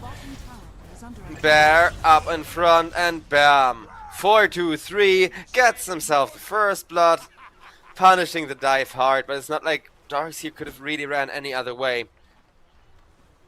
Again, the melee lane is too strong. Like, this is a double melee lane that feels like you're fighting a double ranged lane, but with the tankiness of a melee lane built into it. Until, that is, you get a level advantage, you know, until the mid laner comes over and kind of equalizes things by killing the lone druid or whatever. But until then, Mr. Fuzzy Wuzzy Bear is gonna keep winning his lane.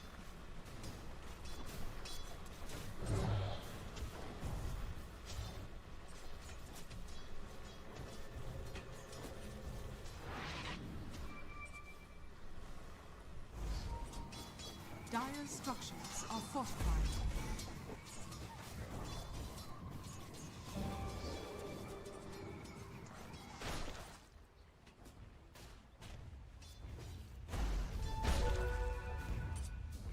I'm not opposed to taking the occasional bounty.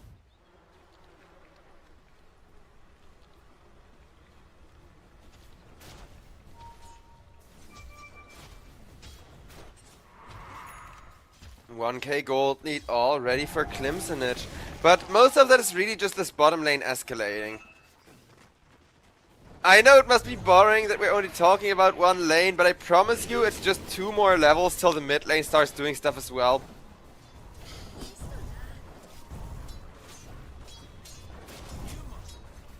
And then hopefully one of these mid laners is gonna start delivering some pressure. Whereas over on the top lane, we can check in on it. There's 2 healers though, so every time that anyone deals any damage, Necrophos and Winter Wyvern are just gonna be like, nope, full heal, nope, full heal.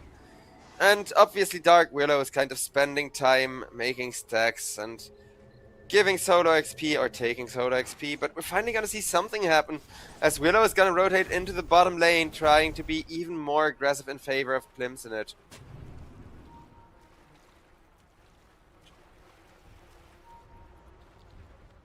Clemsonage. Radiant structures are However the hell you guys want me to pronounce that.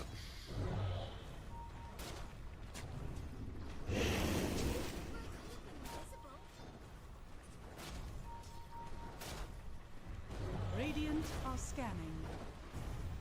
Dire's bottom tower is under attack.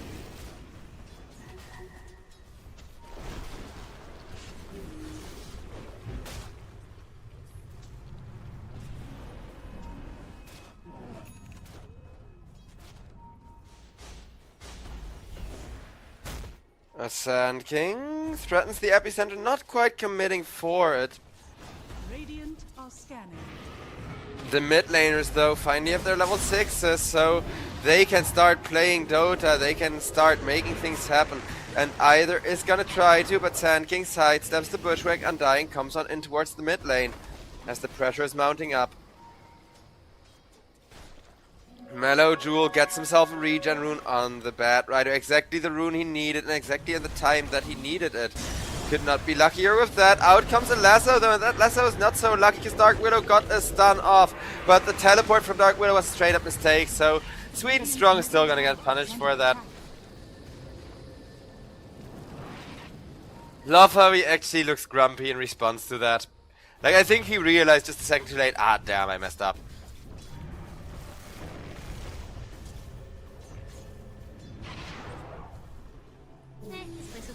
But the high octane, high pressure gameplay is gonna continue as the lone druid bear try to contest the wisdom. Needs to run for his life at 4-3. Dire's bottom Sponsored by Windows Vista, he's gonna give away 225 gold. Plus a lot of XP. Those bears dying are not a small deal, but speaking of no small deals, Necrophos, one man with the black hole trying to finally kill him. Not quite doing it, but Sand King will come in, and the moment that that shroud wears off, finally the physical damage from the sand spike is there.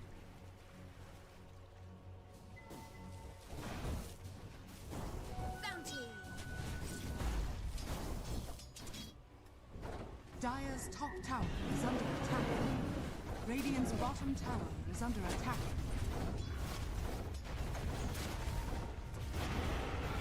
Dire are scattered. That's Lone Druid. Radiant's bottom tower is under attack.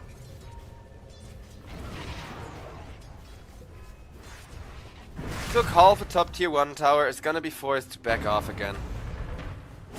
But here's the hunting squad from Lynx, wanting more return kills and having a lasso to facilitate it. Enigma pinned to a tree, Mangaku, a bit more burst damage will do him in. The kills evened out. Even the farm is drawing back to a close, no snowball, no escalation just yet. Dire's middle tower is under attack.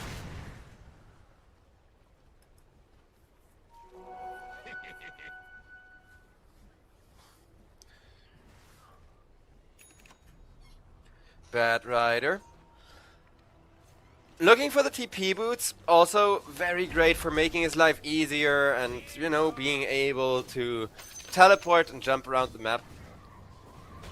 That was not That was not wise.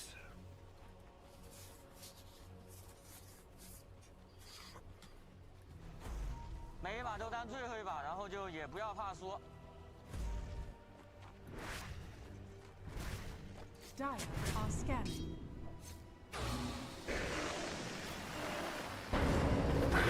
As there's gonna be the jump in with a beautiful Wind Wyvern ultimate. Reaper Scythe just for the stack and the full heal. Naive does not want to die, and he will not die. He will in fact regen up a nice deal. Get Bad Rider a killing spree, and this is Lynx finally getting that aggression, getting that momentum going for their Necrophos. Because remember, I told you Necrophos was the one person they needed to get to Snowball. Necrophos is the hero they need to have escalate. And that's kind of what we're seeing here. If it keeps up at least at the current level of aggression and tempo.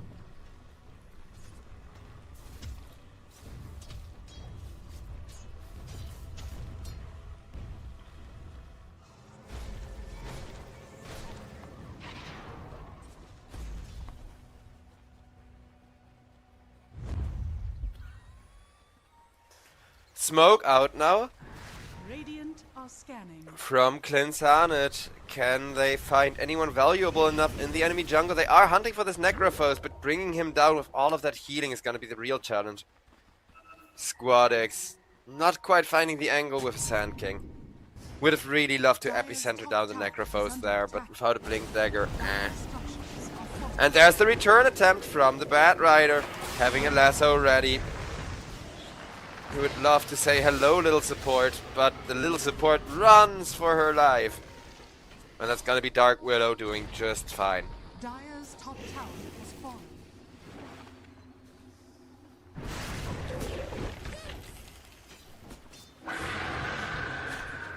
Yet another decent Winter Wyvern ultimate. Not the most beautiful that we've seen, but it's not there to turn the team fight around. It's there to give Naive another stack. Gotta make sure this Necro keeps scaling. Radiant structures are fortified. While the Eidolons are really annoying the Radiants, to allow Necrophos to just delete them is almost there.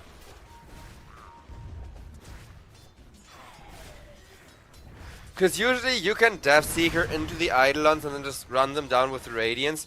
Because you heal up a lot every time an Eidolon dies from your damage as the Necrophos.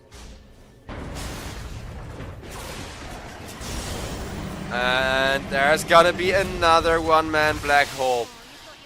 They do not hesitate. Clinsanet, they know that late game they're gonna win this, so every time they use the black hole just for one kill, it gets them a little bit closer to that late game state. It slows down Team Lynx just that little bit extra. I think they're gonna keep throwing these black holes in the moment that they have them for another 5 to 10 minutes. Because if it's, if it's not broken, don't try to fix it, or what the saying goes. Dire's middle tower is under attack.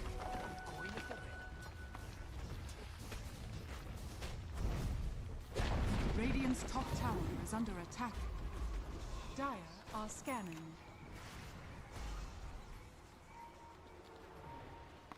This time the tier 1 black hole results in a tier 1 tower. Even with just a support kill, so good value there, more space for the bear.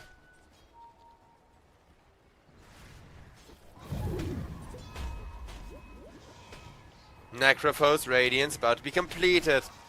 Let's see how that's gonna allow him to keep up with this massively farmed Lone Druid. Because looking at the net worth, Lone Druid is massively out-farming everyone, but that's kind of what Lone Druids are supposed to do.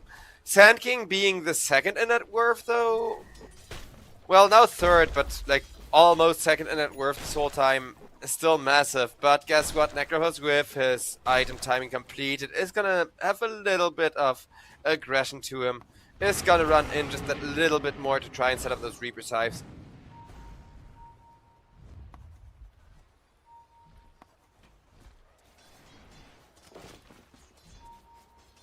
Radiant are scanning. Necrophos over on top lane is gonna get caught with Sand King jumping him. Necrophos feared back is gonna try to run, but nah, the moment that that Dark Widow ultimate comes out, Naive's life is forfeit. Dire's top tower is under attack. 4-2-3 spare.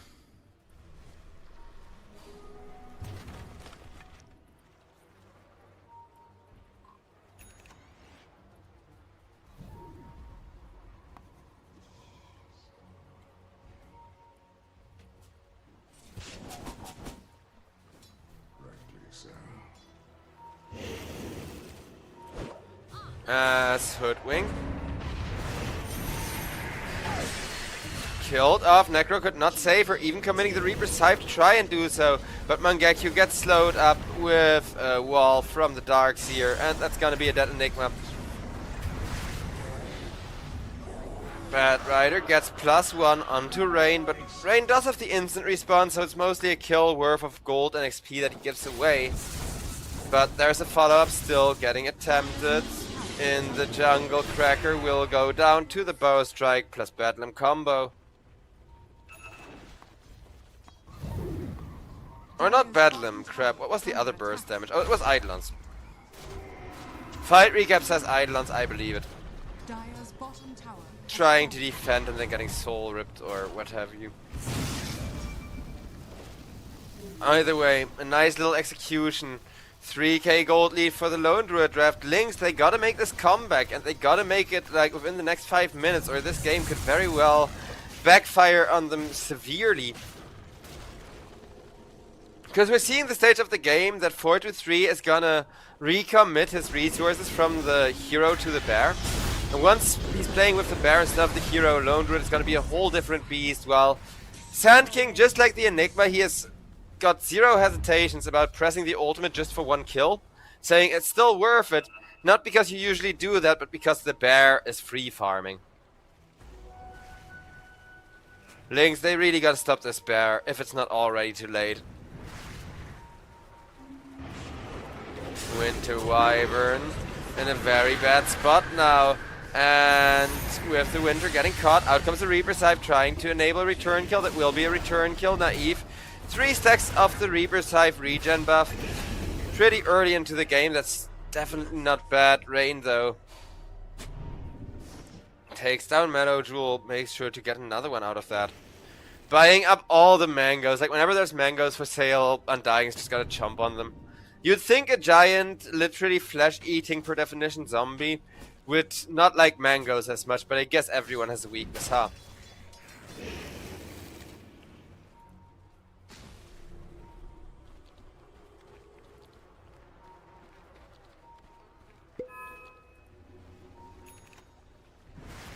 Dire's top tower is under attack.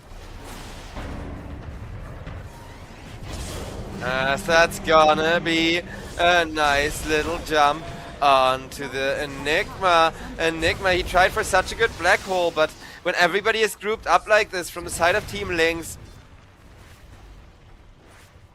I don't think he was expecting that instant turnaround, but it's exactly the amount of resources you need to commit when you see that black hole. Klim Sanich, they don't mind losing the Enigma that much here. They do mind having the black hole on cooldown a lot more, actually. Because you're not feeding kills if your hard carry is free farming. You are wasting big abilities when you could have gotten more out of them, though.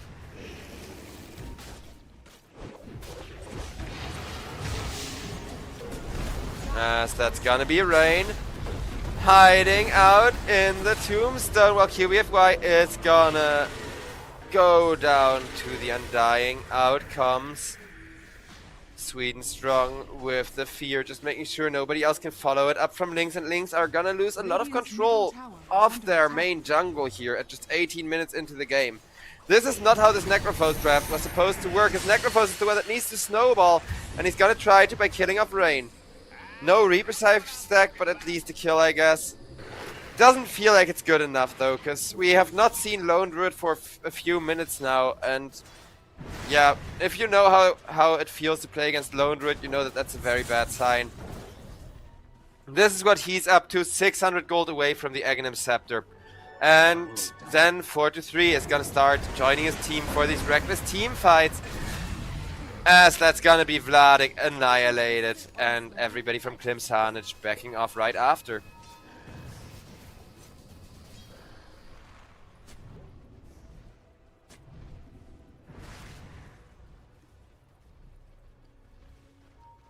Winter Wyvern would really love a Blink Dagger, but Blink Dagger is so far away when not even your cores can properly farm anymore.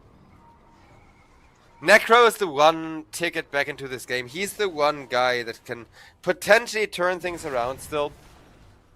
Potentially.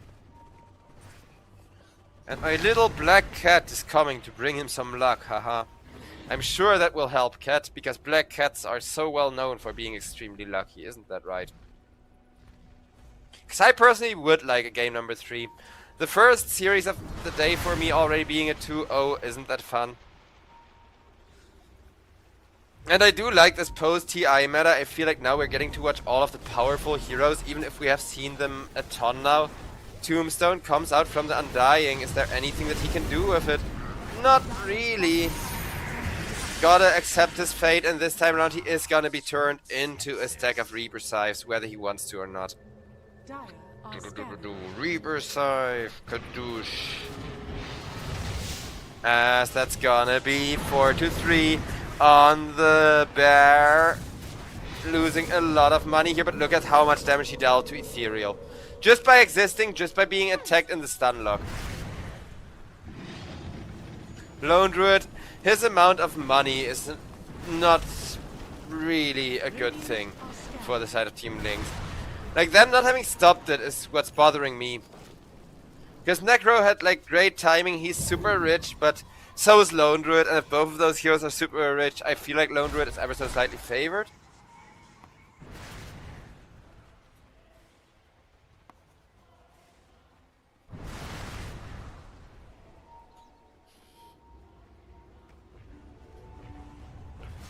Necro is going for the Manta style build, so he is looking to delay the game.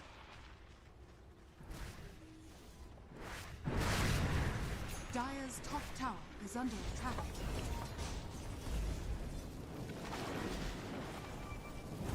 Top lane now slowly getting pushed in with Sand King kind of joining for the insane amount of pressure.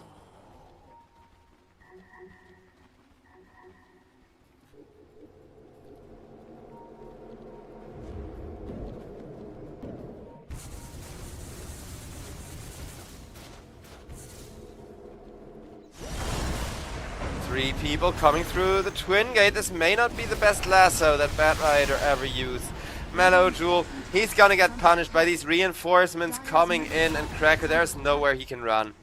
It's just a matter of time. Double kill for Mangekyou. Klimsanich looking for more. They want to go for a setup.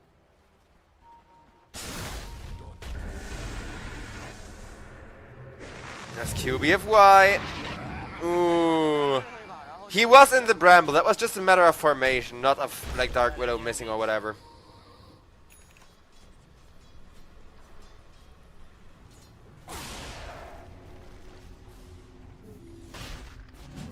Dire's middle tower is under attack. As that's gonna be Roshan. Getting taken down.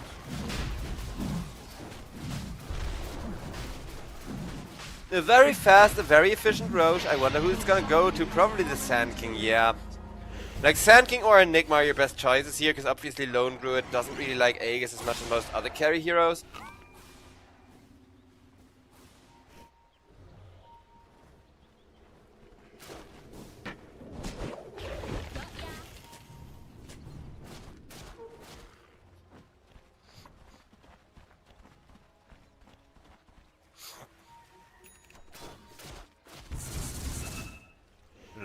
would.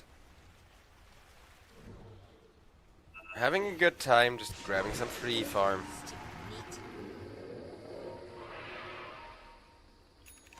Dire's top tower is under attack.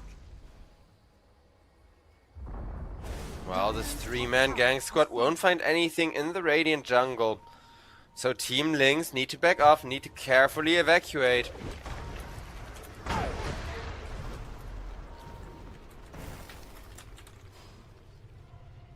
No deaths! Team Lynx are very happy with that outcome. Preferably, of course, they would have found a gank, but just being able to evacuate, just being able to chill is really, really good here. So I think everything's fine. What surge is this? The real question is, however, how do you deal with Lone Druid? It's been the pressuring question all game, and speaking of pressuring question, the pressuring question of the game is just gonna kill support, I guess. Dire's middle tower. That is actually very accurate to nature. Bears do in fact eat squirrels. They will not go out of their way to hunt squirrels because it's like one bite of meat. But if a squirrel is too cocky or too stupid or like threatens a bear's other food sources, he's totally gonna eat that freaking squirrel. Just like that too, in like a few bites. Nom nom nom. Dire's middle tower is under attack.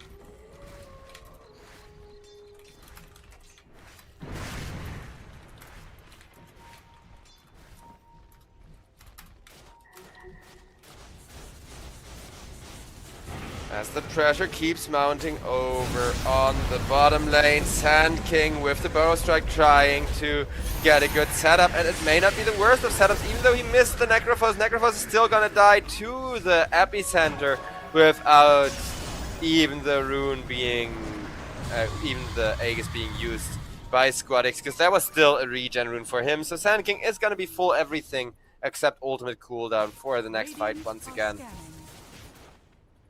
And now the Lone Druid is finally gonna dare show in these fights some more.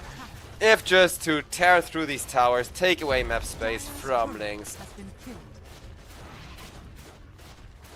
It feels a little bit anticlimactic, but it was to be expected that if this Necrophos falls off, this was gonna happen. Necrophos put on a really good show, but hinging your entire draft on the carry. And that, like, Necrophos had an okay game, but Lone Druid just had a slightly better game. Fall apart. Like the tracker, just the 3 little bonus kill. While Lone Druid is forcing constant teleports back into the base by having the bear hit the tower a few times and farming elsewhere.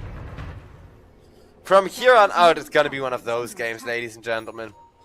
At least until Team Lynx get like an unexpected team wipe or whatever, which I wouldn't put past them. It's tier 2 Dota, anything can happen. If there's like a whiffed initiation or such. But Team Lynx, they're struggling to kill a Dark Willow. QBFY goes down before the Dark Willow does, and that's bad, right? They're having to use the ultimate just to secure the kill on support. Mellow Jewel, he has a BKB, so he should not be dying for this. But I don't think he's happy with like how far behind he is still.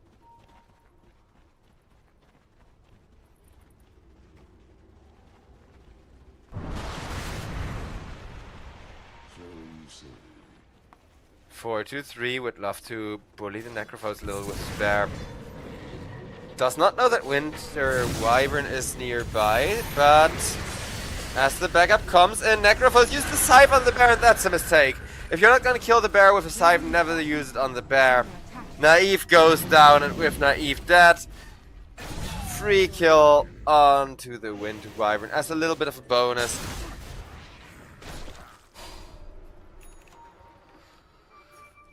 And back to pushing and keeping pressure up on all the lanes we go, I guess, because why not, ladies and gentlemen? It's not like Lone Druid has really been punished for it. It's not like Necrophos is gonna really out-farm you from this point onward.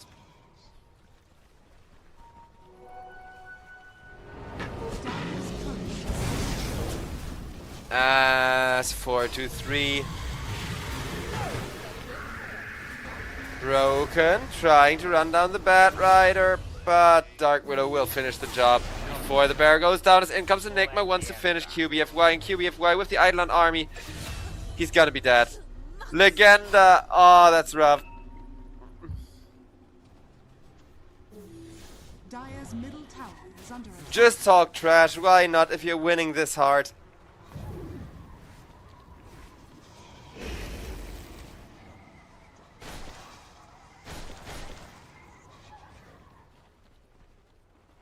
As the grouped up mid push. Dire's middle tower is under attack.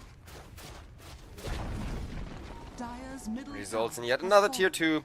No more tier 2s for the Dire side. Dire's courier You've lost your tower privileges. You've lost your free farming privileges anywhere on the map. 17k gold lead, and it's only gonna get worse. Radiant are scanning. And as sad as I am that it looks like this may be a 2-0, do keep in mind, even if it is, this is only the play-ins. Like, the play-ins are even bigger skill differences than the group stages. As out comes a lasso onto the bear. But you can't focus this bear anymore. It's too tanky. No chance for getting a kill. Just a lot of resources down the drain from Team Lynx.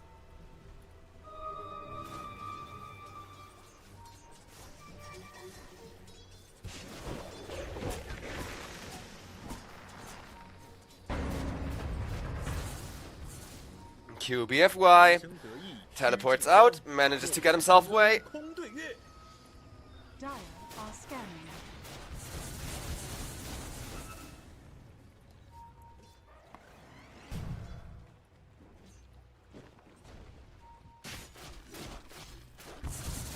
And this bear, he's just gonna keep forcing everybody on the Dire side to stay in the base.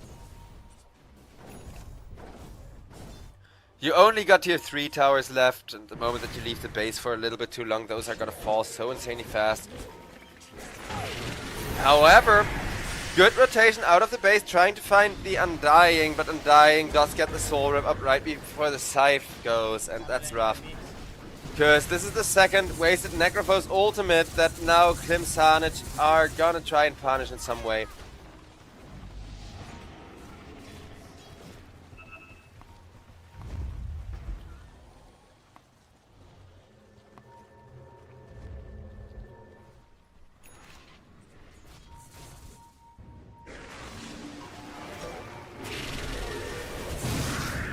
And out comes a nice two-man fear from the Dark Widow, getting Lone Druid another go in. Vladik, he can't even vacuum wall. A vacuum wall may be the one chance back into this game, because of course that scales on how fed your enemies are, not how fed Radiant's you middle are. tower is under But you gotta attack. press your abilities. You gotta at least press like vacuum and wall. That's why you call it the vacuum wall combo, and pressing two abilities seems so rough when there's so much stun lock. There's still a black hole being held onto for this Enigma as well. Dire's top tower is under attack. Mid getting pushed in, bot getting pushed in.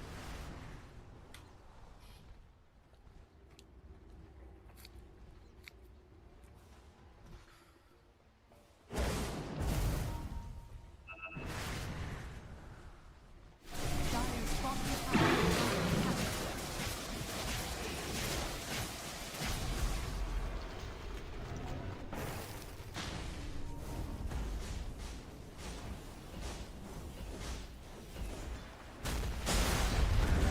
Sand King makes sure to get QBFY. Squad X extremely happy about that one.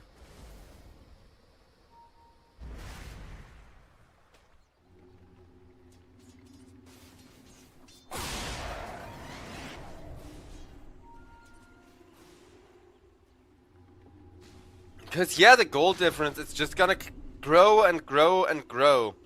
And again, smoke into vacuum wall, kill the supports, then the Lone Druid, I guess, is such a complicated comeback condition.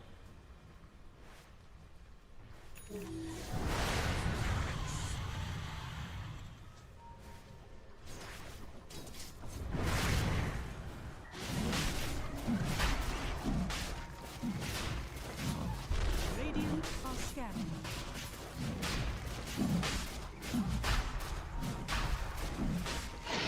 Roche falls just as quickly as the towers do, and Lynx, they were outside the Roche pit looking for a contestation, but now they are being hunted instead.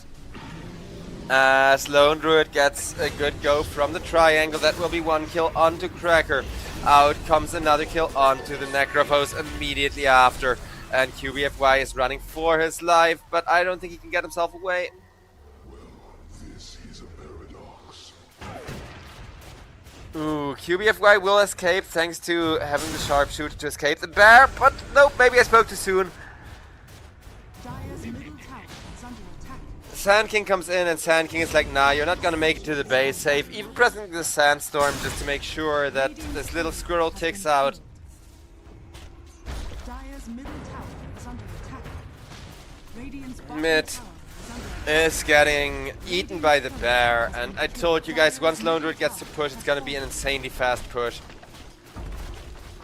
So one lane of racks down, if nothing else. And that's gonna be Mellow Jewel trying to cut the wave, but Mangekyo just teleports back. Makes sure to absolutely obliterate him with the black hole. Radiant's And well, Enigma goes for that quick solo kill with one of the best ultimates in all of Dota.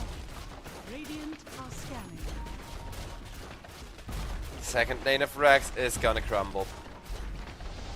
Dire's top barracks has fallen. Mega's inbound with just one more good push. Team Lynx looks like they lost this one. It was kind of to be expected. They had tempo early on, but the moment that they lost that tempo on the Necrophos, they could never fully get it back. And now they're feeling the consequences. Even this nice vacuum wall, it's not doing that much work anymore. Winter Wyvern just stun locked up with a BK beat up bear, and the BK beat up bear is gonna finish these racks. Make sure it's mega creeps, putting even more pressure onto this dire base.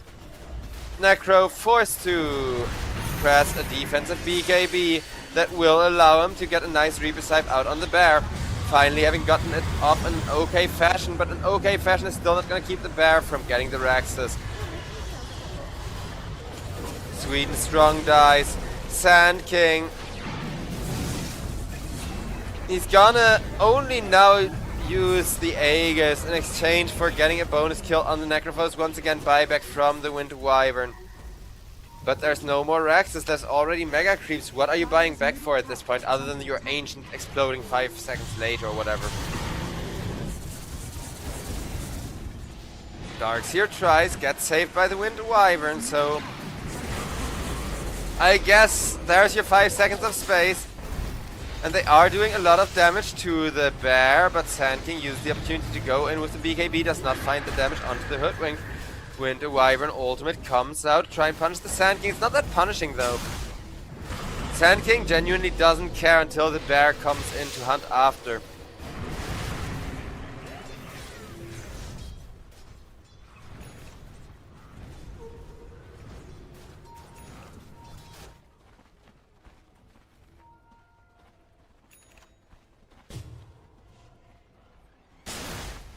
And in come those creeps marching up the high ground.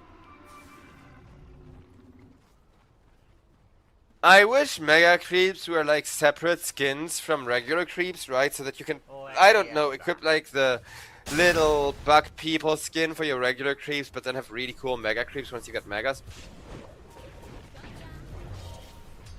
That would be a cool ass cosmetic, I think.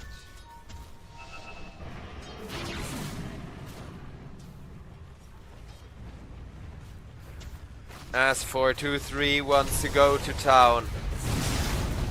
He hits the Darkseer. Darkseer trying to live, but even with the Cold Embrace, just the Maelstrom and Root damage from the Roan Druid is massive. Tier 4, number 1 is gonna fall while Bad Rider, he has a lasso, but losing that tower aura is gonna be devastating. Out comes a Black Hole.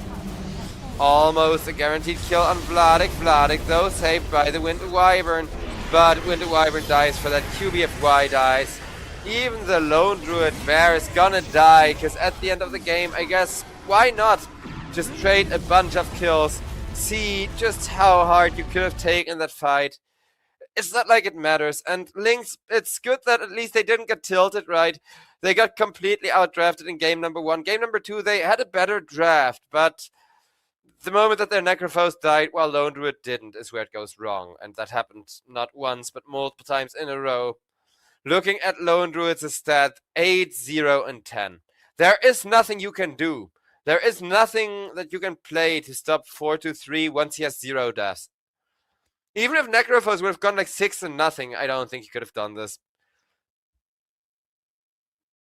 Because it's not a matter of pressure the Necrophos more. You gotta pressure, or like make sure you take pressure off the Necrophos if your team links that want to win this. You gotta pressure 4-3 on the Lone Druid instead. And I know that sounds kind of easy, but Lone Druid got picked a lot at TI because it's so hard to apply a generous amount of pressure to him to keep that bear at bay. So ladies and gentlemen, with that, we're gonna go to a little bit of a break once again. We're gonna be back in about 50 minutes. So, get something to eat, get something to drink, go outside, touch grass if the weather isn't as bad where you live as it is here. And ladies and gentlemen, I'll see you all after the break for the third best of 3 of the day here at the EPL Masters opening day.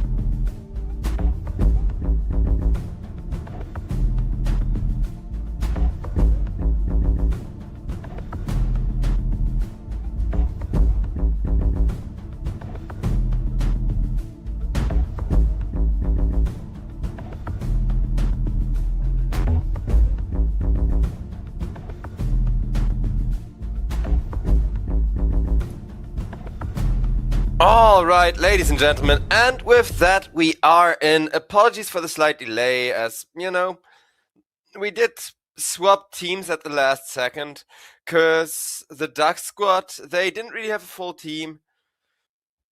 That was kind of, you know, a TI stack that kind of fell apart right after TI. So yeah, instead of letting them, you know, stress out about finding a roster, we instead just switched them with Syntax, and it's kind of by choice from the side of Duck Squad, right? So we're not being mean and saying like, oh, you can't play the whole season with a stand-in, but it seems like the better choice for everyone involved. And with that, we finally got the third best of 3 of the day starting as we're approaching the halfway point of the day with Summer Bear versus Team Syntax.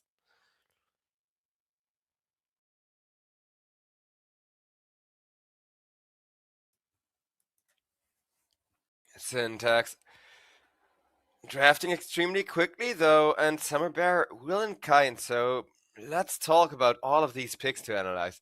Because Ember Spirit opening super meta, one of the first picks, I can't disagree with it, I don't love it super much. But then you look at the Bounty Hunter.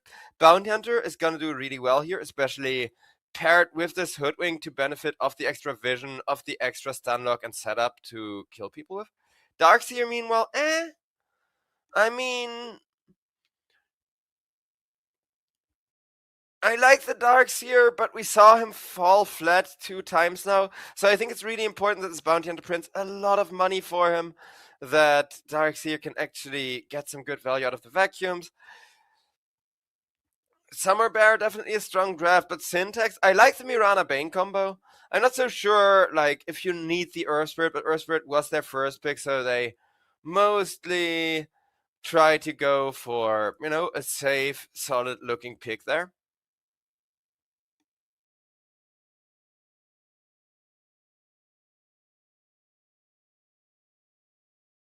Syntax.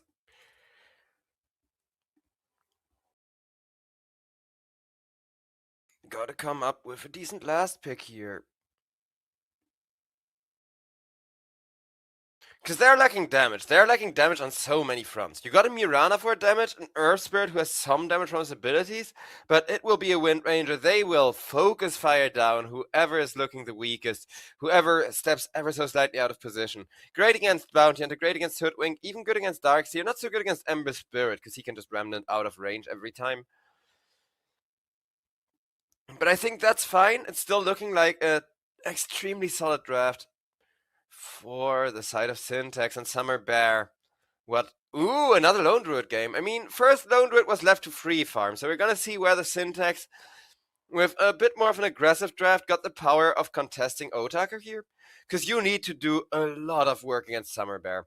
You need to rapid fire them, you need to get good value from that Javelin early on the Wind Ranger, and you gotta bring your carry, the Wind Ranger, in to be the one to kill the Lone Druid, or, you know, have Bounty Hunter kind of be the difference maker for the side of Summer Bear if you gotta keep the Lone Druid safe.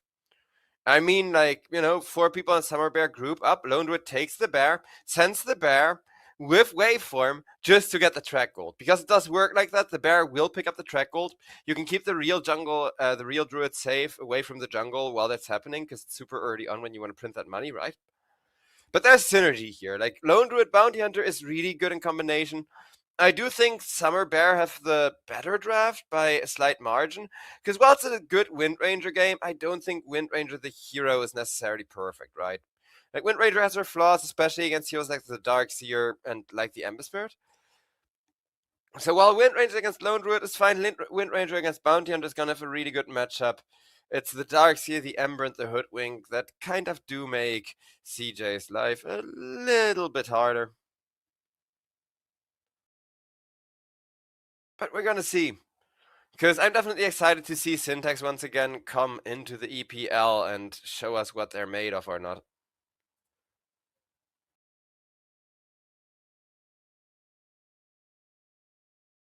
This Earth Spirit, though, he is not gonna have a free game, I can guarantee you that much. Because, well, Earth Spirit against Ember, it starts off really Earth favored and then gradually ebbs back more and more in the favor of the Ember Spirit as they level up, as both parties get experience. I don't think it matters much. Like, again, Earthbird, no matter how fat he gets really unkillable. He gets good late game scaling, but his damage doesn't scale that well. If the wind range dies at the start of the team fight, then Earthbird isn't gonna solo carry you the team fight. And, ladies and gentlemen, we're loaded on in.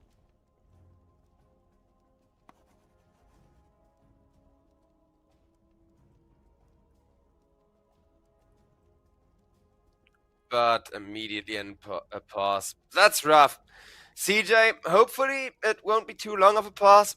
Also, sorry, chat, to those of you that confused synapse and syntax, because those two, you know, they're two different teams. One is a pretty high-tier Southeast Asian team.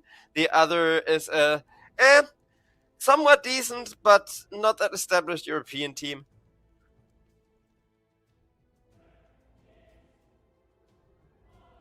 And they were, like, working for the same org, like, for a while. Hence why it's actually even more confusing if you try to follow Wikipedia.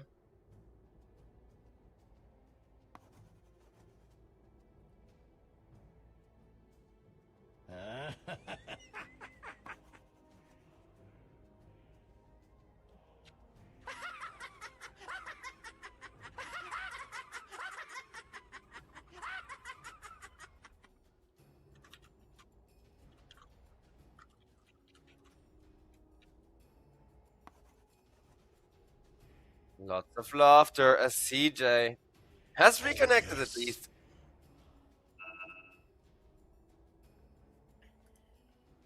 As Go When Ready is being called by the Underlord. And finally we are gonna see ourselves an unpause.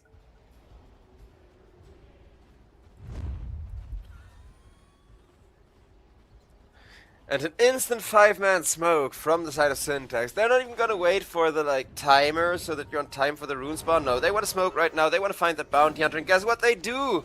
Immediately getting rewarded for their little strategy here. Setting up the perfect first blood onto waveform, though the power shot was a little bit mistimed. But it did give vision, telling them that more are coming in, letting them hide behind Yona, getting a second one. 2 for 1 in favor of Syntax as they're trying to get Fortnite Man and get 3 in a row. Want to get Otaku's bear next, but Otaku just gets the bear out of there. D-ward for the Bane. And everybody goes, are we the idiots? Are we the idiots? Or are we the idiots? Or are we the idiots?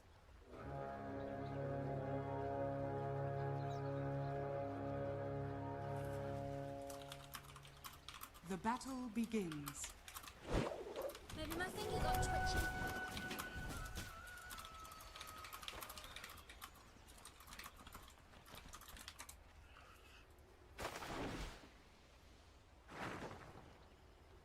Should be...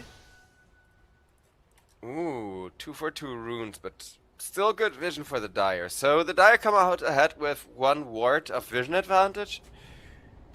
But they could have had a rune instead. So, do you think an early bounty rune is worth more than a really good ward for the mid lane or not? Because, you know, there's good wards for the mid lane, there's bad wards for the mid lane, and there's these really good wards for the mid lane that's going to give him 6 minutes of reliable vision without any dewarding or anything. But that's gonna be Geo taken down by Otaker. A Summer Bear. They're named after bears, they have a bear in their team. That alone should tell you that they're definitely not without a fighting chance here, especially once Waveform gets a few levels, once Waveform starts printing massive amounts of money.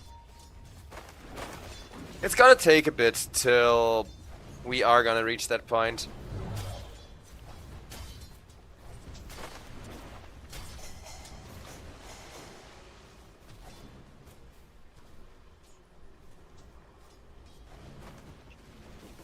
Waveform making sure to not get himself caught out of position too much.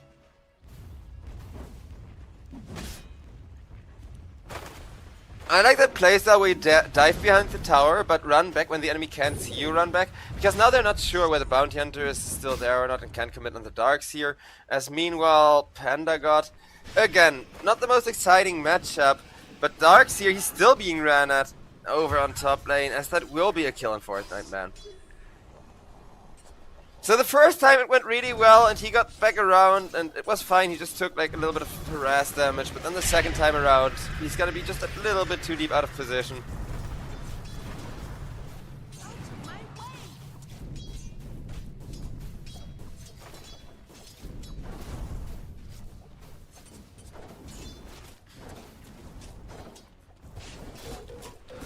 As Ackerman.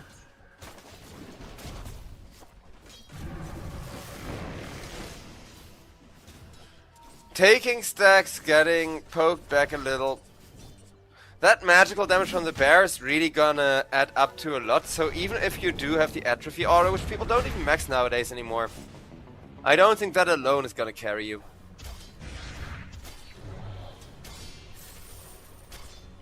Radiant are scanning.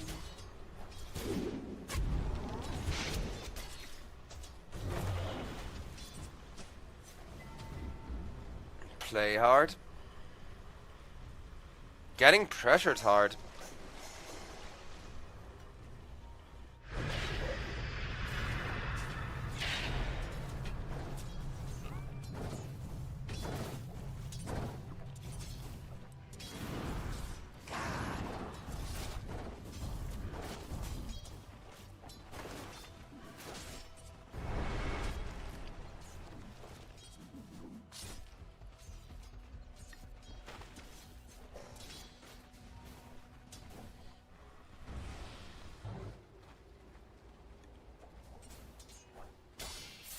Bounty Hunter sets up onto Play Hard. Play Hard returns the favor with a Nightmare as the power shot comes through, and that's gonna be a killing spree for this Bane, who's having a grand old time. Full stick, blood grenade, everything ready to go. Play Hard wants to be even more aggressive onto Fortnite, man. Team Syntax definitely coming in hot for the first game of EPL Masters II. Not to say that Summer Bear, once they start printing money with the Bounty Hunter, if they keep their Lone Druid farming like this, aren't gonna be absolute beasts, but, you know. Syntax are getting some tempo. Now they just gotta kill the Lone Druid a few times. But I don't think that's gonna be so easy, because look at this insane amount of damage. Ackerman goes down, Otaker killing spree. Otaker is an LD spammer. Like, one of the reasons why he's such high MMR is that he spams LD a lot. And LD, of course, is an absolute pub dominator.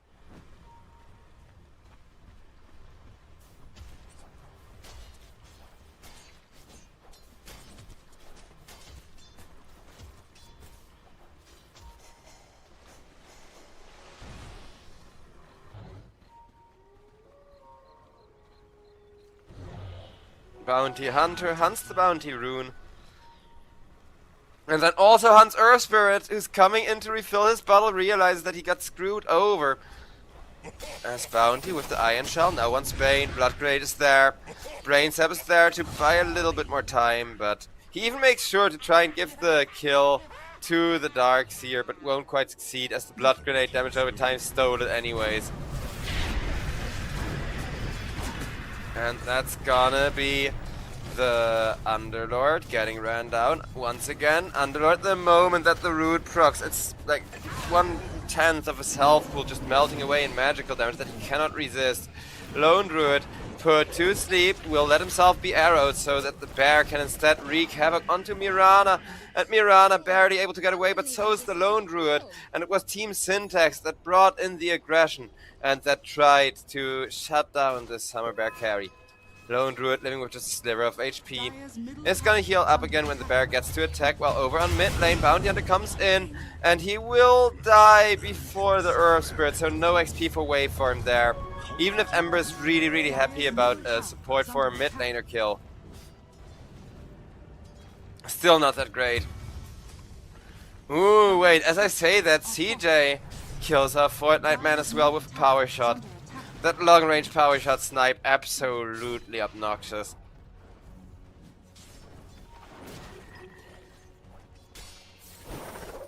It's not even my birthday. Radiant's top tower Ackerman gets destroyed, and Summer Bear 2 levels away on the Bounty Hunter, close to be 1 level away on the Bounty Hunter to have that money printer up and running. Waveform, he's even given the enemy wisdom, generously so. The other wisdom though still getting contested, will be stolen by Playhard, so it is 1-for-1 wisdoms. Great XP advantage though for the Bounty Hunter as Summer Bear. They're named Summer Bear, all you gotta do is kill the bear. You wanna shut them down? Kill the bear. Kill the bear. Yes, I just did Yes, I just did that. that, says the Earth Spirit.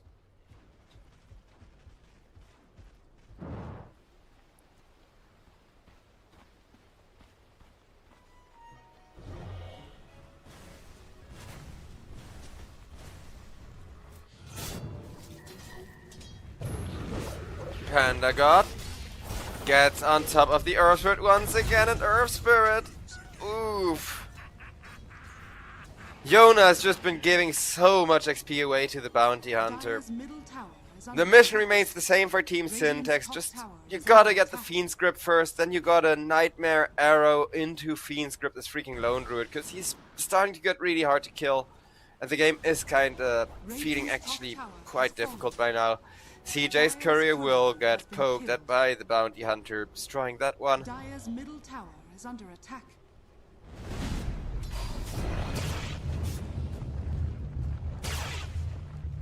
Earth Spirit keeping himself safe, but at the cost of his ultimate. Can they set up onto more? Not quite, as the Magnetize will end on Waveform, and there's no other remnants to, you know, spread it from the teammates again. In comes the Ember, looking for revenge. Goodbye, Yona.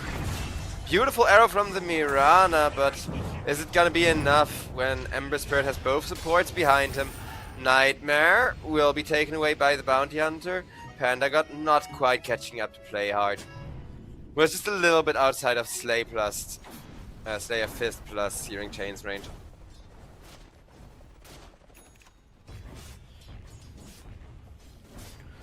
Underlord at least getting some solo XP so that his ultimate isn't gonna be further delayed. Dire's middle tower is under attack. Dire's middle tower has fallen. Well, the mid tier 1 tower is gonna get taken down.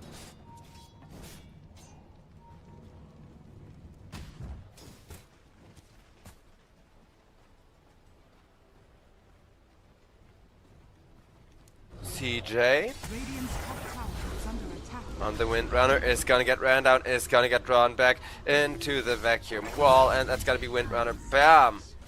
A little bit more damage going down to the Bounty Hunter. Are we the idiots? Are we the idiots with Summer Bear having a 3k gold lead? Sin's expectation. Panda God has a perfect response. This reward transcends expectations. I imagine it must feel like that right now. If you're in this good of a position. Because Bounty Hunter already got level 6, and oh no, both supports caught in one bushwhack. Bounty doesn't even have time to cast a second track because of cooldown, but it is one track kill, generating a ton of money and a little bit of extra cash from Playhard, and that will be the next track kill and to a far bigger target. Oh no, we went from a 2.5k to a 6k gold lead with 3 kills and just a single big top rotation. Top tier 1 tower is now gonna get absolutely annihilated. Summer Bear, they have a Bounty Hunter, they have a bear. What more could they possibly ask for? Is this not all the teammates they need? Yona is gonna get ran down by the Ember Spirit. Ember Spirit not quite getting a good catch. Bounty Hunter, meanwhile, trying to run down Ackerman. Ackerman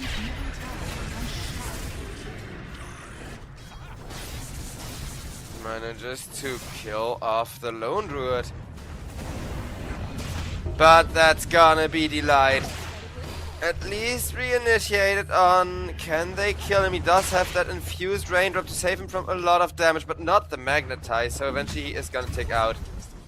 Look at you. You are most welcome. Deceptive rule. Yona finally getting some return impact. Refilling his urn charges as well, giving him some much needed extra resources. Now that Spirit Vessel is coming in, a Spirit Vessel for a hero that lacks damage like the Earth Spirit, it's kinda quintessential.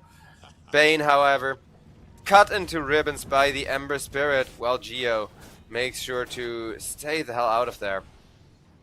Bounty. Nuh-uh, I don't want anything to do with that, he says.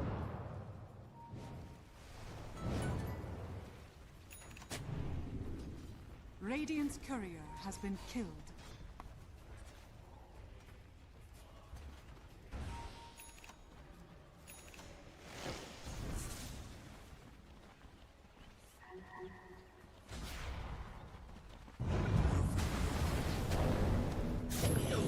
As that's gonna be the Earth Spirit caught up to, and with 4 people on top of him.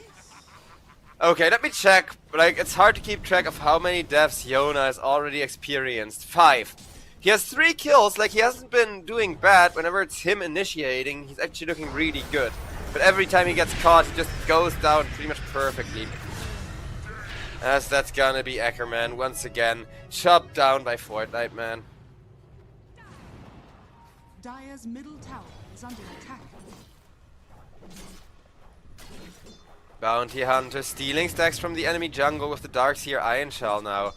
And Helm of the Dominator creep helping him, which is gonna be even more money printed for the Darkseer.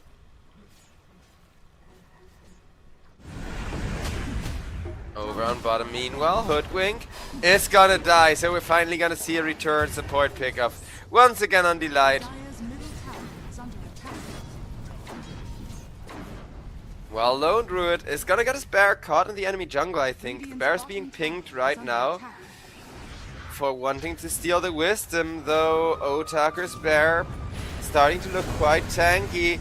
He's just standing there hoping that somebody is gonna get scared and back off, but nah. Corrupted flame. That was still a return kill on the Pit Lord for the Ember Spirit though. So I guess the bear did a good job tanking. Even if that was a lot of extra golden XP on top of the wisdom. Ember gets rolled after, gets stunned once, gets stunned twice. As that's gonna be an attempt to overpower this Earth Spirit.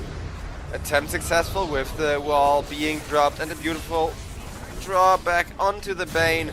Getting even more value out of the wall as all of the illusions are gonna surround the Wind Ranger. Ember gets a beautiful catch onto the Underlord.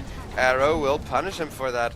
Underlord may actually live for now, but look at how quickly the tank gets all of his HP burned away.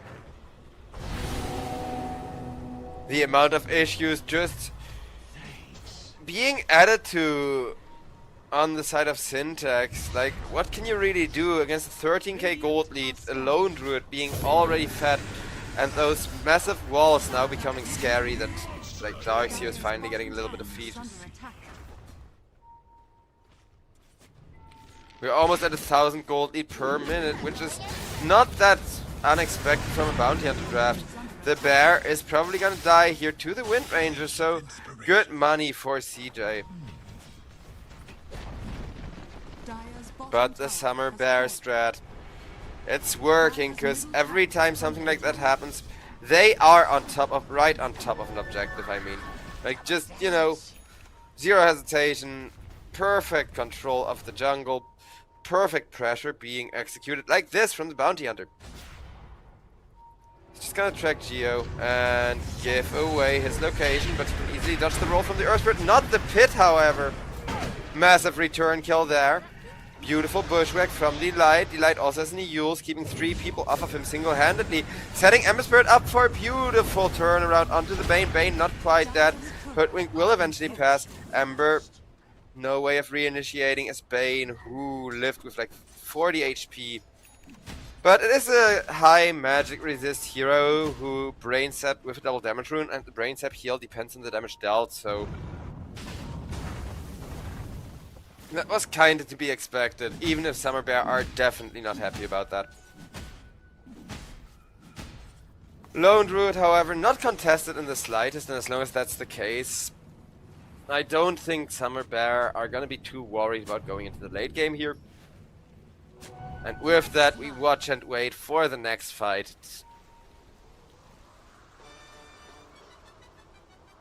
Just Bounty Hunter, he's gonna be forced to be aggressive, to constantly look for track kills. If he doesn't for too long of a consecutive time, it is gonna become an issue. Wind Ranger, caught beautifully so by the Ember Spirit. Bounty Hunter adds some damage. Wind Ranger with the rune on top of her. Bam! Right back to printing that track gold they go. Ember Spirit finds the Mirana. Revealed, tracked, killed. Earth Spirit, they're just keeping him in place, waiting for the track cooldown, waiting for Bounty Hunter to get into position. Yona managed to back off, but the track instead will be put on the Bane to generate even more money. 16k gold lead at 18 minutes. Right back to the slaughter we go the moment that Summer Bear 5-man it up again.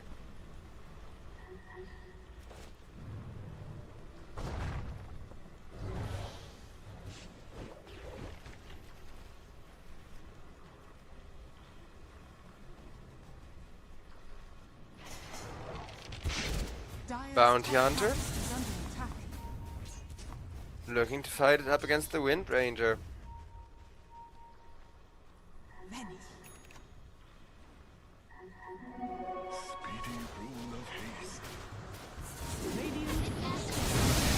As that's gonna be the Bounty Hunter getting machine gunned down by the Wind Ranger, immediately saved with the Eul's, though silence up to prevent the track coming out from the Bounty. Nice, costing them some money and a beautiful Fiend Script on the Ember. But all of that will still not be enough to save the Wind Ranger, because the Bear, it is online, and Lone Druid is just gonna have a nice meal. As I'm starting to think this game may be over, because look at the combo. Boop! Double kill for Panda. Are we the idiots? Playhard asks again, but I'd say given that they are pretty outdrafted here, yes. Wind Ranger as the last pick didn't feel that bad, but it didn't feel great either, so it's not about that one carry pick, it's about the whole team coming together from Summer Bear in a really good, really kind of stumpy way. And very little that Syntax can do about it right now. Like, you need to kill the Lone Druid, but you also need to stop the Bounty Hunter printing money, and you can't do either of those things, let alone both at once.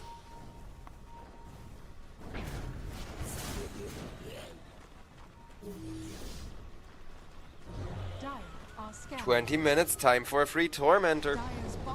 And with there being a Dominator creep and a Bear to soak up all of that damage between more targets, this is gonna be such an easy Tormentor.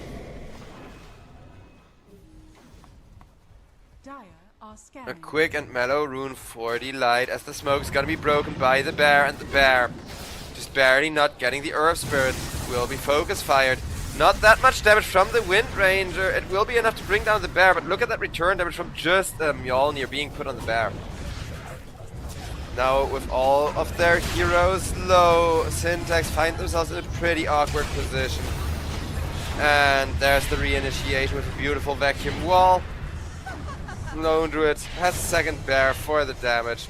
Ember secures the last track kill. 5-man team wipe for one Lone Druid Bear, and all of them were track kills, I think. GG at 21 minutes. Honestly, understandable. Like, after that, you do not come back. That is more gold than 1,000 for every minute of this game, in terms of gold lead, not net worth. That's how ridiculously rich they got. This is why everybody kept spamming Bounty Hunter at TI, right? Thinking they would have this kind of bounty game, which is really not easy to get. The reason that Bounty Hunter went so well is that Lone Druid had a really good game, and then if you have a Lone Druid carry that isn't going to go down, that isn't going to get too pressured in the lane, then the Bounty Hunter is kind of going to have a good time securing those kills. Waveform, he did die a lot. He died 5 freaking times, made up the majority of deaths pretty much on his team. Because there was what, like 12 deaths in total, and Bounty Hunter was 5 of them? Tells you everything you need to know about that hero being extremely high risk. But if it works, then you stomp the absolute ever-loving bejesus out of Team Syntax in such an impressive fashion. Yona just had a terrible game as well, thanks to Bounty Hunter coming into mid lane to bully him with the invis. So, ladies and gentlemen, with that, we are gonna go to a little bit of a break, as I hope Syntax can recover from this stump, as I hope they're not too tilted, and are gonna come back into this with a strat that's gonna be worthwhile and interesting. I'll see you all then, and thanks so much for watching the EPL Masters #2.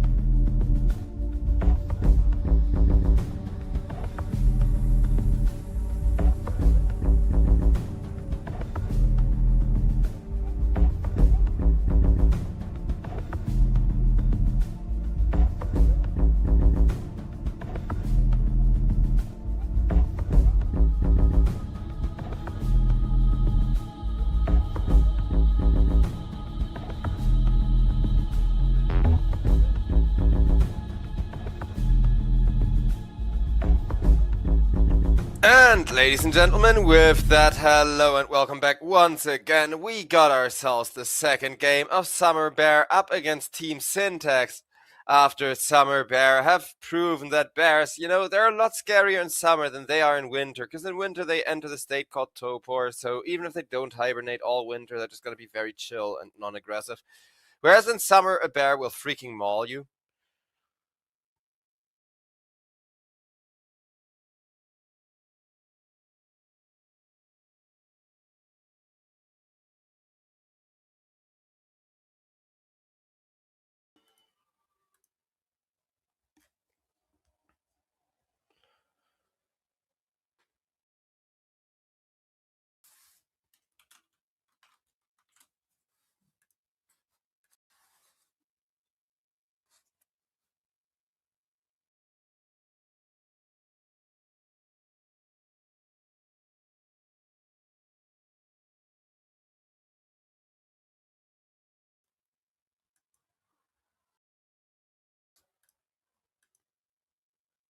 As Team Syntax with the Ember Spirit picked up. They're gonna go with a Hoodwink next. So a lot of good lockdown, a lot of good AoE teamfight initiation. I gotta defend myself from my cat trying to attack my headset cables. But Summer Bear, well, the Lone Druid has been instant respect banned against them, and the same goes for the Slark, which is more of a situational hero, but really good whenever Summer Bear get their hands on it. They got a Bounty Hunter, and they're gonna pair the Bounty Hunter instead with a Lina for extra aggression. Also, guess who has been a little bit too annoying as the techies gets picked up? Now I got you. No, I got you. This is what you get. This is what you get for being annoying. You guys have no idea the amount of bullshit I have to put up from this little thing.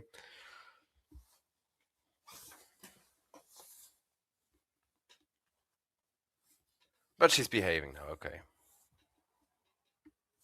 Okay. As we're gonna see a Lifestealer picked up to synergize with the techies. So, Team Syntax, I like the Centaur. I'm not sure if Centaur and Mirana is the way to go, because I know both of their ultimates are similar, and you may think it's really good to Invisible Stampede all over the enemy team, but Stampede has a global audio cue, so you hear every time it is pressed. Whereas with the Mirana, basically the moment that the enemy knows that you have activated the Mirana ultimate, your stealthiness is already over, and you're done being sneaky already.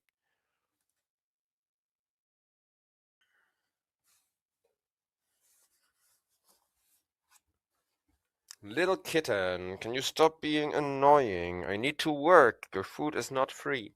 If it was up to her, I would not be working, so she screams at me. Then she's also the most spoiled as far as treats and food goes kitten you can ever imagine. Meow, meow, meow, meow, meow.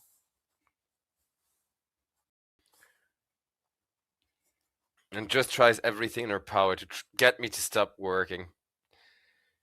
Then every time that she chills and settles down in my lap, I get a little bit too loud with casting and I get licked or bit again for it. But yeah, right now I do think Summer Bear are a bit favored just because of the D-synergy between Centaur and Mirana.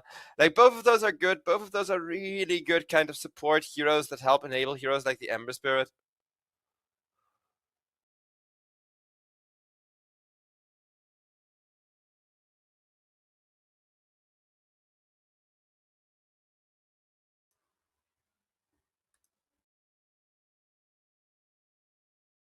Darkseer taken away.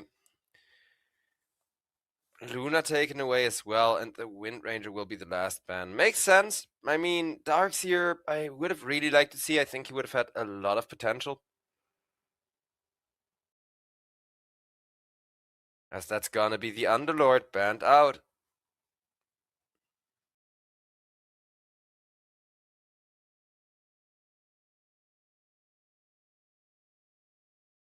And the same goes for the Axe. As the last pick. I mean, he's not banned out, but you get what I mean, right? Like, he is gonna get shut down really quickly in his off lane, so I guess they want to have a really good solo laner. That's the one thing Alex adds that Underlord would have also added.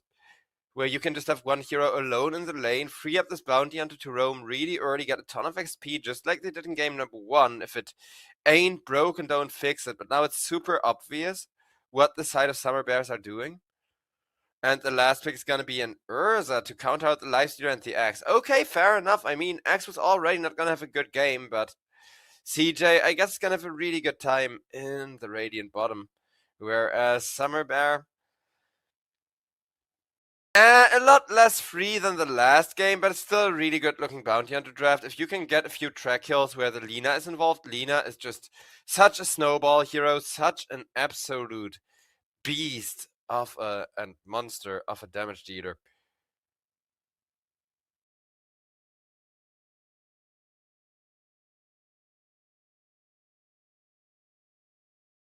As ladies and gentlemen, we're getting ready to load on in.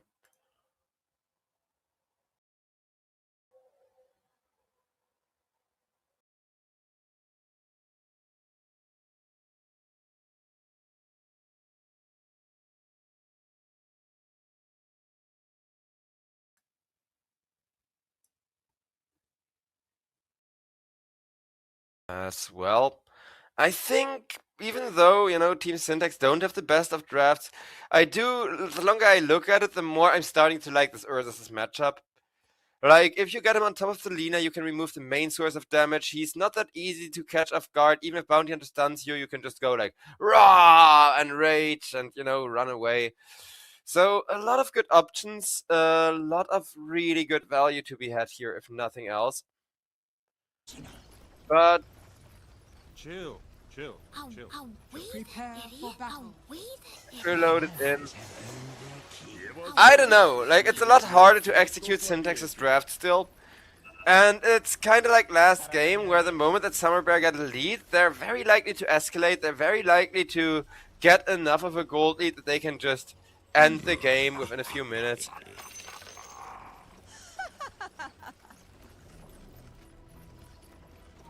That wasn't too bright. Are we the idiots? Воу, найс! Оце потужно!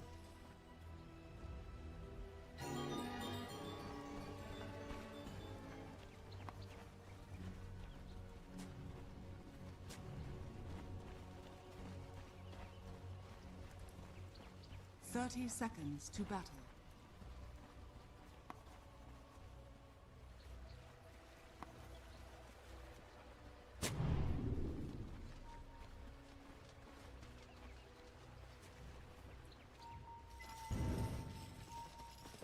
And in comes the first blood attempt. Otaker, a very hard target to catch though, so I don't think this is too worrying for Summer Bear yet. The catch will land, however, and if the arrow connects, then even a Lifestealer with that rage available could go down. He makes it onto the tier 2, has a Fairy Fire. Is it gonna be enough? It looks like it will. Otaker lives on 24 HP. Walks out of there, is actually just gonna head into the lane instead of back, which may be a risk because there's still 3 people hunting for him. Geo, he knows how close they came to killing this Lifestealer, and he will not let go of the first blood. Smart move from Syntax. Ackerman is gonna immediately throw the tip at Leo, try and tilt Summer Bear. I don't think Summer Bear are gonna be too tilted about that. I think Otaker, if anything, it was really cocky and underestimating really hard to not immediately go for the kill attempt there.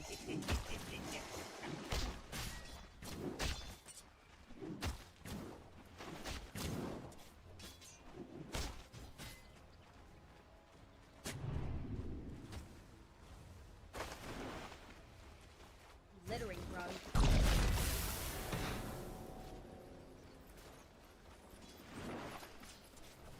And with that first blood, I mean, Centaur, let Otaker get like 2 or 3 levels and he's gonna have a very rough lane, but missing out on the feast at level 1 always feels bad. So this is actually just kinda slightly chopping down the Lifestealer by a pack.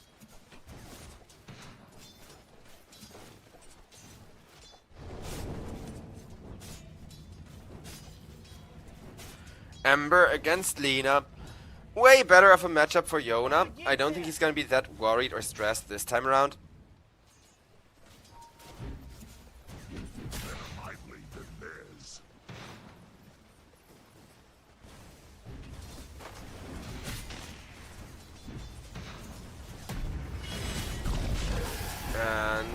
on top. A lot of damage being traded, but between a lot of like health pool having heroes.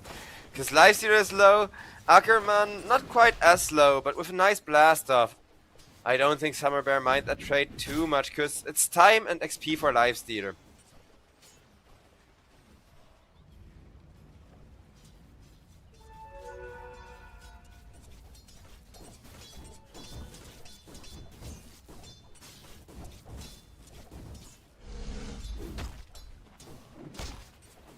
Dire are scanning.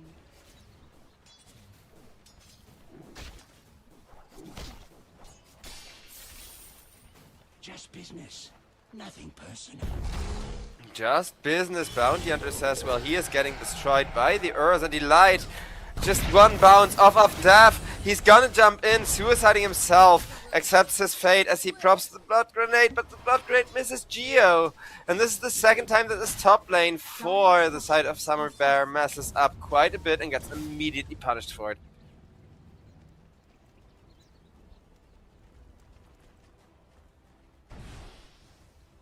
Radiant's middle tower is under attack.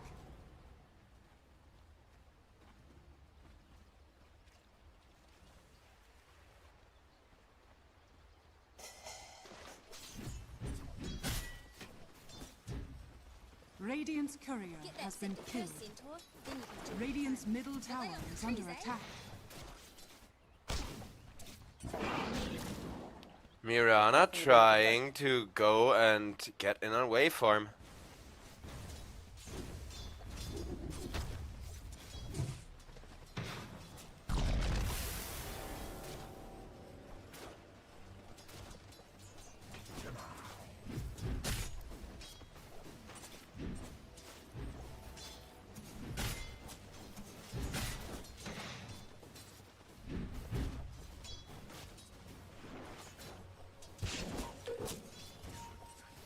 Geo. He's still being ran at. Summer Bear, they're just refusing to give up the aggression on top. No matter how rough things may look for this Lifestealer. As once again he does get pinned to a tree, though the blast off is there. And the first time he kills the centaur, that will be a decent bit of extra max health for him. But from behind, in comes Mirana, being pursued by a bounty hunter, though. There will be a return stun, yet another blood grenade coming out over on this top lane, this time around from Summer Bear, enabling a second kill waveform, gets away with that. And Geo, taking a lot of poke from the techies, will have to get back, as he does not win the attack range battle there. Good counterplay from Summer Bear, as again this bottom lane, it has an Axe, it has an Urza, there's not a lot happening between those two. So consciously making the choice of, hey, we're gonna leave our Axe alone because we're not gonna kill the Urza regardless, and the immediate answer from Syntax to also rotate the support, it makes a lot of sense. But in on the mid lane, Bounty Hunter gets to set up another beautiful kill for the Lina. Lina really wants Ember Spirit. Yona is dead already with the damage over time, but Lina will die. Making sure that she deals with the Flame Guard Panda God. A worthwhile trade, equaling out the kills. Axe, meanwhile, remember I told you that him and Urza could not kill each other. It's usually the case, but Urza getting caught in the jungle may be the exception or not, because in comes the Hoodwink once again. Is under attack. Nice heads up TP from Geo. Tower is under attack. CJ would really like to get some extra damage in on the Axe. Axe just needs to get some spins. This Bounty Hunter is there to set up on Geo. Geo, right as he gets a beautiful little tie to a tree, he is gonna be set up for death already with the taunt. Bounty Hunter extremely happy with the XP. Summer Bear, they may have had a very rough start to the laning stage, but all they need to do is get enough XP to Bounty Hunter, get their money printer online, and then get 1 or 2 kills as Lifestealer. Level 4, level 5, now we're at the stage where Lifestealers usually enjoy laning against the Centaur, right? Where he has the amount of farm that you need to keep the Centaur poked out of the lane continuously.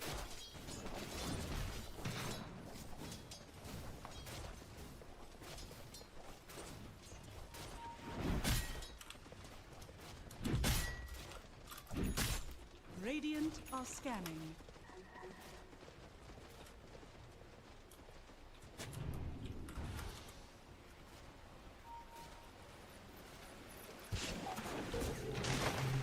And in comes Delight, looking to contest the Wisdom. Bounty decides not to reveal his presence, lets the Wisdom slide. That means both of the Wisdoms are gonna go Syntax's way. The gold lead may favor Summer Bear, but Summer Bear, they're the ones that really want the level 6 on the Bounty Hunter.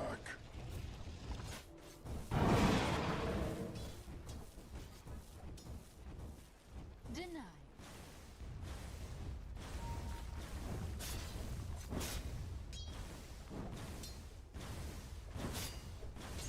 Radiant's courier has been killed. Flames will spread thrice. Flames will spread thrice.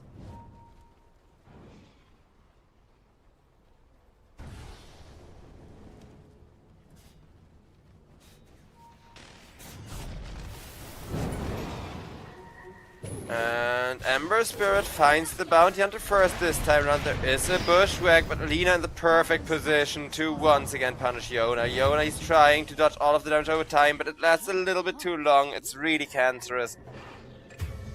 Panda got another kill. CJ on the Urza is now going to go down to the Axe, and this is where the game could very much turn into a disaster. As both sides are tipping. Both sides are trying to, you know, bully and annoy the other one. Structures are fortified.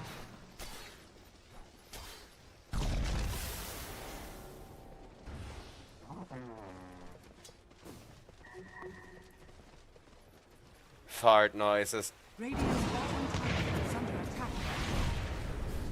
And that's gonna be it. Ackerman pressing the ultimate so that he is not gonna burn to a crisp. No fried horse sausage here.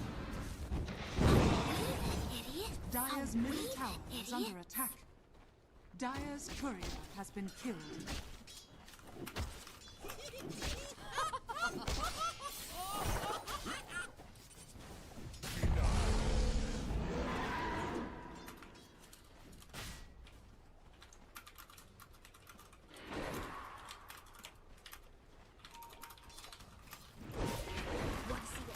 Dire's middle tower is under attack.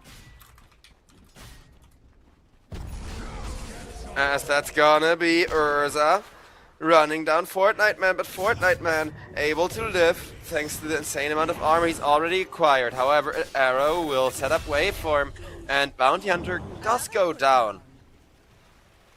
Another put down. Those last 1.5 levels are gonna be difficult to get for him if this pressure keeps up.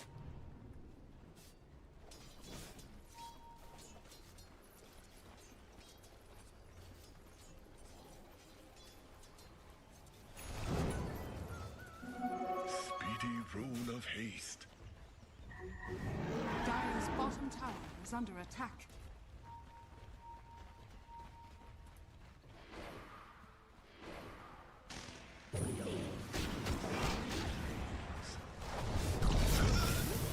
As Delight. No chance in hell to get out, techies. Definitely another hero that doesn't really pay off for picking him as your support until he has his level 6 online.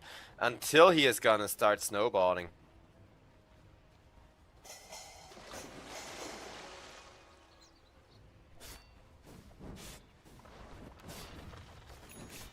Yona. Looking to get himself that spirit vessel going. Radiant's courier has been killed. Well, Bounty gets a nice snipe onto Playhard's courier. This Bounty Hunter, he's gotta get himself XP somehow. Playhard even tips him once again. I mean, I'm glad that nobody's tilted and that everybody is kind of tipping back and forth. Dire are scanning.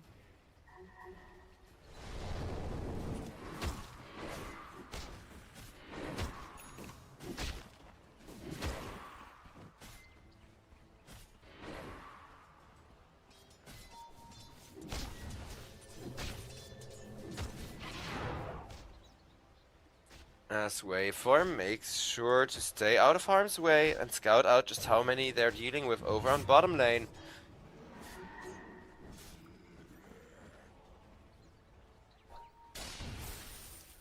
Amber, the one they want to set up onto with the double stun. Lina this time around not quite stunning in time. Ember Spirit dodged the Laguna with the Remnant timing being perfect. and instead waveform dies. This is what they gotta do. Just ignore the Laguna Blade. Lina ultimate, I never even heard of her, and boop out. This is how you gotta do it. Perfectly played for the side of Syntax. Dire's middle tower is under attack. They're not dealing with the lifestealer, so it's kind of a similar situation to last game where, you know, one of them was still free farming, but Dire's middle tower is under attack. Radiant's bottom tower. Radiant's bottom tower. bottom tier 1 is gonna get destroyed. Techies jumps in onto 2. Out comes a nice disarm, and Lina will keep everybody alive. Geo instead the one to die, as now Mirana should not have gone in. Oof. Instant regret for Syntax. And guess what? 3k gold lead before the bounty hunter is even online, mostly from Axe having stolen those stacks, and a massive amount of gold in the jungle being generated.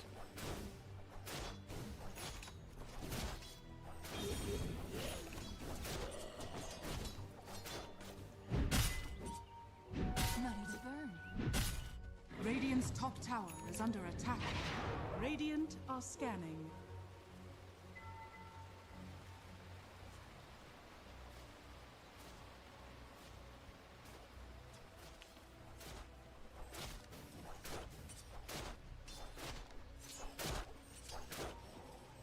Radiant are scanning.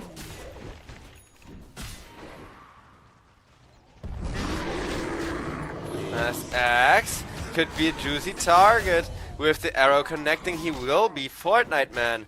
Getting slain by the Fuzzy Wuzzy for the Cups. Urza's very happy about that one. Allies. Radiant's middle tower is under attack. Just keeping it loose.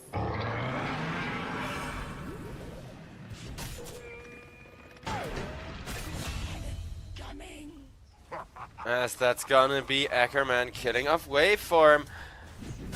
Last game Bounty Hunter was having the freest game ever, the time of his life. This time around he's just absolutely suffering.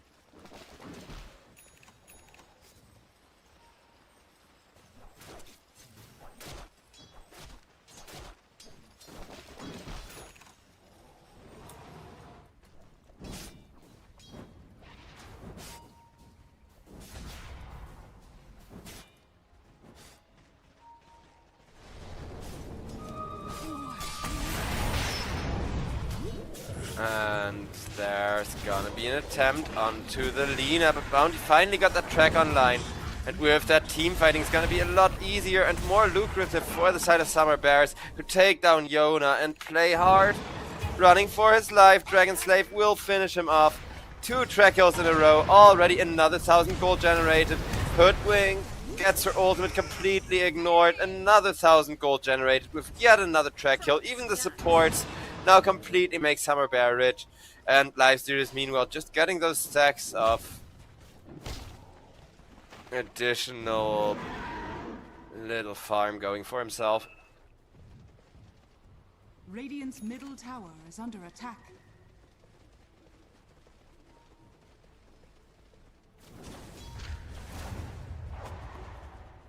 Dire are scanning.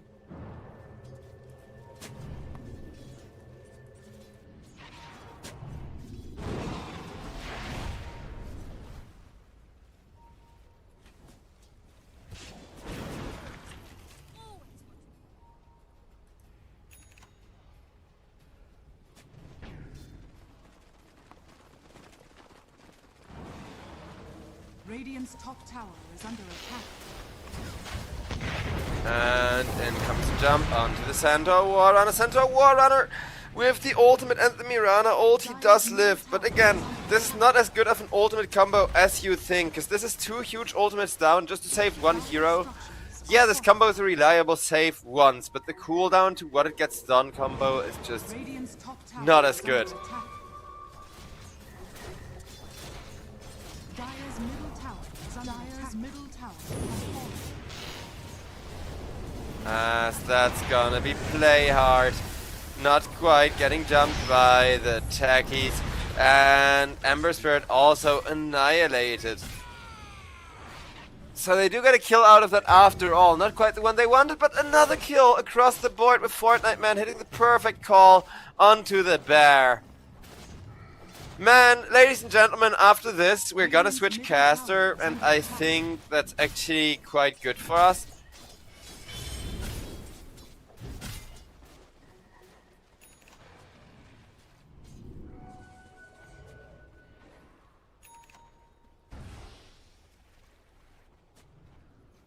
Radiant's bottom tower is under attack.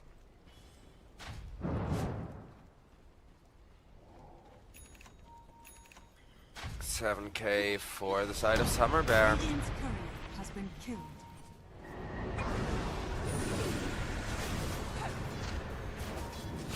And Waveform, the one that got himself obliterated. In service to the realm. Axe, however, looking for revenge, gets a call onto Mirana running out of there, but it's already dead thanks to the Blade Mail still being active when the Starstorm goes off. Well, Yona ticking out, doing his best to remnant out of it, and... Ooh, perfectly played. Again, it's not like Syntax are completely skillless, it's just that Summer Bear. They have been getting into the best shape of their life. Now you gotta deal with that. Attack. Radiant's middle tower has fallen. As Geo goes down. And it's only a 5 kill difference, but 5 kill difference translates to 8k gold, despite how long and tedious it was to get this bounty hunter online.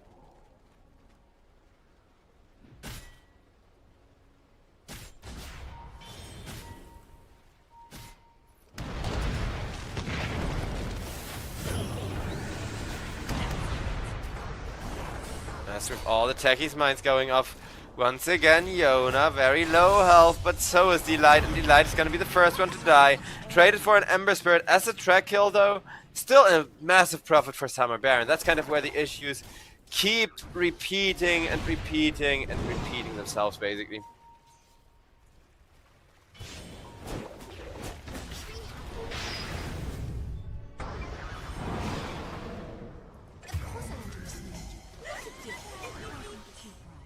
Geo will be annihilated.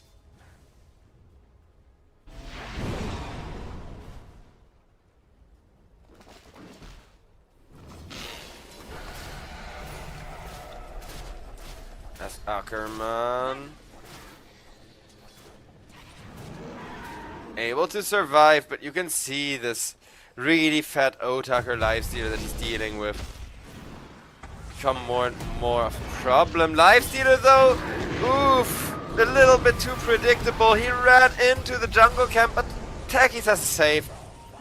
Have faith in your support. Techies has a save. He will not run away from the infest.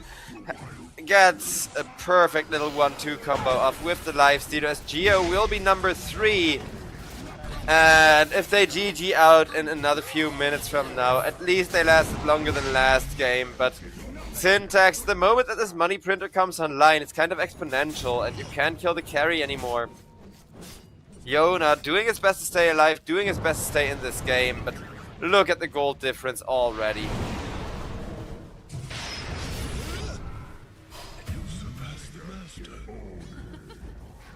Ember gets himself a very nice kill there. Radiant's top tower is under attack.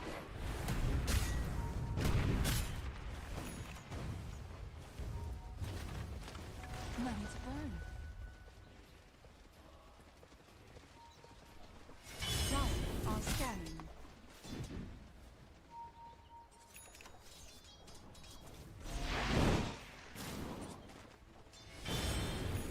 Waveform on the bounty hunter. Kind of getting chased down, but not too hard.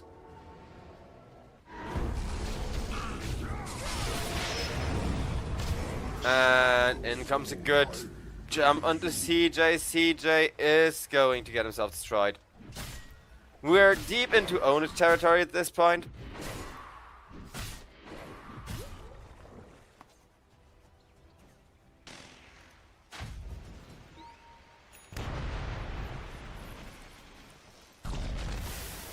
Well, Geo Slowly zoned away, but at this point, even Bounty Hunter alone is very, very terrifying. Forces him to turn around, use up all of his spells, and that will net him some farm, and he's gonna live for it now. But guess what? All of Summer Bear are doing meanwhile.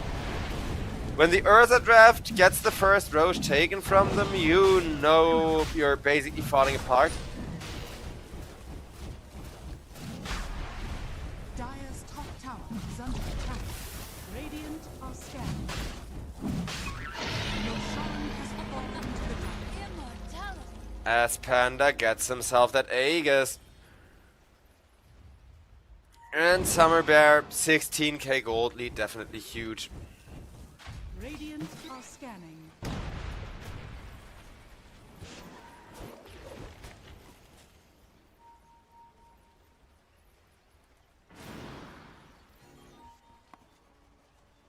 Dire's top tower is under attack.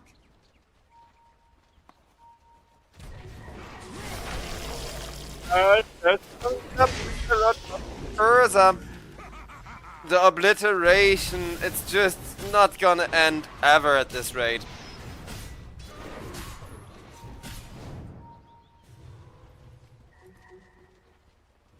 Dire's top tower is under attack. Dire's top tower has fallen.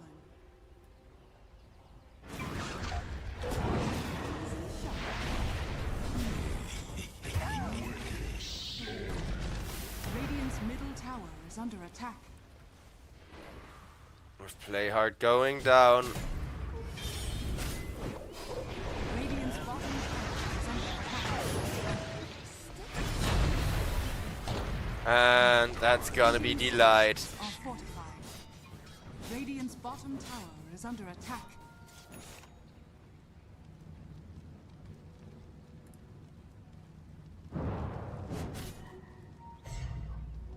Gold for my master. Bounty Hunter saved by the 4-step from the Lina, and with that Ember Spirit could now be in trouble. He will get out before the bounty stun, and a counter stun from the Centaur Warrunner. Centaur Warrunner though will not be allowed to escape by the axe, drawing him right back in, taking the stack as Lifestealer full healed up again. Two very beautiful return kills for Syntax, but if you're trading 2 for 2 and 2 of those are track kills and you're not the one having like those track kills in your favor, then you know it's gonna be GG in absolutely no time. Radiant's bottom tower is under attack. Radiant's bottom tower has fallen.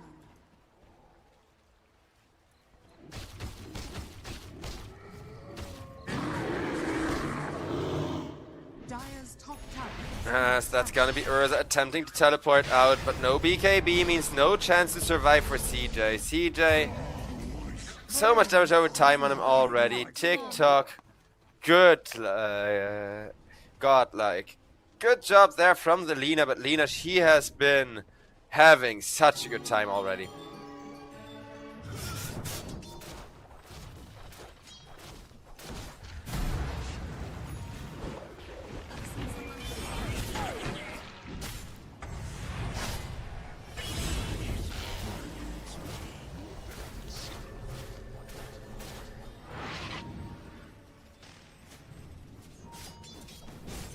As waveform taken down by the Centaur.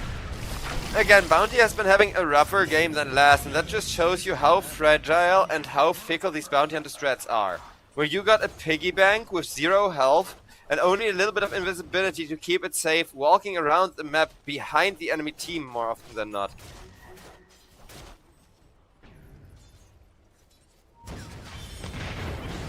But a beautiful jump in from the techies, as that's gonna be Centaur Warrunner.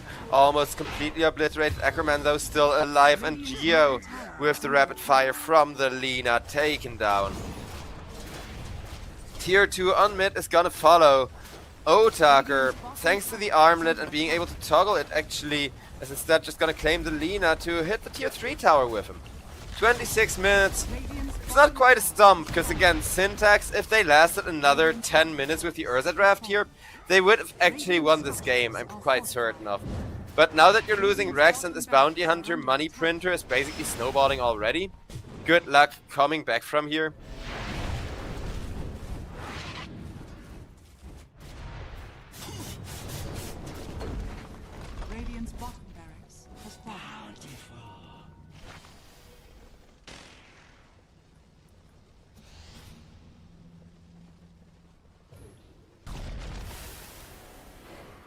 Dire are scanning.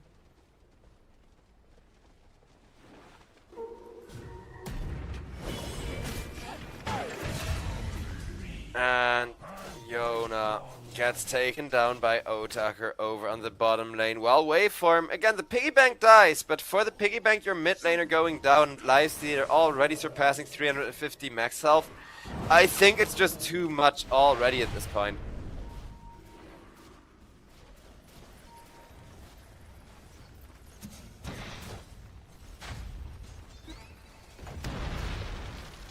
As the mid tier 2 tower is gonna get destroyed by the Lifestealer.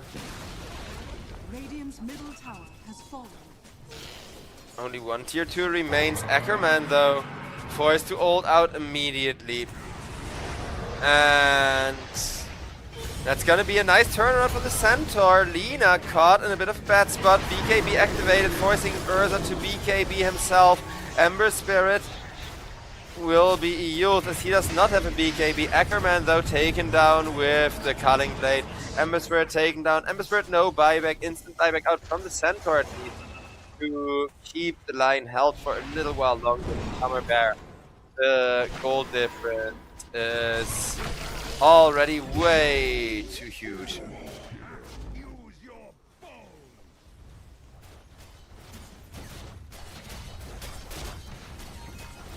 Radiant's middle tower is under attack.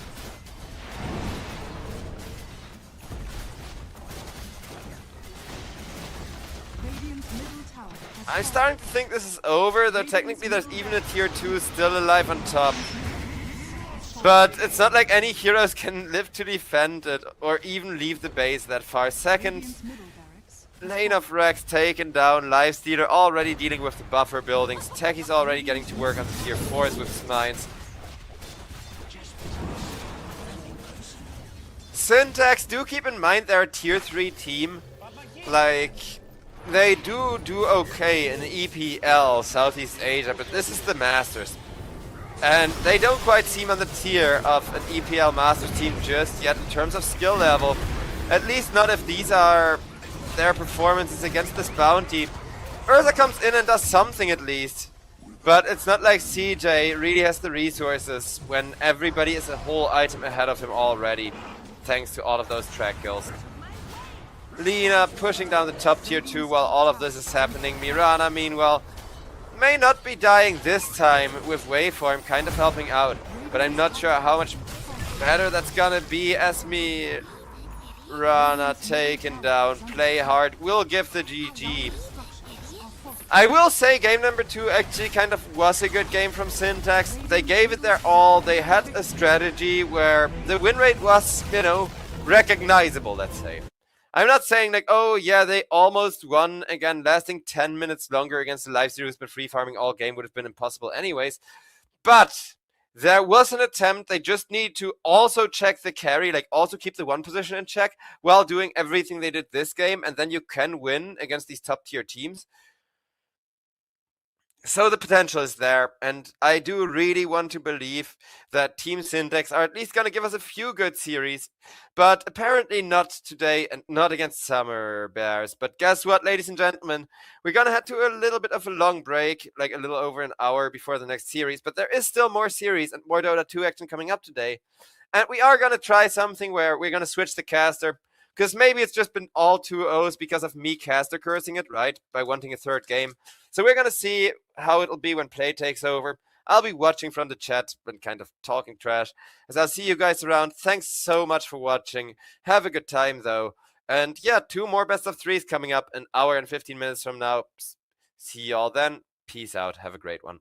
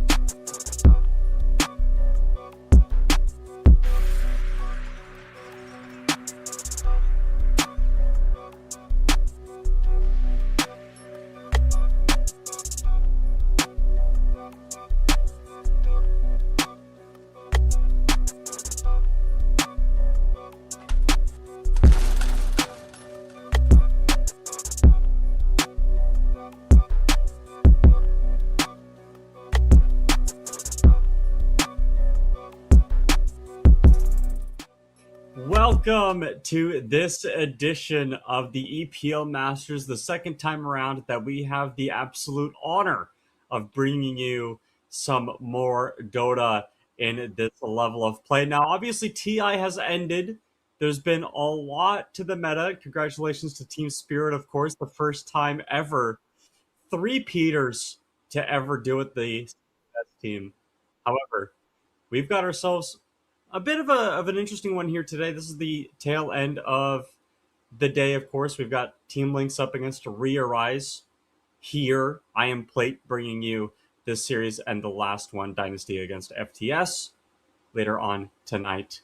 Now, what I'm really curious about is how the meta is going to shift in terms of this tournament and the next one, right? Like, well, not just the next one, but this is the first tournament that we are seeing post TI, right? So a lot of the heroes, a lot of the meta, a lot of what people have brought to the table at the highest level is going to be coming in here too. And, you know, until we get a patch, it's really going to be a lot of the same. So we're seeing the Bounty Hunters, the Maranas coming out here. Bounty Hunter did have an incredibly high win rate at the upper bracket stage before. And of course, Bane, Nature's Prophet seem to be really popular heroes. Now, Rearise have some wiggle room in their draft. It is going to be the position 3 Slardar, but where they put the Nature's Prophet is a kind of a toss-up. You could put it mid, you could put it carry.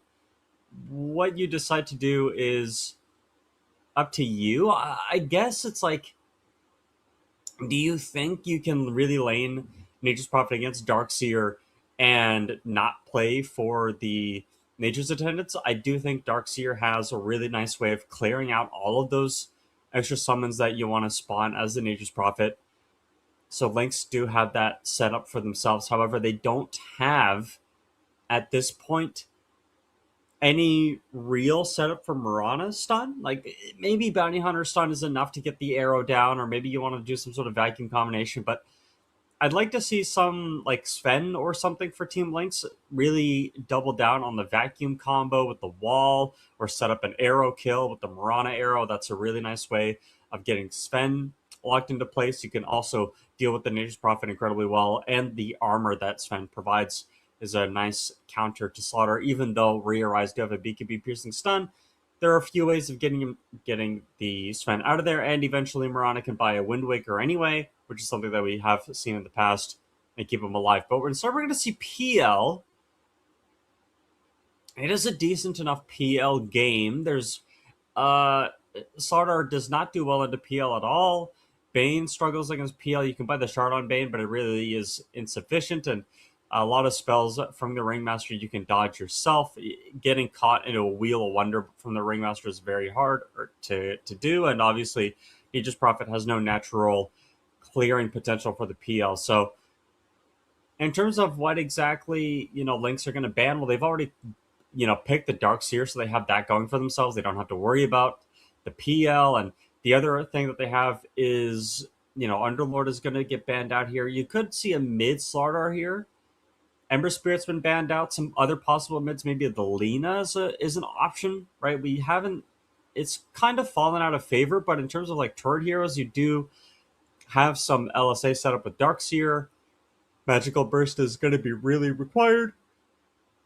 Apologies. And maybe you just need to get some sort of burst down and like actually kill people. The PL and the Darkseer are going to be really, really nice for these long drawn out fights, but at some point, maybe getting a little bit of help in terms of the burst would be nice. So again, the Lina is something that I'm considering about. Maybe you can go for Invoker as an option here.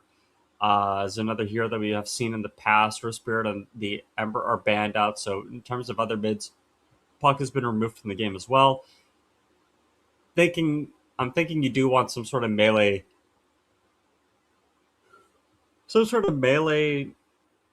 mid, again, just to make sure the Slaughter doesn't have that great of a time. I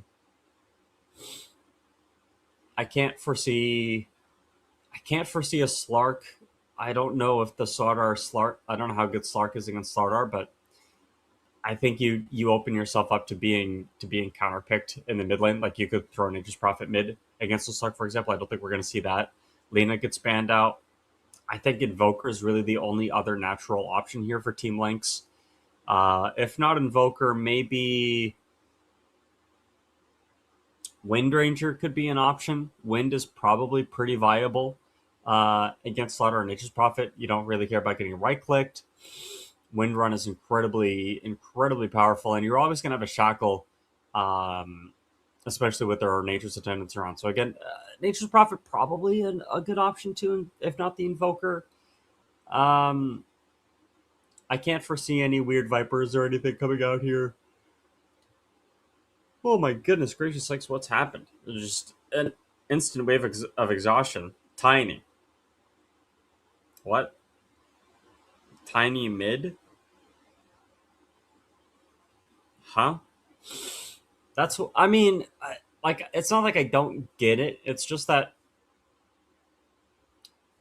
I guess the combo for Tiny is you do have toss set up, like toss avalanche set up for arrow, and then also you have some amount of, you know, Darkseer Ion Shell combination as well is pretty nice. So there's some like combo here for Team Lynx. My only issue is, quite frankly, not a big fan of Timbersaw. I think Timbersaw is really weak.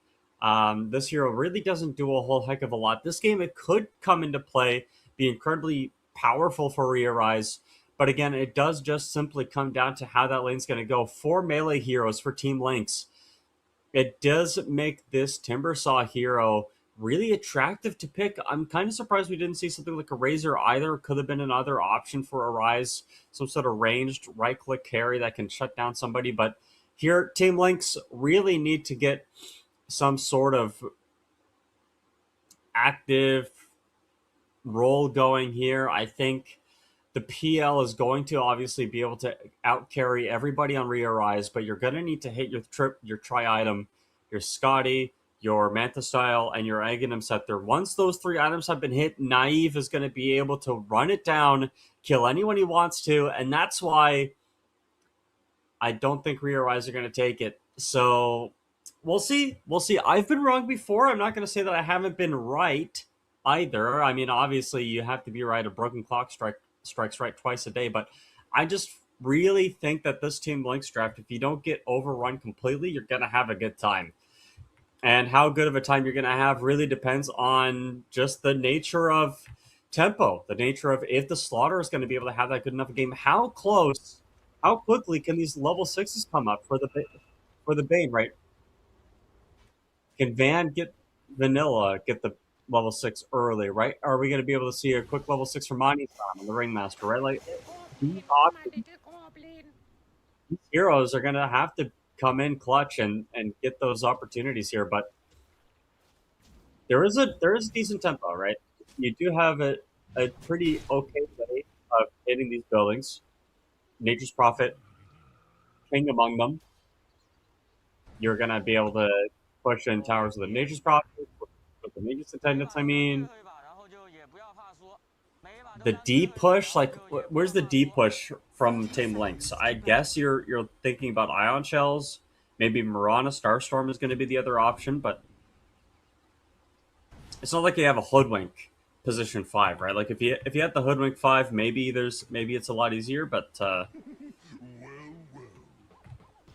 can see here that the Bounty Hunter is going to get spotted deep behind enemy lines. I don't know if there's they do have a Dust here on top of the Bane. Bounty Hunter caught behind no man's land. Unfortunately, going to get run down. The Double Dagger's coming in, and that will be first blood for Yoai. As that comes pretty quick, pretty clean, and pretty fierce. If you ask me, Dota 2 is a game of pushing the limits, and I think Bounty pushes limits a little bit too hard. Nice play from the supports to be able to get the detection deep in behind. And obviously, the Courier is going to be able to come out here for the Nature's Prophet as well. We'll see what item he wants to go for, just straight treads. But in the meantime, the mid lane matchup here. Curious to see what exactly is going to happen. But yeah, it's like I said in this bottom lane, the double Ion Shell, not really a big deal to the Prophet and to the heroes per se, but the Nature's Attendants should be okay. Top lane. This is a nothing burger lane. PL is not really going to have a great time, but Timbersaw obviously needs a couple more levels. Once you get level 6 in Timbersaw, the PL does not have an opportunity to have a game. And Timbersaw is really good at identifying which of the PLs is real, simply by the AoE burst damage that he provides. So that is one really nice way of figuring out who, which, what, where, and why the PL. But nice play from Cubify. Get a courier snipe, D-ward. Just got a lot of really valuable things that the Bounty Hunter does, but are these teams going to be able to compensate? Are these teams going to be able to really get going the advantages, the lane advantages that you can have with this rat Bounty Hunter, right? Like, this is the kind of pick that you need a lot of finesse for and to understand the fundamentals of Dota to really excel, to really get going. And this Ion Shell on the Bounty Hunter, he's got the Blood Grenade going as well. Bottom lane. Yowie got really close to dying, and maybe he might even die again. They're just going to pull him in with the vacuum. One right click from the stun is going to be enough. The Ion Shell's coming in, but no, the body blocks are there from the Ninja's attendant, stopping the Darkseer from getting the gap closed, and Vanilla's going to be able to pick up that kill. Body blocking in the tree line, but the Ion Shell's doing a bit too much work here. He's going to go down eventually to the Ion Shell burn, but no, never mind. Maybe this is a bait. Nightmare gets set up here. There is a Brain Sap after a Mango, and I think that this poor Darkseer is just going to get right-clicked down here. Now, they have to let him go. It's not going to be enough here, but again, it's just a lot of pressure in this bottom lane. Really nice plays, but again, it's just the Bounty Hunter that dies. Did try to push a little bit too hard, but that's all right. This mid lane matchup is even Steven as well.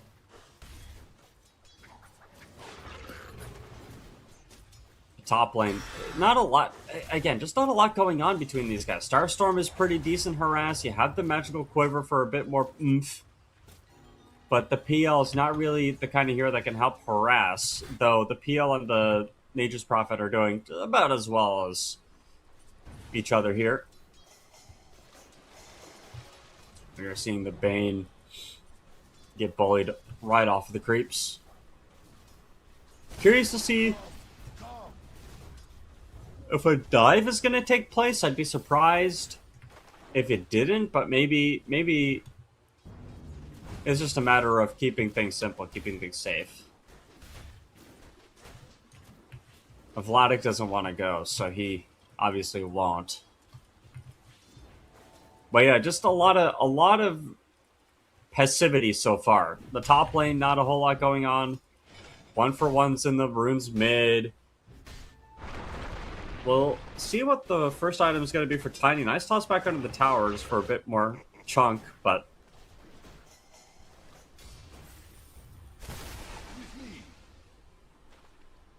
against Slider up against these mid heroes. The only difference is Slider doesn't really farm the greatest. It is a big deal, right? Like you have Crush as your farming tool, but that's literally it. It's not a lot. Not really convincing of something, so you really need to get this tempo going on the mid lane here. Dire structures are fortified. Dire fortification used, trying to keep the Bounty Hunter alive with the tree, but he's able to get away. What have we here?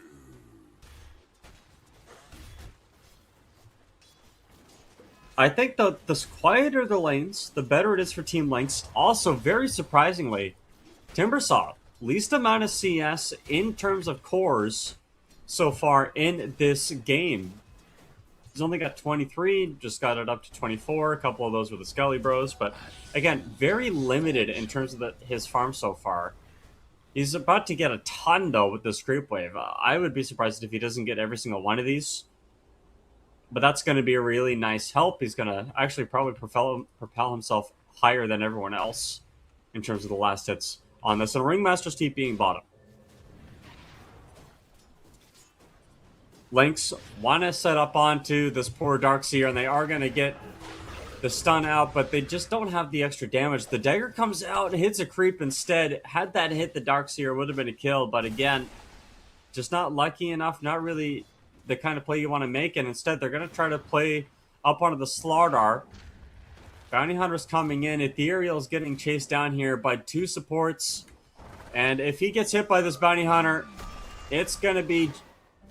I mean, he's just going to die, but this guy is so fast, man. How do you chase him down? At this point, is it even worth hunting him? You don't even have a leap. Ethereal TP is ready. Arrow doesn't quite connect. Radiant are scanning. And I think if you're the Mirana, you got to be careful.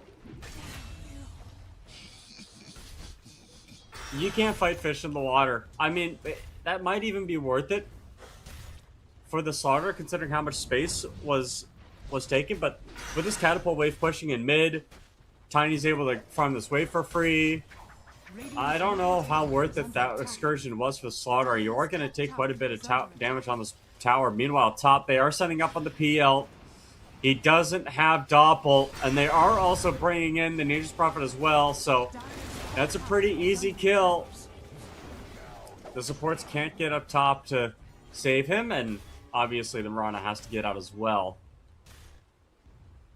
Krekker just waddling away, but everybody's in pursuit. Radiant's courier has been killed. Radiant's bottom tower is under attack. Yes, just so far, not the kind of start you want from the PL. Everybody from Re-Arise is starting to get a lot more money.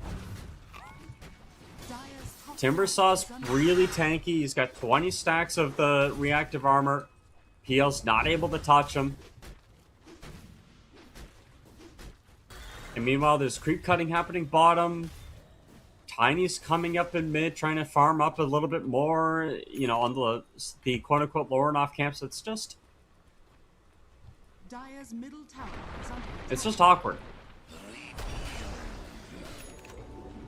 Dire's top tower is being denied. Toss up in the air.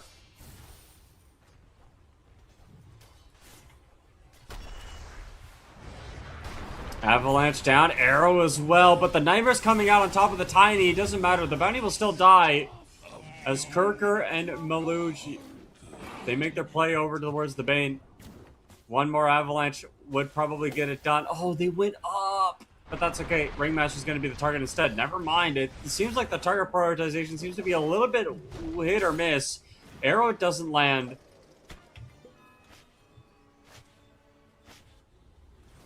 And Malagil just doesn't get it going yet. So, big plays, but maybe... Yoi had the wall dropped on top of him. Bounty Hunter still needs 6. He's only level 4. Radiant's courier has been killed.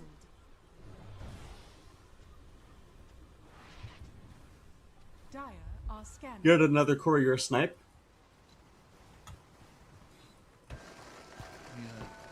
Yeah, level 4 for the Bane as well. Just like needing these levels and these supports, I think, for both teams. And now Slaughter comes in with the minus armor. Yoi, oh, block the Slaughter in a little bit. They're gonna have to settle for this bounty hunter here. Tried to get the kill onto the Ringmaster, doesn't quite get it done, but Darkseer going for the neutral deny. It doesn't work. Uh-oh.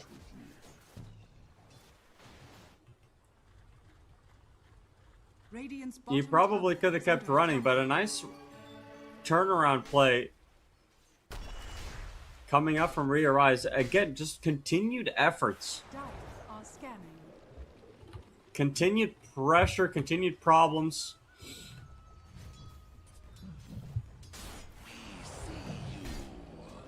I think we're just waiting for items, right? Like, the biggest thing is, how can you get to the items that you need? How can you get to your blink on Tiny? Well, with this possible kill on Slaughter, would be a nice idea, but the Manta dodge with the Illusion Rune doesn't work. Had it worked, would have been a kill on the Slaughter. Maybe this is why we're just not seeing Tiny as much anymore. Just the right click, the burst damage isn't the same as it once was. It's a free kill on the Bounty Hunter bottom, but this Maelstrom finished on the Nature's Prophet. It's a pretty easy way to get some more money, and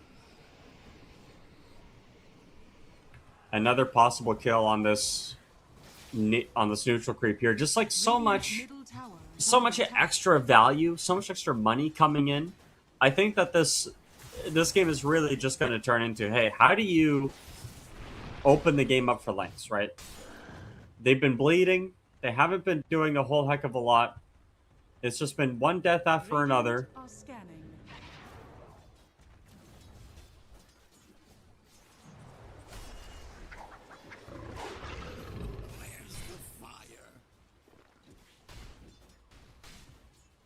But the gold lead isn't that much, too much different, right? It is going to be really hard to get these grips off this game, though. I will say. I don't know how Bane's going to do it, just because there's a bounty hunter that's going to be on top of you the whole time. Shadows, take us. Possible ward. Avalanche on the Bane up top. That will be a kill, but they are going to look towards the Nature's Prophet instead. Right-clicking in, they got the arrow, and that's an easy double. Team Links, they make the move, they make the pressure, and they make the play. Getting this tower would be a really good opportunity of opening up the map, but I think they have to defend the middle tier 1 tower instead here. With PL going for the Manta style, of course. So, again, those wondering, PL will be going Manta, Aghanim Scepter, very likely Scotty.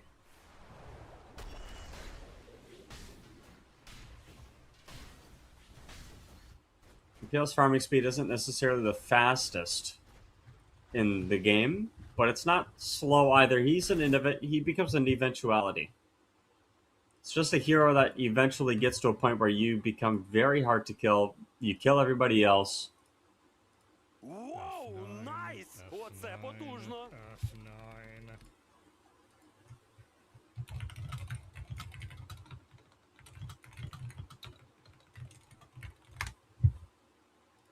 And there's just like some green diamonds missing, right? Level 6 missing on the Bane, level 6 missing on the Ringmaster. In fact, the only support that has the only support that has level 6 is the Mirana. And Mirana's level 6 obviously was just used to great effect. Got a pick off on the Nature's Prophet. Anku, Timbersaw is in fact a little goblin. Let's look at him. He's got metal hair. Wait, is that his real hair? Or is that like he put a metal thing on his head to make that his hair on Timbersaw? I don't know. Complete and absolute focus from Cracker right now. Getting some stacks going, trying to accelerate that farm. Radiant's bottom tower is under attack. But you can see the way that Rise are playing the map right now. Both supports mid. They got Timbersaw up top, just soaking in the triangle farm. Nature's Prophet staying very far back. Obviously, doesn't want to get picked off in the same spot again. Surprised they didn't get the D ward down.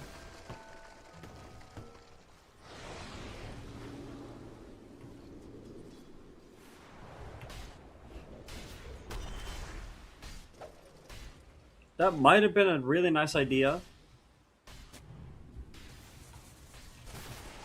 And you can see Bounty Hunter setting up for this.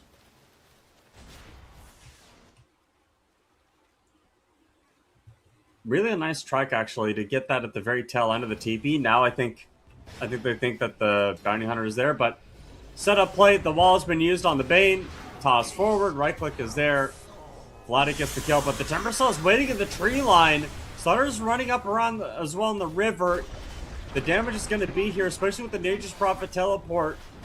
They just bring the numbers that necessary to get this kill, and they are going to try to get the Hypnotist down on top of the Mirana. They will do so. The damage is there, and Slaughter just can't stop going forward. But instead, it's going to be PL picking up the kill, and unfortunately, I think this Tiny is going to go down. The blink forward not in time. Instead, they turn their attention over the PLs, trying to chase everybody down in mid. Tiny goes down up top, and the TP is out from the Nature's Prophet. Not going to come in time. This PL is wrecking worlds right now. The Shark coming in from the bait, but the body blocks are there from that Helmet Dom creep. Again, the body blocks coming in once again. Naive gets a triple kill after all of that. He's not ready to say that he's just a PL at this stage of the game. And yeah, that fight recap is giving you all the info you need. An extra 1,000 gold in his pocket.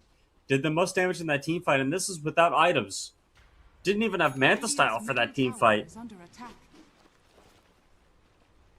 So much damage. No real way of dealing with this PL already. And we're seeing it again, the Slaughter getting picked off one more time. Naive is dominating at this point. The 15 minutes in, looking for a little bit more here as the Ringmaster's going to have to try to escape. Manages to dodge the circus. Radiant's bottom tower is under attack. Never mind, he walks right back into the circus. There's the Tiny. Turn him into an animatronic, my friend. Good luck.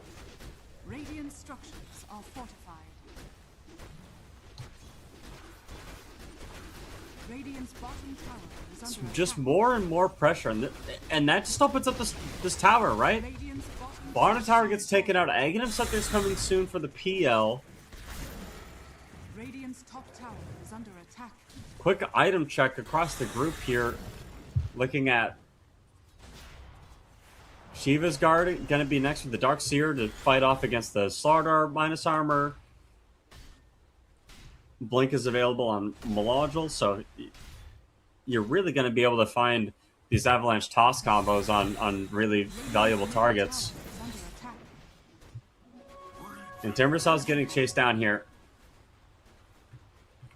Will likely be okay. I don't know if Bounty's gonna want to keep pushing that, but again, just the rat play from Bounty, the walking in, being annoying. It's all coming together. Mid lane combo didn't quite work out. Radiant's top tower is under attack.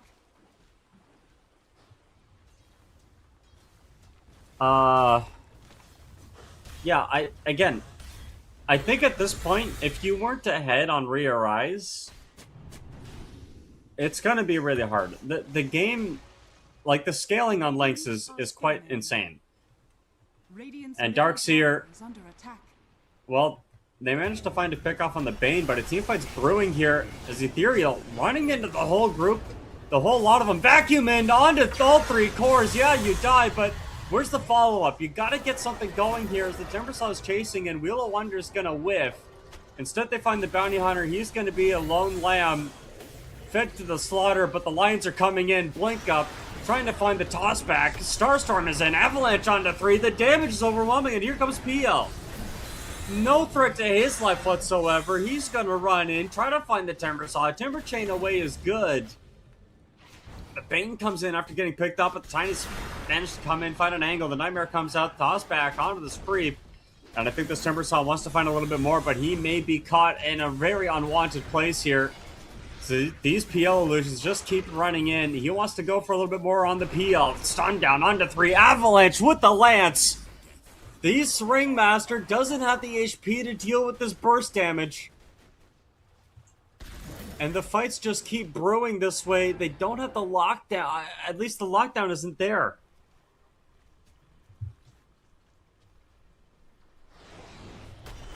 Another combo being used on this poor Slaughter. That's going to be a freebie as well. Middle tier 1 tower finally going to go to the wayside, and Team Lynx have built themselves this gold lead here. Able to farm this bottom lane, able to farm this middle lane as well. 2 lanes for the price of 1. Timbersaw is coming in as well. Can't quite get the kill onto the Mirana. It was close though, but the map keeps opening up, and maybe Lynx were out. Maybe Lynx were out a little bit too far forward. Gone for too long, didn't get any regen. Radiant's bottom tower is under attack. Will wheel for the Helm of Domcrete. But at the end of all of this, obviously the PL team is going to be the one that's winning. You have the Aghanims that they're finished up now on the PL. Slaughter's going to have a really hard time getting away, but not only if you can't get any damage to stop the blink up, but there's some opportunities here to continue to get the kill onto the Slaughter. Just cannot run away from the damage. The PL illusions are stacking up, and again, this Ringmaster has to box himself, get away, and PL's coming in, but I think this is just a feint. Begging their high ground to be sieged here. Begging for a response, begging for something to happen. Blink in, looking at the PL, walking forward, has himself that Manta Stop, but he's in pretty deep. And not only that, but he's in next to a bunch of trees. He's getting really low, ends up going down to the chakra, and that's going to be it. Definitely a little bit overzealous, diving past the tier 2 tower. And here comes the blink from Slaughter. Wants a little bit of revenge. Nice toss. Avalanche is down as well. He can't quite get the stuns in. Chakra canceled by the stun as well. With the Moonlight Shadow coming in. Lynx don't feel like they have to give up a position just yet. Instead, they actually want to go in. They feel like they're strong enough. They have a ward down. They see this Timber Saw, but they don't have the burst damage. Tiny's not here. All this while, the whole time that this fighting has been going on, Yowai has been in the sidelines, keeping the lanes pushed in, farming up this Mjolnir. He's got himself the BKB. Dragonlance is finished as well. They're going to go for this Torn push as well. Dire are scanning. Radiant's middle tower. Bounty. We'll try to get something going here, but obviously doesn't live to tell a tale. And that will be a free Torm as well. Radiant's middle tower is under attack. PL inching ever closer to that Scotty timing. Still the offlane tier 1 tower alive. Both middle tier 1 towers and the safe lane tier 1 towers have been taken.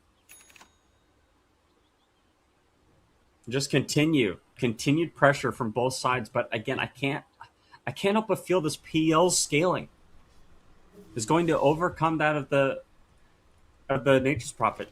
Going for a butterfly that can be incredibly helpful, but again, once the sky is completed, I mean, PL has his option of MKB.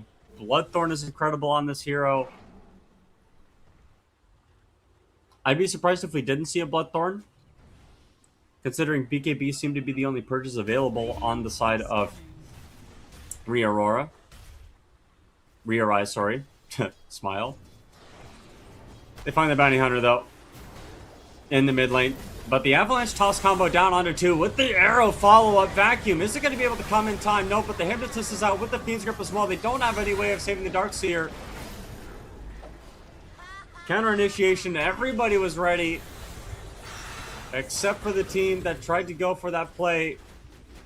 Arrow was down, but the Mirana picked apart. And this PL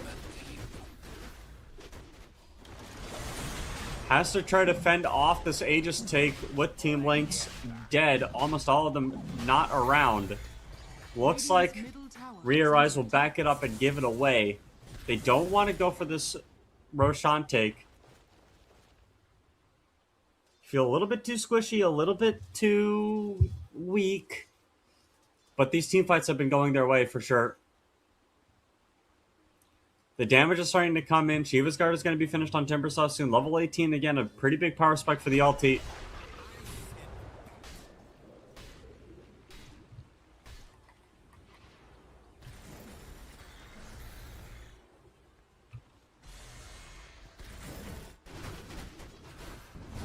Are scanning.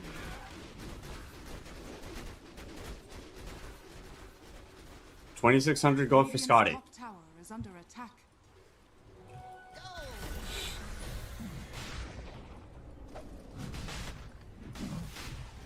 See, the Bounty Hunter is trying to be annoying here. Radiant's Killed the courier. This Roshan is not going to be contested. Lynx, they lost a team fight over it. They say it's yours. And Yoai ends up picking this up. Will not have the butterfly for another minute and a half. But his farm is accelerated quite extensively. Haven't talked about how much the Slaughter has struggled, though. Again, we are at the stage of the game where Slaughter would not farm necessarily the best. 25 minutes in, still doesn't have that BKB available to him.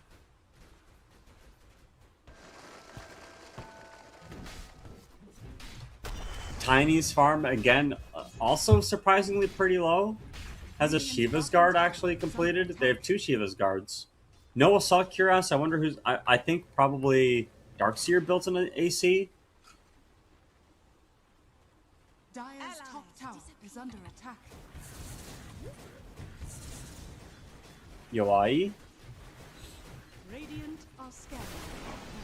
There are PL illusions here. Arrow's gonna land. I think those PL illusions are enough. And the real PL isn't even there among them. Radiant's bottom tower is under attack. So Yoai, losing Aegis off of a really sick just infiltration by the supports. Any opportunity you had of pushing really, I think really, have gone to the wayside. Lynx should feel emboldened to take some team fights. That is a massive avalanche. Holy smokes. Dire's middle tower is under attack. Shiva's Guard Tiny, guys. New tech. Radiant's bottom tower is under attack. Again, still no Shiva's Guard for Timbersaw. Dire's middle Once this Egg Imps, I mean, no Egg Imps that they're being built for Bane. It's going to be, I mean, it's going to start now, but I mean, this is going to take a while to get going, to finish up. I don't know if the game's even going to be still going on by the time that this Bane gets the Egg Imps up there, but big tower push happening up top, obviously. As you can see, should be a tower.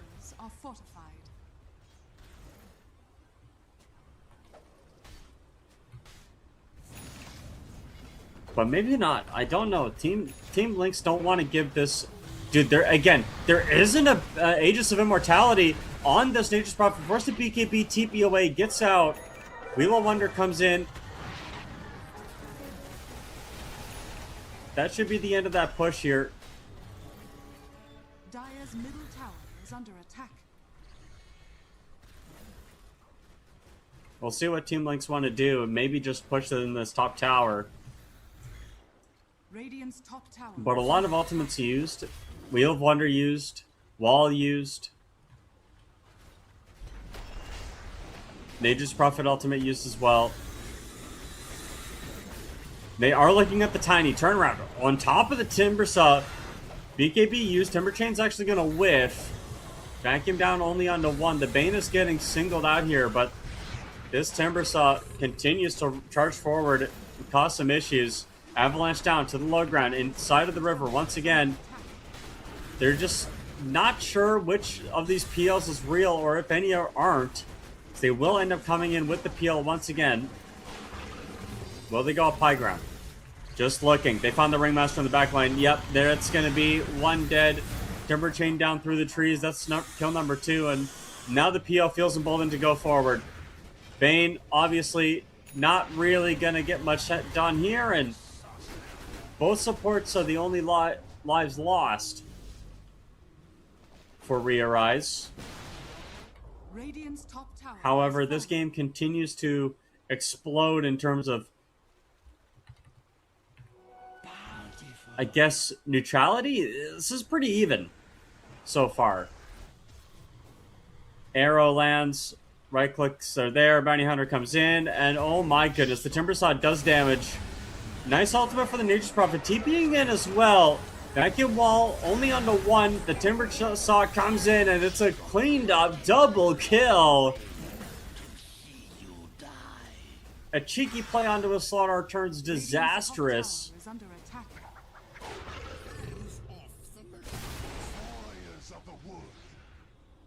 And there's just so much presence of mind.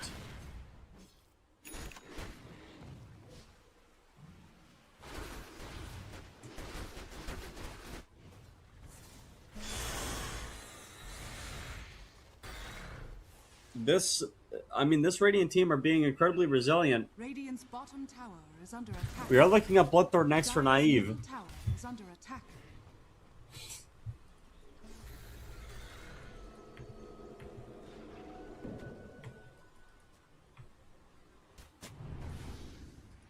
Lotus looking to be the purchase for Timbersaw, doesn't want to deal with the tracks anymore.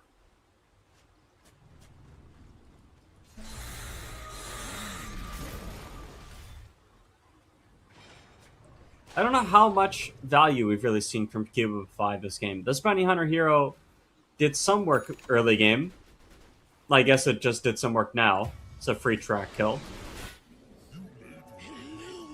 But again, it's just an awkward. Darkseer ends up getting picked off bottom. Mid lane, BKB forced by the Slardar. And they turn their attention over to Yue. Oh my gosh. Stunts coming in, arrow lands. That's a free kill on the biggest hero on the map.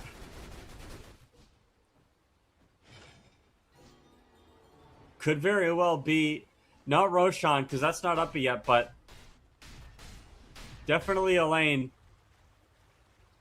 Maybe not. There seems to be a lot of respect coming out here for Lynx.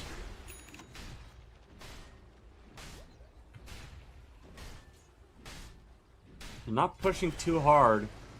Dire are scanning. They're also not being reckless. Radiant's middle tower is under Timbersaw attack. Radiant are scanning. probably didn't want to get initiated on, but here comes the Nightmare on the sideline as this Tiny getting chased down. BKB doesn't do anything against this Timbersaw, my friend. Another going for more. PL waiting in the wings. Let's see if he wants to commit here. Double gangs away, walks up onto the high ground. I mean, I don't know, PL. I don't know. This doesn't seem like the team fight you want to go for. Deep and behind enemy lines. Gets a pick up onto one. Now, looking again. Can he juke his way out of this one? They are going to get the Nightmare down on top of the PL up above it. But they keep on getting some kills here. This PL causing so many issues. The illusion dodging coming into full power. TP's away. The Nature's Prophet able to come in looking for this Darkseer. They can't quite find him. They don't have the control for him either, even if they could. Dire's bottom tower is under attack.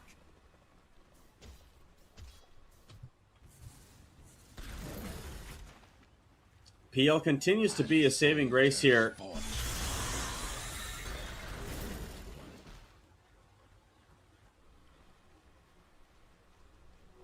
What surge is this?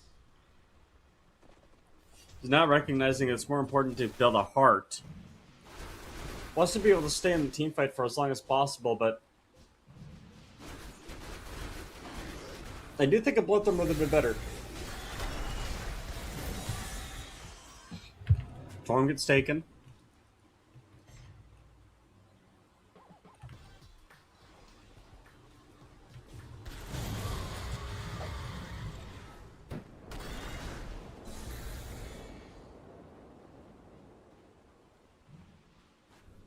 Just not a lot of...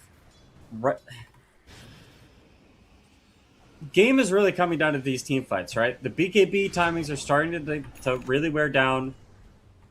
No BKB for the Nature's Prophet, going for Hydra's Breath.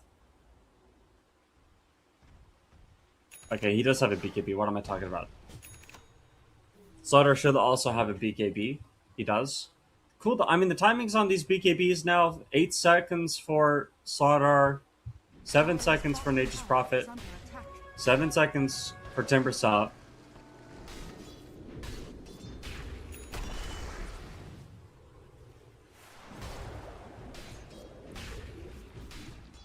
Very difficult situation to be in for both teams, I think. 26 kills to 24. And it's the mids that have really struggled this game.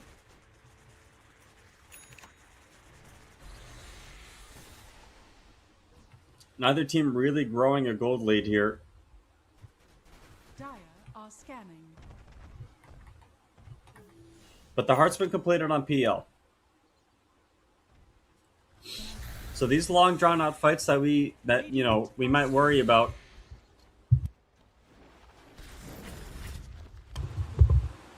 Not going to be a problem. Smoke break on the bounty hunter. Can't quite get away, but maybe a team fight's going to break out here anyway in this triangle.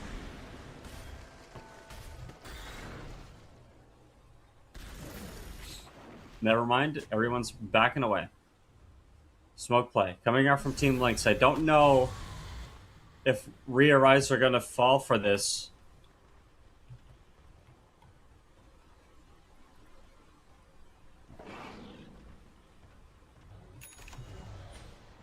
Roshan will be attempted. Again, you do have to worry about possible avalanche toss combos. Especially with your position that you're in now. Bane caught. Avalanche. Oh my gosh, that's a wall vacuum onto 3. Yeah, you get the Aegis, but can you escape with it? That's going to be the really big question mark.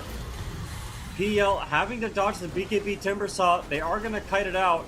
He gets away, but that might have just spelled doom for the rest of the team. As the Ringmaster goes down, this Nature's Prophet forced to fight it out. Arrow is going to be down on top of him, and the right clicks are coming out. Yowie just really not in any position to really defend himself from this PL.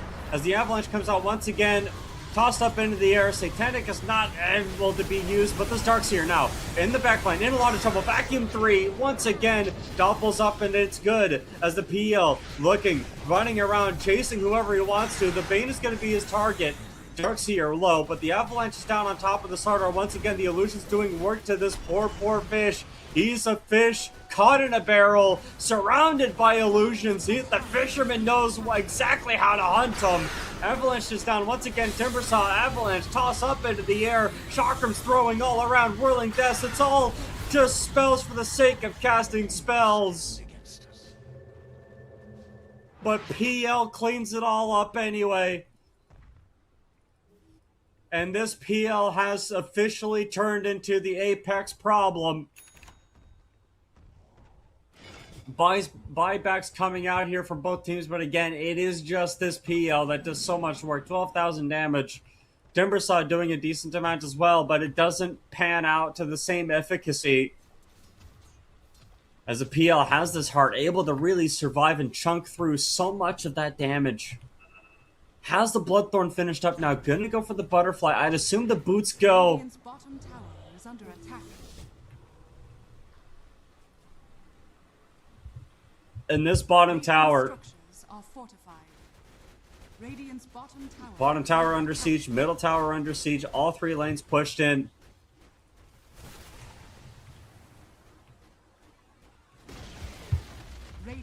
Tier 4 neutrals available as well for both teams.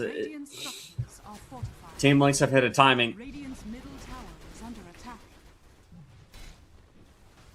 And they're taking tier 2 towers, even though the Roshan was collected one way or the other. BKB is forced with the Slardar. Have to be careful about being Fiend scripted. Isn't the Aghanim Scepter. But hey, it still counts for something. Middle tower also gone down as well here. But there is that ward. They know about the ward too. Doppel, dodging the chakra. Looking in. Bloodthorn was used. Cancelled with the Lotus.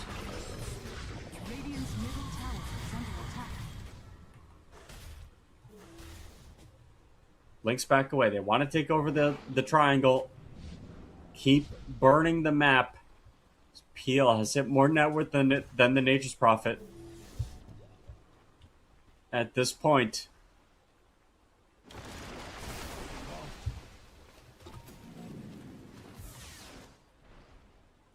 TP is out, but again, there's so much invis on Lynx. You now have the shard on PL as well. The BKBs were already baited out to some of them, anyway. But there could be an angle here. Crush down onto 1. They are going to turn around with the Bloodthorn. That's an easy kill on Slardar. They don't get the Lotus out in time, and instead, the Timbersaw is going to have to Timber Chain away. We'll see if they chase. The Moonlight Shadow has been popped. They're looking, and they're going to find it. Buyback coming in from the Slaughter. Hypnotism down on top of the Tiny. Maybe he went a little bit too far. The BKB is good. Ball of Vacuum. Only onto one, though. It doesn't quite get the Nature's Prophet and the PL. Getting chased down here. Manta style. Doppler trying to get away as well, but this Timber Chain does so much damage as the Timbersaw breathes fire on the Tiny. Rock will go down. They are looking at the PL once again. Doppel is out and looking again. BKB committed by the Darkseer finds the pick off on the backline. The Bloodthirst comes out and there's just so much burst damage. Ringmaster coming in with the save, but it's not going to be enough as the right clicks come out. The Ion Shell is there. This Timbersaw lives for a lot longer than he maybe should have, but it will end up going down anyway. The BKB committed by the Nature's Prophet trying to man fight. Dude, what are you hitting? It doesn't end up being anything. The Bloodthirst comes out again and Naive will cap off the full team wipe, and Lynx very likely, very favorited to clean up and win the rest of this game. Nobody has buyback, and nobody has any hope left, I don't think. Radiant's bottom tower is under attack.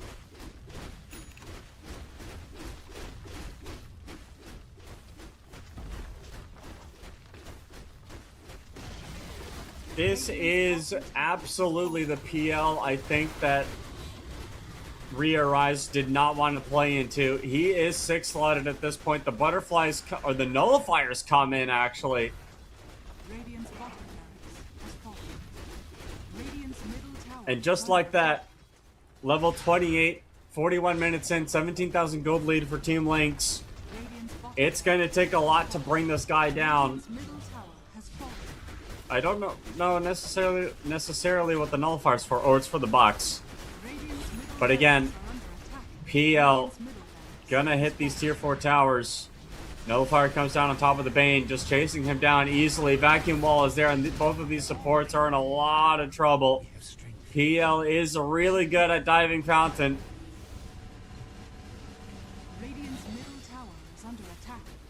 Double catapult here in the base as well. I just don't think the items are there.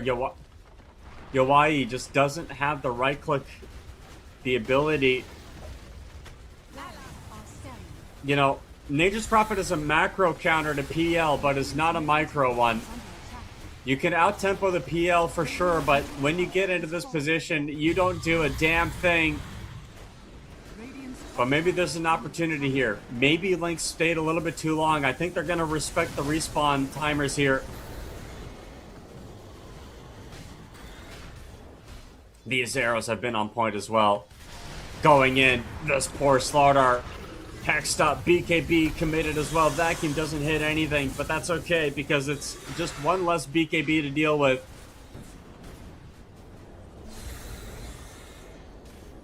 PL staying in the base. It looks like Tiny's pushing in that top tower. And it's going to be a resiege. Top tier 2 tower getting pushed in. PL still feels strong, but you do have to be careful about being burst at 100 to 0. A blink stun could come in. A slithering crush into a Fiend's Grip could be available, but instead they're looking on the left-hand side. The Fiend's Grip is going to be down, but the Vacuum cancels it. BKB committed. Satanic is used on Yo, he's just going to have to fight, but this PL walking around, they are doing a really nice job. Got the, oh my goodness, the Vacuum, the wall. It does so much work. Hypnotism is down on top of the PL, but he's going to be able to doppel away. The buyback comes out on the Tiny. And the right click damage is there. PL walking right back in. Has the nullifier down the moment that this poor Slaughter comes back out once again. As PL will team up with the Tiny to clean up one. Maybe even clean up the second. The Timber Chain comes out, but the Vacuum pulls him all the way back. And that's going to be another kill. GG is finally called. And after 43 minutes, they have to tap out. There's no way that they can deal with this PL.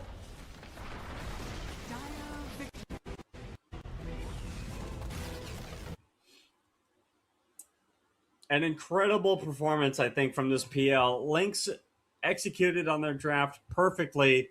Yeah, you bled a little bit. Yeah, you let some stuff go, but at the end of the day, the Roches weren't really that important. They didn't do a whole lot for you on Rhea Rise, and it felt like a couple of those Aegises just didn't pan out the way you wanted them to.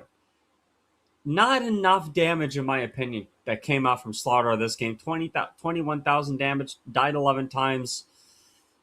Yowai died 7 times. Just a lot of deaths coming out from these guys. And you can see Naive only died twice this game. I think had this game been a little bit different, they probably shut down Naive a bit better. I think you definitely could have just kept TPing Yowai right down on top of this PL, throw the Timber Saw at him, keep the game to a 5v4 for as long as possible, and make sure that Lynx don't have an opportunity to really come back and get the track gold, right? Because that was another thing. Cubify really had a great opportunity with these track kills, keep the net worth for his team well and truly above that of their opponents. And you can see the net worth numbers here, very, very different. 12, 14, 30,000 net worth, right? And when it comes to the flip side here, Ethereal 15.6 thousand net worth, 25,000 net worth for Anku. It was a bit too much. Team Lynx end up picking up game 1. We're gonna see if we continue the 2-0 streak here today, or if Rear Eyes can come back and realize game 3.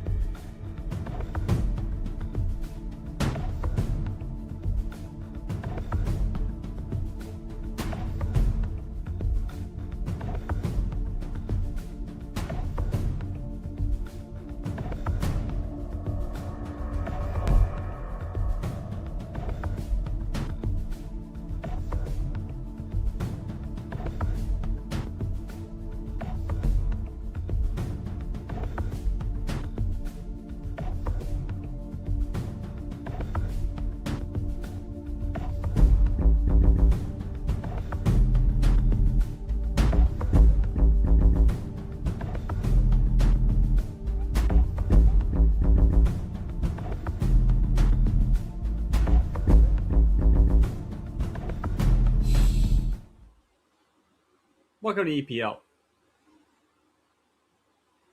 That's it. This is the Masters, and I'm playing Re-Arise up against Team Lynx once again.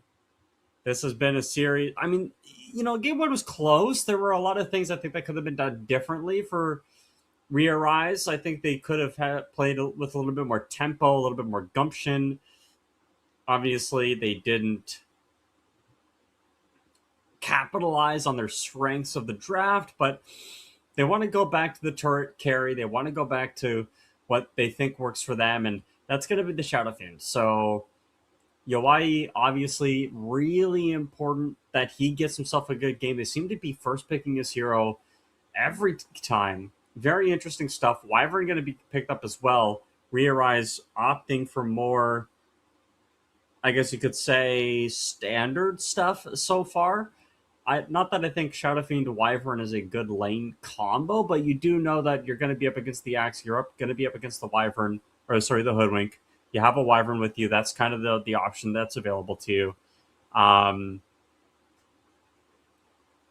There are a lot of other pause 4s that we could see from Re-Arise.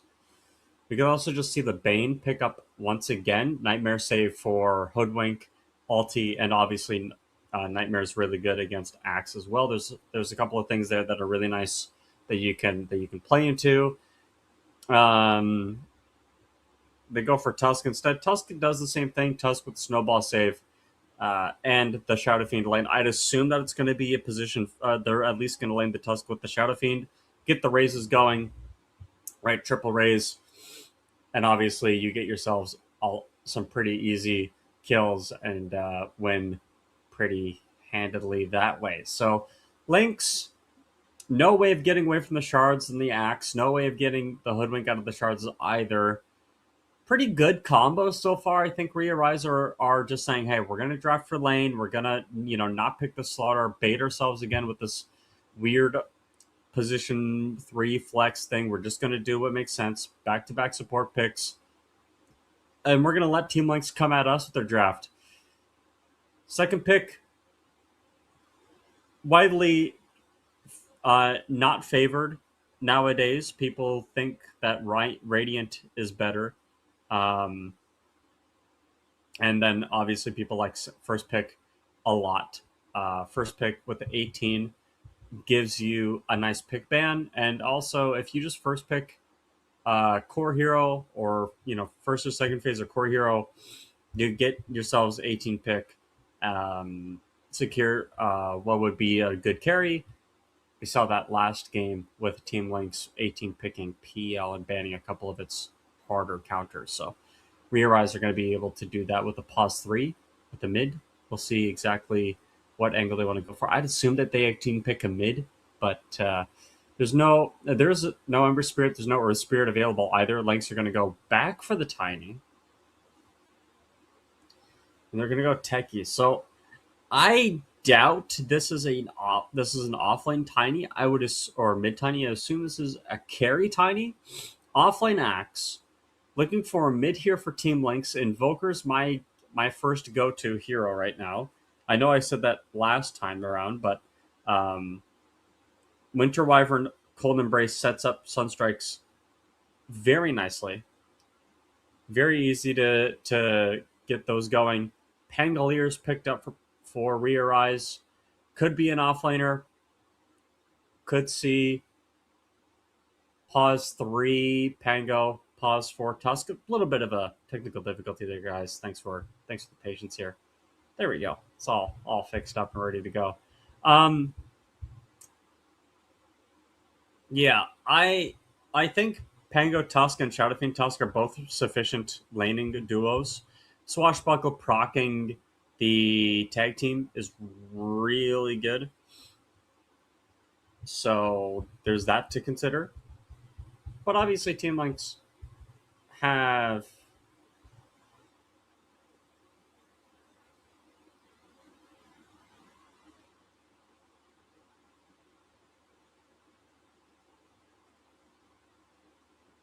they have a lot of burst potential. I think the way Team Lynx are going to play team fights is they just want to go in, blink, kill a target. Rhea Rise have double save support though in Wyvern Tusk, so they've really cut that angle off of the potential angle off pretty well. There's a decent amount of damage from Rhea Rise as well. Maybe the one thing we're missing is stun, because there's only, you don't have stun on Wyvern, you don't have stun on SF. Tusk has a couple of stuns. He's pretty good, and Pangolier roll is a little bit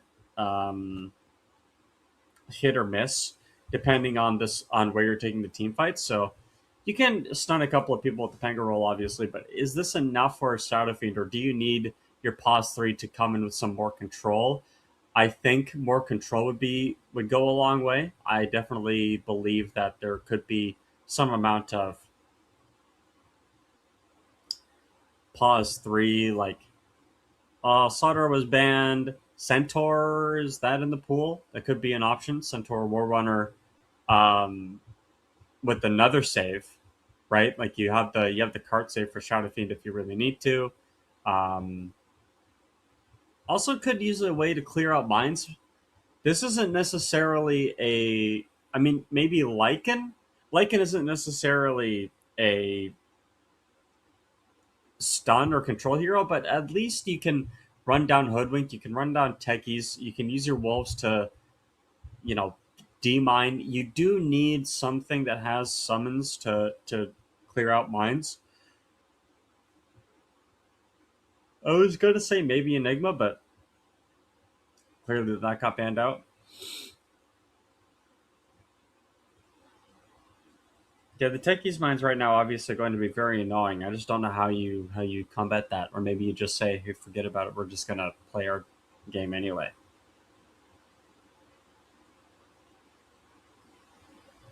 I'm unsure.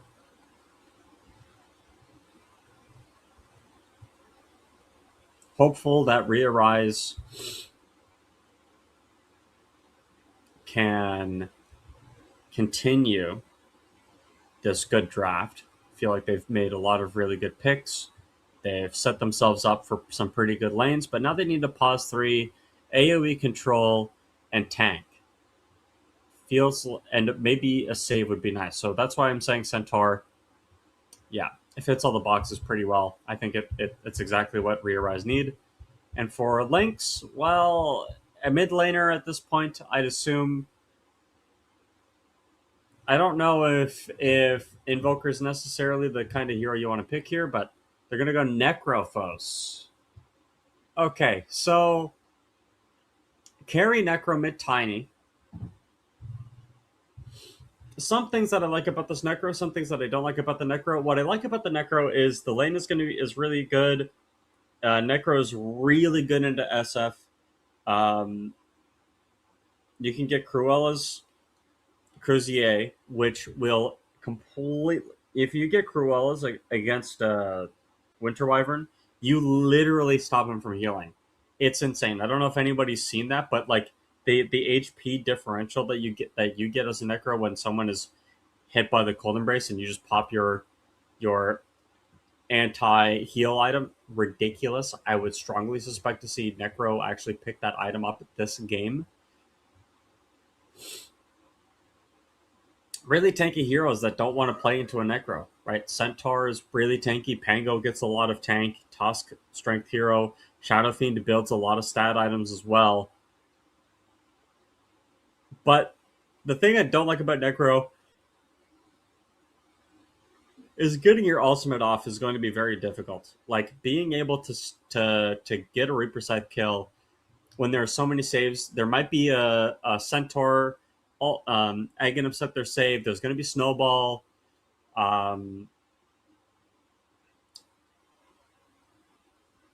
Just really awkward. Really, really awkward. Really hard to play that, but we'll see how things go here. Prepare for battle.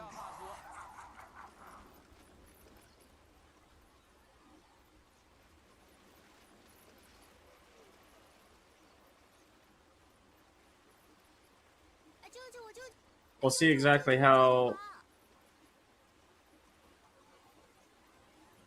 We'll see exactly how things pan out here, though, is kind of my point. Is because if you get ahead with Tech, I think Techies is one of the most oppressive heroes to get ahead on.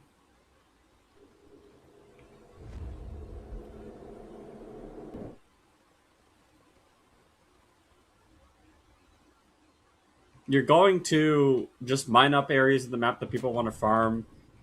You have to bring overwhelming numbers to clear them out. There's always going to, like, there's a possible toss play, right? Like, we do have Techies tiny in this game, which is really, really hard to play into. Again, the toss is available. Worst case scenario, you can just toss somebody into a mine or something. I've seen a combo where Tiny tosses into a Techies that is in the middle of the air, but meanwhile there's a rotation coming around. The Shadow Fiend Yawai gets picked off. They're picking up the Winter Wyvern next. Yeah, the axe is going to die, but the Blood Grenades have been thrown out. Double supports teaming up. It's 4 supports battling it out right now. And Cubify stands in the tree line, just trying to play the angle here. One last life from Techies gets the kill. And that's going to leave Adi-san to just walk away. Never mind, they found him. One more Techies bomb. You do have the Bushwhack available as well. I mean, this damage is ridiculous. These 2 supports, the only thing they do is damage. Does have Brown Boots on the Tusco. He should be pretty okay nonetheless. Meanwhile, the bottom lane does mean that Necro is able to just get every deny in this lane. Holy smokes. Every deny he wants to. Doesn't care about the damage that this guy does. Quite insane, the laning prowess of Necro.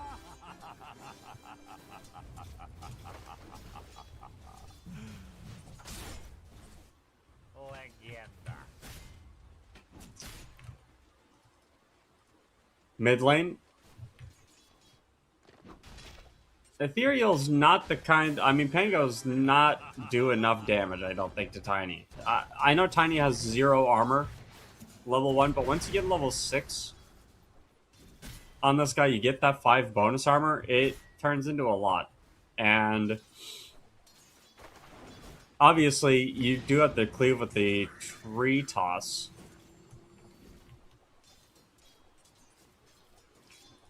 Runes will go down. I don't know what the heck is happening here, but this Tusk trying desperately to get the creep pull off. I don't like it personally. I don't. When you're in a losing lane and you pull your creeps into, or you're trying to pull the enemy creeps and then your creep wave gets pulled into the hard camp, I don't really like that. Give Necro a better avenue of farm. Radiant's bottom tower is under attack. Can see Tusk continue to borrow the creeps. I say borrow, but he ain't borrowing nothing.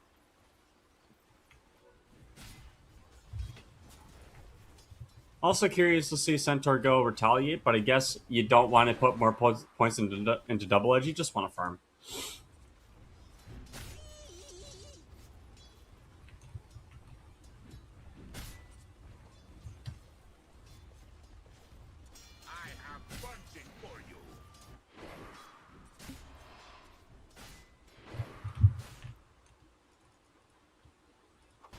Middle lane, oh, dude, this Pango is taking so much harassment, and I just don't know how. Like when the bottle doesn't look like it's enough.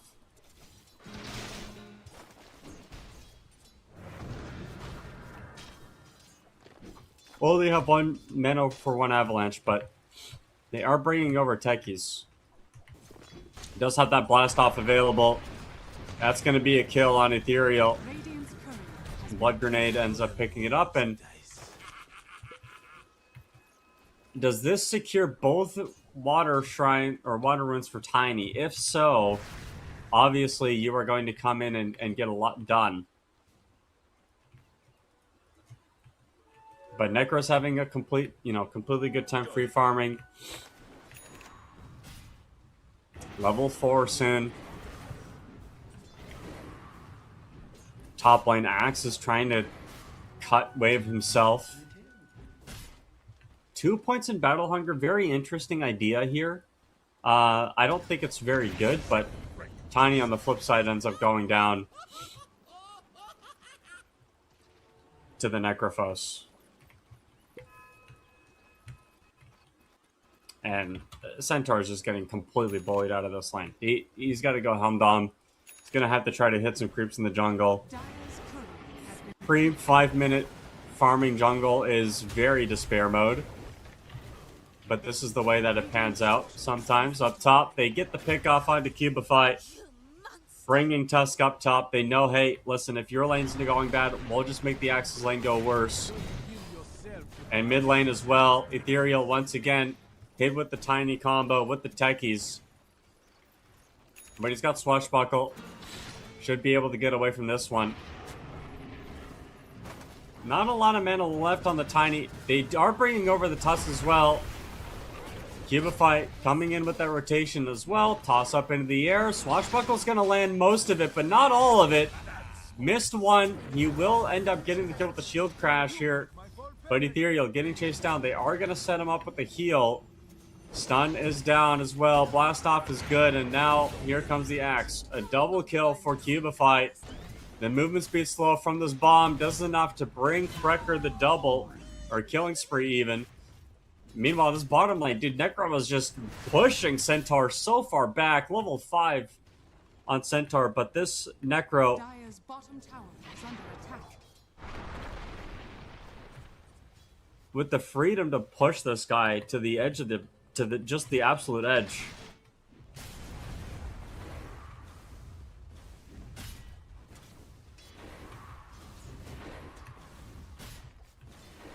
Not a lot of pressure being put on SF, though. SF untouched so far, I would say. Avalanche mid. Toss. They don't get the kill. But it does keep this Pangolier out of the lane.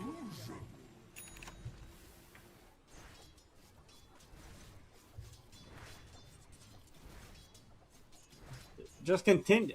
Again, the lane's clearly a bigger emphasis, but Axe gonna get cut down here. They are TPing the techies.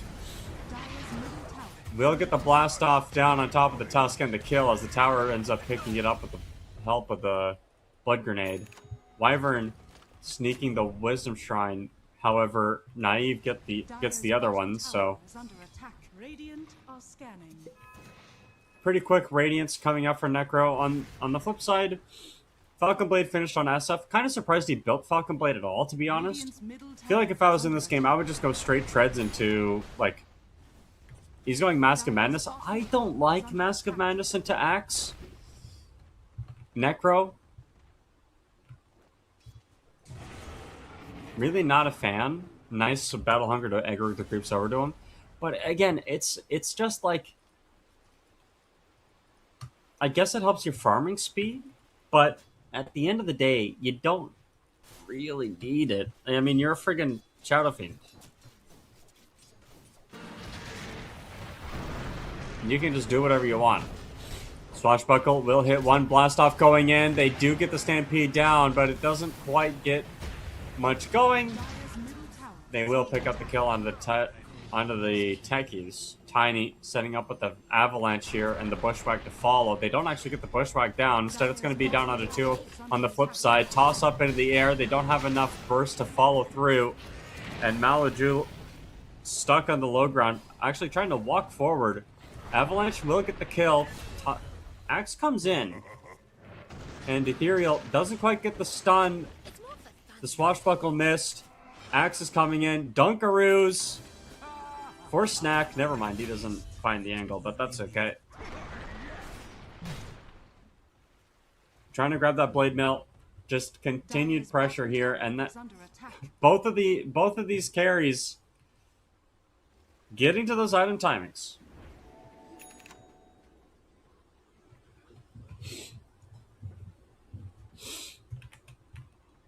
I think you could put more pressure on Necro. Maybe that's wrong. Maybe you don't actually want to bring people to kill the enemy character, like this Necrophos hero. You could definitely kill Shadow Fiend, though. He's only got 1200 HP, 11 armor. He's got some amount of health that you have to burst through, but ultimately should be easy enough to do. Axe will have the damage as well to get that going.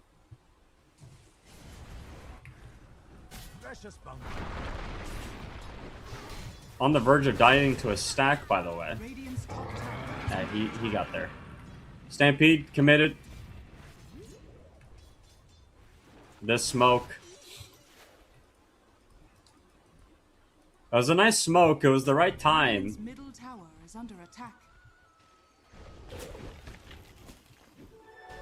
But they don't get it. Instead, the blast off in mid finds Ethereal with the help of this Tiny. The burst damage is coming in clutch once again. We'll see what again, Tiny, I think, gonna go for that Blink Dagger. Just waiting on some of these clutch items, but yeah, Axe needs to be careful. Avalanche doesn't land. They are gonna toss Axe over to the Wyvern. Gets the dunk in, but the right clicks are there from Yawai.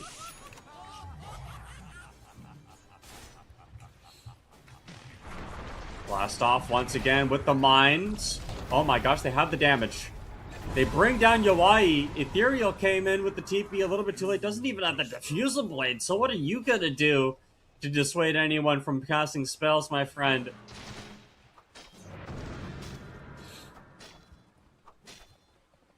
Team Lynx. 11-minute Radiance.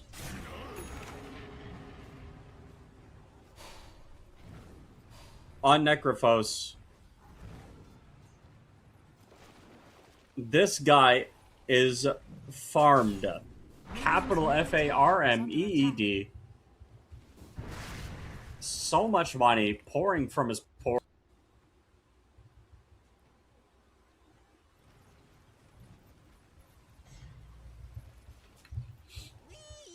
I'm not entirely sure exactly how you slow him down.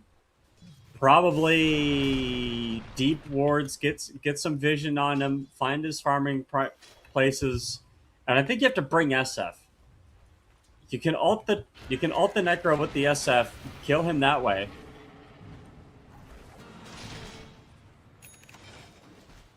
But the SF dying Radiant's top tower is under attack. Dire's bottom has solidified Lynx's position. Blast off coming in on top of the SF, stunned up, 1 mine, 2 mine. It's Cubify sniping him down with the sharpshooter, the support duo. Getting the pick off. Yeah, you might lose some subs for this, but I think you're going to take that trade. A snowball goes up. They are sending up some kills here. Blade Mail's not finished on the Axe. He's trying to get away, but there is the Diffusal Blade looking. No blink for Tiny yet. Ethereal just kind of walking through the team. Makes his way back to the tower, but they are going to open up on both of these supports up on the high ground here. Toss in with the call into the middle of the creeps. Nice kill there. Ethereal coming back in. Avalanche down with the blast off. The damage is there. They are going to get the neutral stun. Sets up a double kill. And they are paying out SF. He got hit with the bushwhack. Unfortunately, this guy is probably dead. Disarmed. The dunk is down. And that's 4 dead. Everybody TPing in one at a time. And I can't help but bring it up once again. This Necrophos has not been touched. Dire's bottom tower has fallen. Dire's top tower is under attack. Like, it's one thing that you keep dying on your heroes, but it's another that this Necro has a 13-minute, pre-14-minute TP boots Radiance. He's going to get this Dire are scanning. Aghanim's shard here finished Tower soon. is under attack. He's been playing so well Radiant are scanning. on Naive. Absolutely phenomenal performance from him so far. Another smoke play into the big Dire's jungle. top tower has fallen. Maybe finding Ethereal. Avalanche, toss up into the air with the blast off. One mine is all that is needed to get the kill. And now they get the blood grenade down. There's a haste here. Necro's come up as well. They are going to get the Reaper Sight down, and it's a double kill for Naive. So not only is he the most farmed hero on the map, but he just got a double. And he has gold for his Aghanim Shard and everything else well before, and this poor Shadow Fiend getting chased down. Gets dunked on as well. Legenda is true. Quinn, you are absolutely right. This has been a legendary performance from Lynx. They are running the map and everything in it.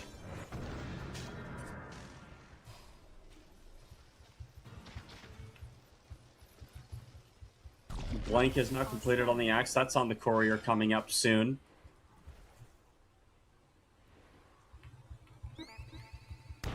Tusk. Need some help, but they bring up Ethereal.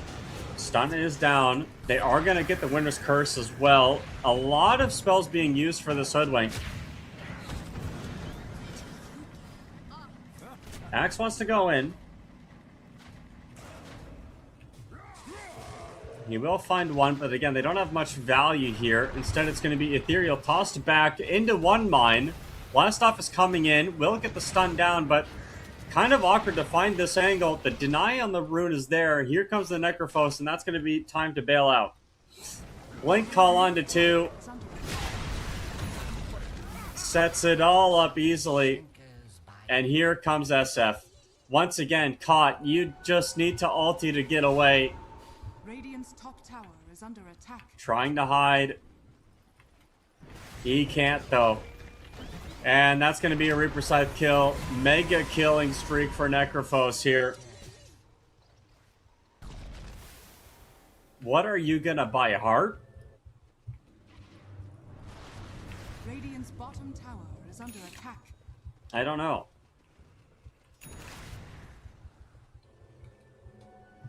I don't know, dude.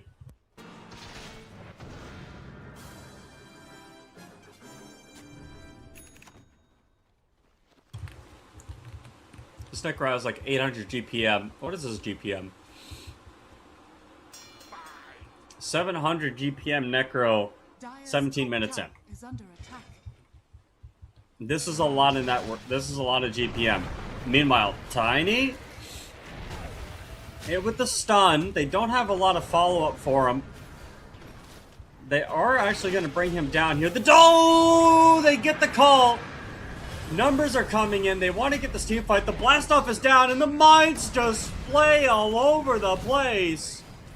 Axe getting chased down. One more spin is going to do it, but instead they're going to turn their attention over. The SF got disarmed.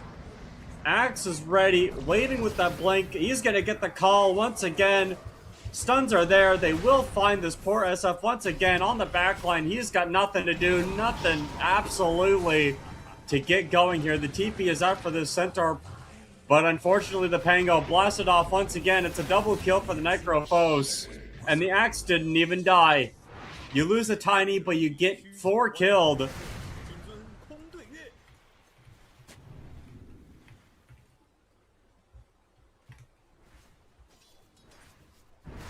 It's a battle now. This game has been a brawl, continuous fighting, non-stop action. And it's just this Necro that keeps getting more and more ahead. The perfect neutral item as well. Just more damage over time with the Searing Signet. And anywhere you go, they're setting up with the toss back mid. Tiny. He's got this angle. You know he's got this angle. He wants it. He's going to find a blast off. That's a kill. Cracker. With an easy combo. Meanwhile, Necro feels emboldened, just walking forward. He's got 66 HP regen a second. Doesn't even have the heart. It's coming.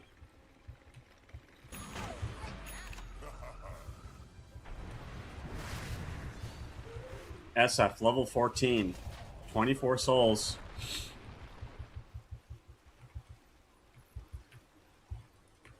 But again, dude, I don't know, man. This guy's got 2,300 HP. Like the heart at before 20 minutes. Something you're normally see on Centaur, but he doesn't have it. And they find an angle. Very nice pickoff on the Wyvern to start things off. Roll the getaway. Axe call on the right-hand side. Will end up finding this Tusk. That's a kill. Dire's middle tower. And there's no way to approach these team fights. Radiant structures are fortified. No way to approach the team fights. No way to get in. And it just keeps going from bad to worse as the... I mean, eventually the Reaper Scythe comes out.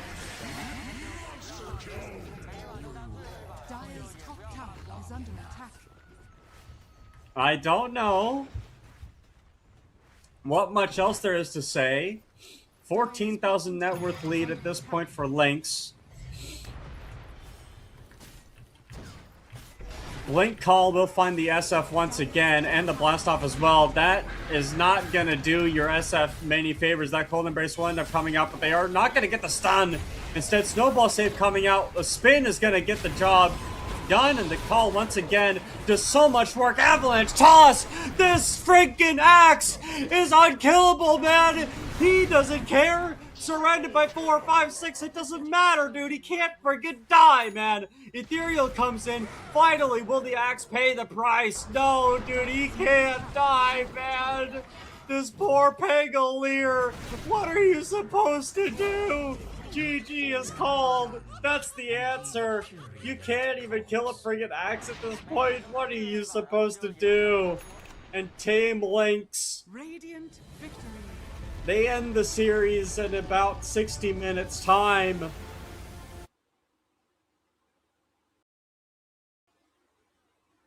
Holy smokes. That was not close. Talk about limit testing. Am I right, dude? Axe absolutely performing at the highest level there. One of the greatest Axe performances I think that we've seen. And a good Axe performance because look at how dominant this game was. The damage numbers from Rearise, like 2 heroes that barely eclipsed 10k.